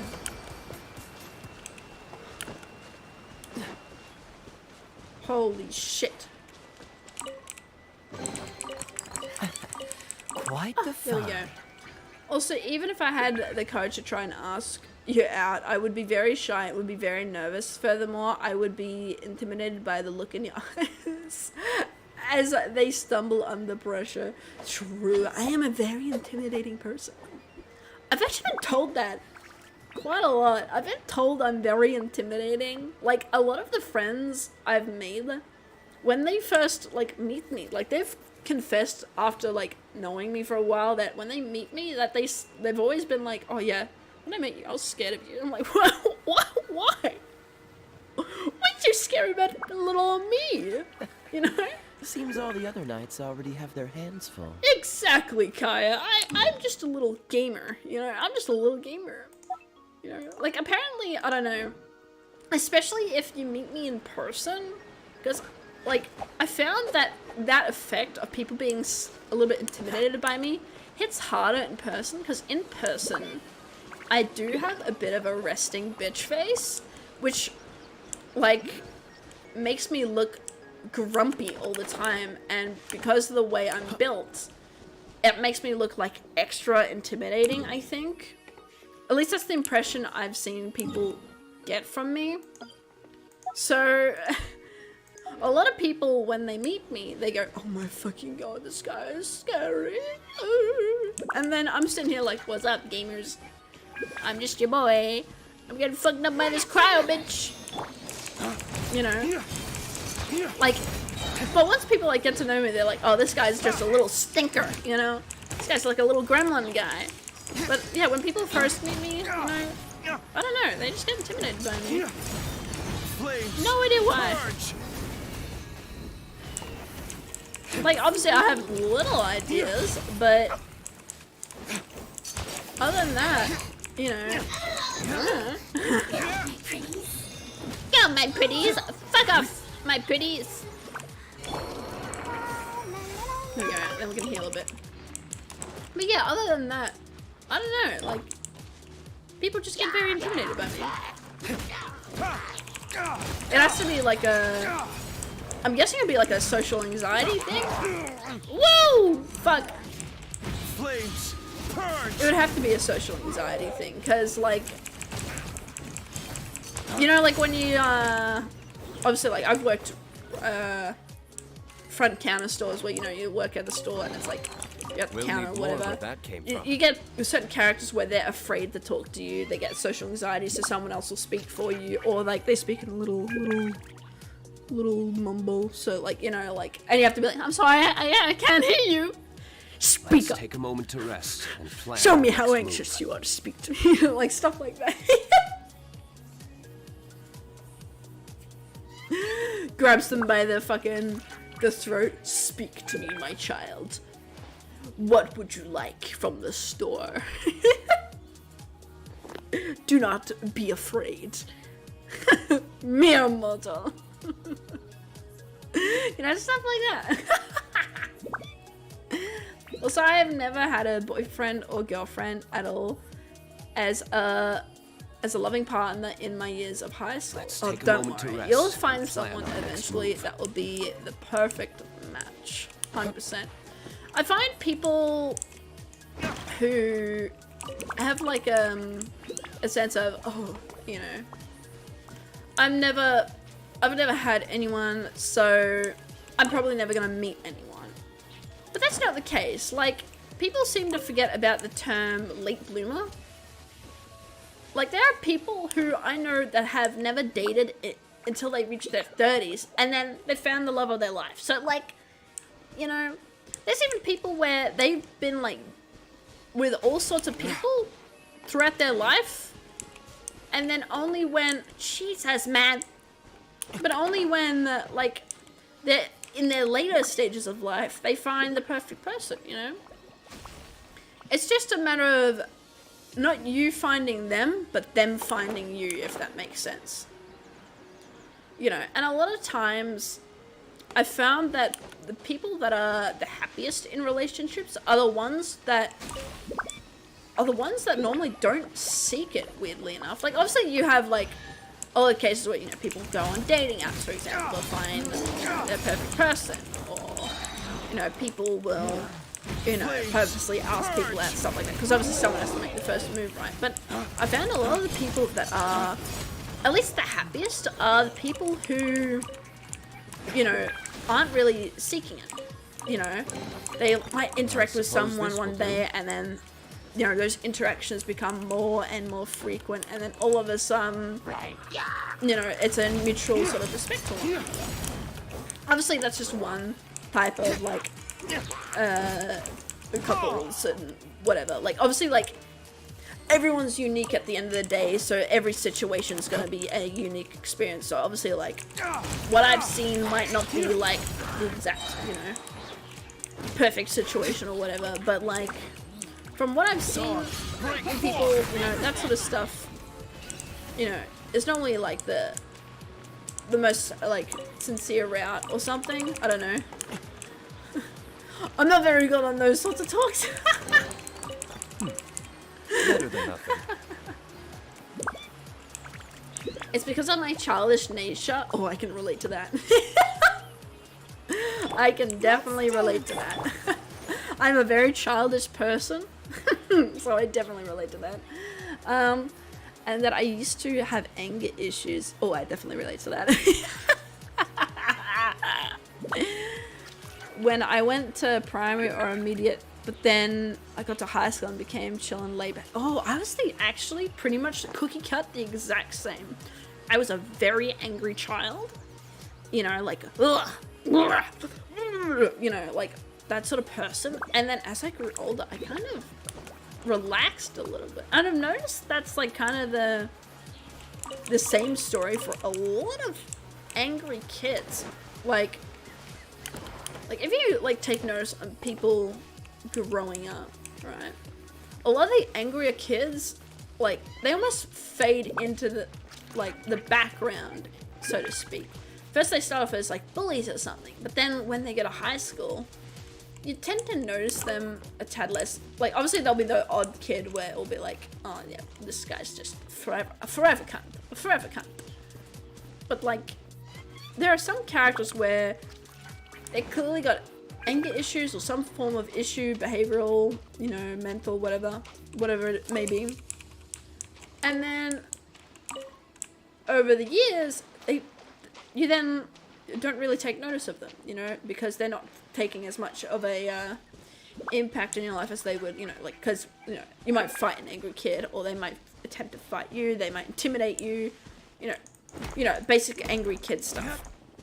But like, from what I've noticed, a lot of the angry kids eventually grow up to be chill and laid back, whereas a lot of the chill and laid back kids, a lot of the ones I've seen, them like become hectic, you know, they release. Oh, holy shit, I'm getting my ass kicked. You're about to get your ass kicked. You, boom. Never question me again.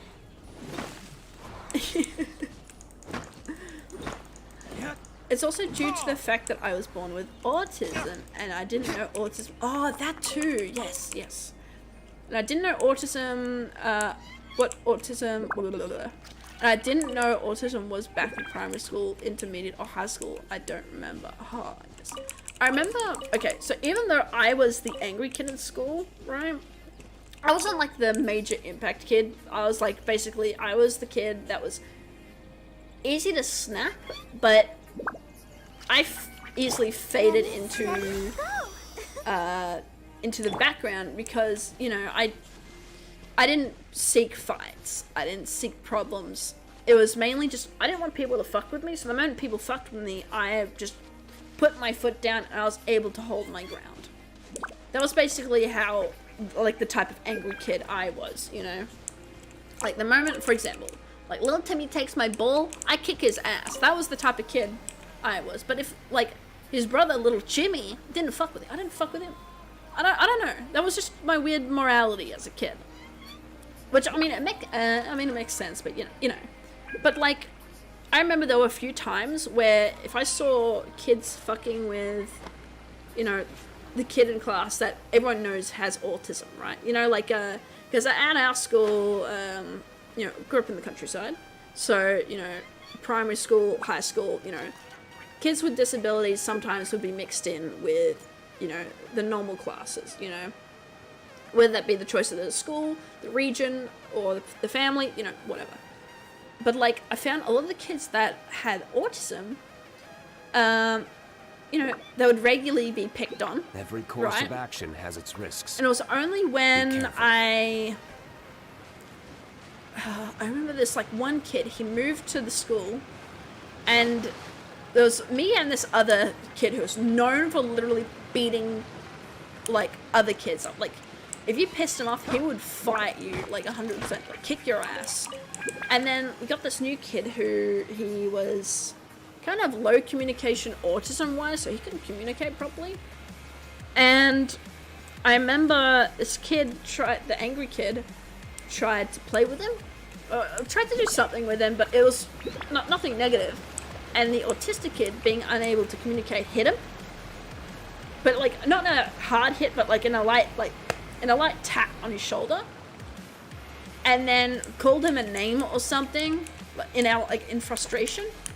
And I had to become the mediator because this angry kid was gonna fucking fight him. And I had to be like, wait, no, like, I understand what he's trying to do. Like, hear me out for a second. Like, I understand your point of view. I'm like you.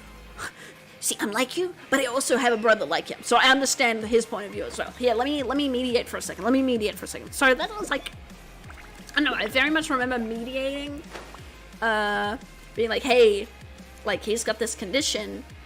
That was him, like, obviously not in the best way, but him trying to communicate a boundary or something. I don't fucking remember. But, like, him trying to communicate to you.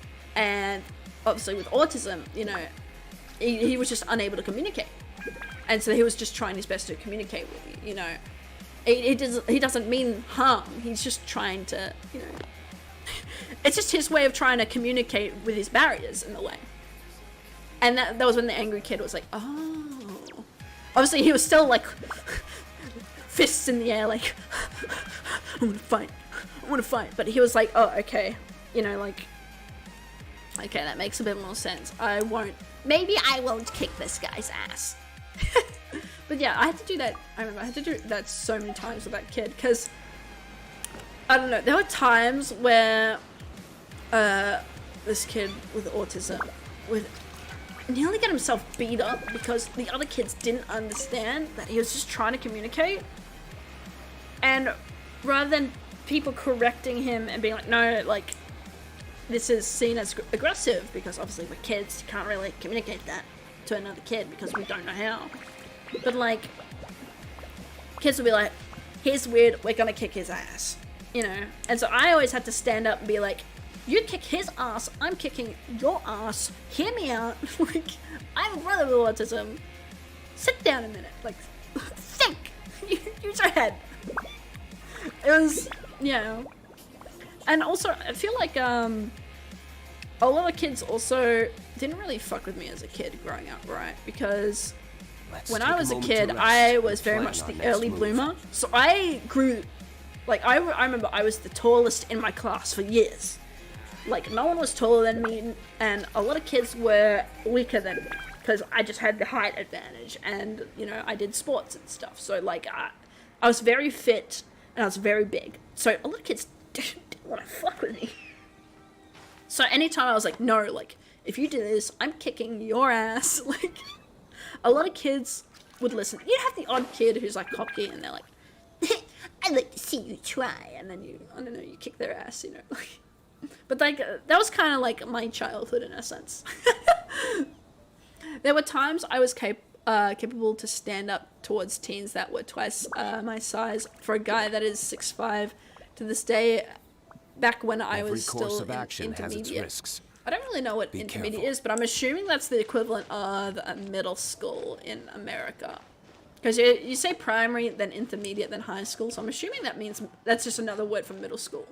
Because here in Australia, we don't actually have a middle school, so to speak. It's just primary school and high school. So I'm trying to understand. But yeah, oh god. There were times where I remember as, you know, a 10-year-old, I was facing up against like 12, 13-year-olds. Like, I was able to be like, not really evenly matched with them, but enough to like hold my ground and, you know that if I were to get into a fight with those kids, chances are I would not get my ass kicked, you know, like I would be able to come out of it the victor. But yeah, as I grew older, I was like, you know, I don't know if I want to continue on that path, because like I went to a very dodgy school and I went to a very dodgy high school, and so I came across the situation where the more fights I got into, the more people wanted to fight me to challenge me, because obviously like at the time I identified as a girl, so like, I'm going to beat up the girl that beats up everyone, whee! And then I don't know, a bunch of people would follow suit, you know. And I remember after a while, because I had the height advantage growing up, I was like, okay, I've got a height advantage, who cares, you know? What the fuck are they gonna do? Get puberty too and grow up taller than me? Dawn, break forth! I fucking doubt that. And guess what happened? I noticed one summer, everyone started growing taller than me. I'm like, I should change my ways. I need to change my reputation, or one of these days, I am 100% getting served. Dude, I'm literally your country neighbor. I live in my country, New Zealand. We're a few miles or kilometers apart from each other. Hey, yo. Bet. I think you mentioned that earlier, yeah. Oh! Oh! Chest. We'll need more where that came from. Let's go.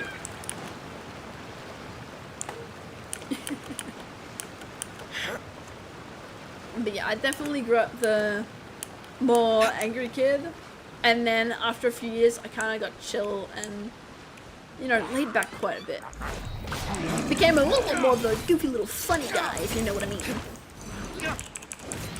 Excuse me. By royal decree. Sir, you have to die. Come on. There we go.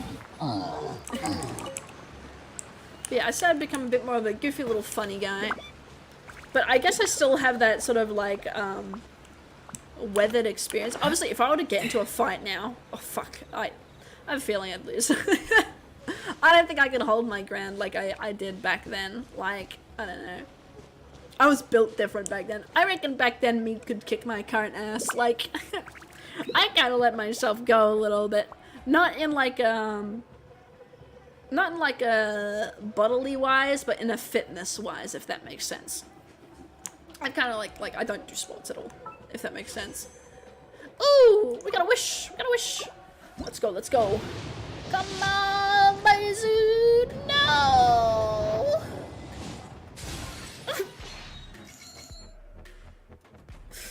Fuck this slingshot, bro.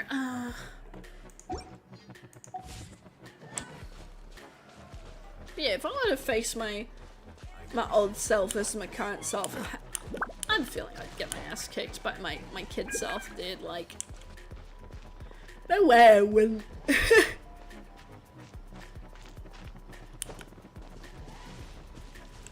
I was just built different.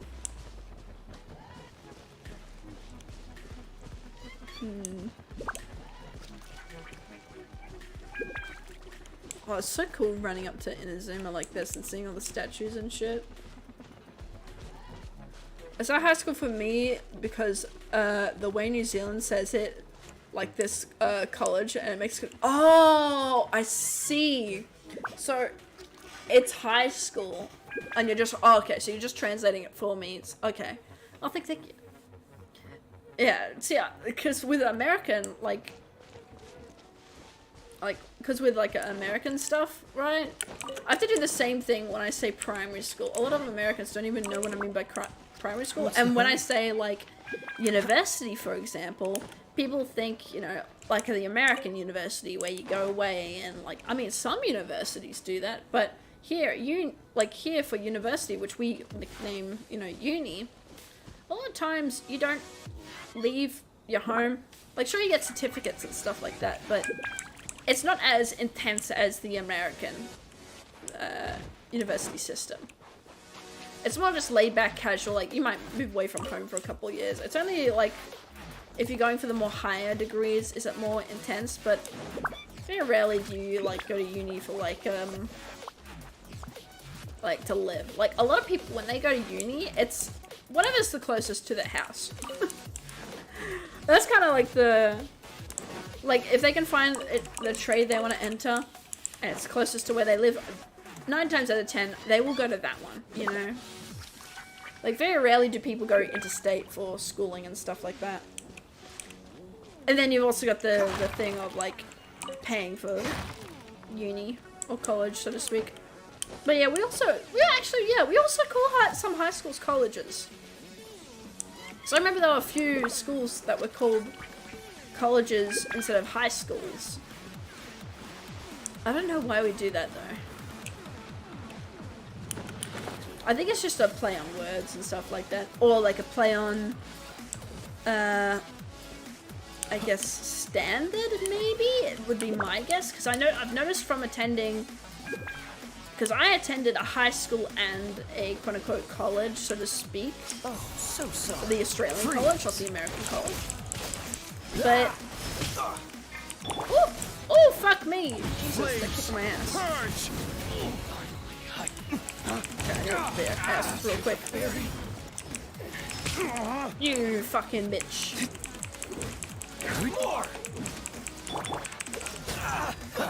Nice. But yeah, like, I've noticed from attending the colleges seem to be a lot more nicer and a lot more higher budget. Like, the colleges, you know, so I don't know about New Zealand, but in Australia we have school uniforms. And I've noticed high schools don't have the ties, colleges do. You know, you got the uniform tie, whereas high school it's more laid back, more chill, a bit more bogan, a bit more country, a bit more redneck. At least the ones I've attended. I can't say for like all Australian high schools and colleges, but from the ones I've seen, you know, I feel like high schools are more like common, and then colleges are more, you know, higher education, but not like high, like academic high, but more high budget. At least that's from what I've seen. I could be fucking missing the mark by, you know, so much, you know. That's just from what I've experienced and seen, because I don't really know the difference. So when is your stream starting tomorrow? So I have yet to schedule it, because I normally schedule my streams a week in advance, but this week I was just a wee bit lazy. But basically tomorrow my stream starts similar time to this stream. So it'll either be at the same time as when this stream started or a couple hours earlier. That is normally my start time for streams, except for this Friday. It will start at, I think, 11:30 to 12 AEST, which I think that's 7:30 MST, in case there's other people here in the chat, like lurkers or VOD watchers. But yeah, so that'll be what? I don't know.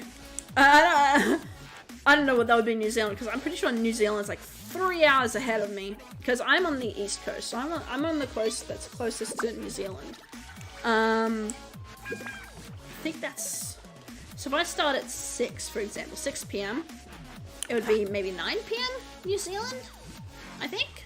I don't know. Don't quote me on that. Maybe Google it. My math, listen.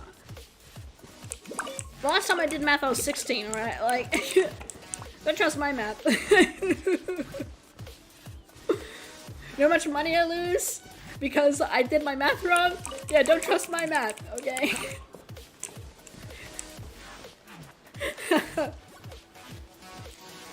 But yeah, tomorrow will be a art stream. I'll be working on commission stuff.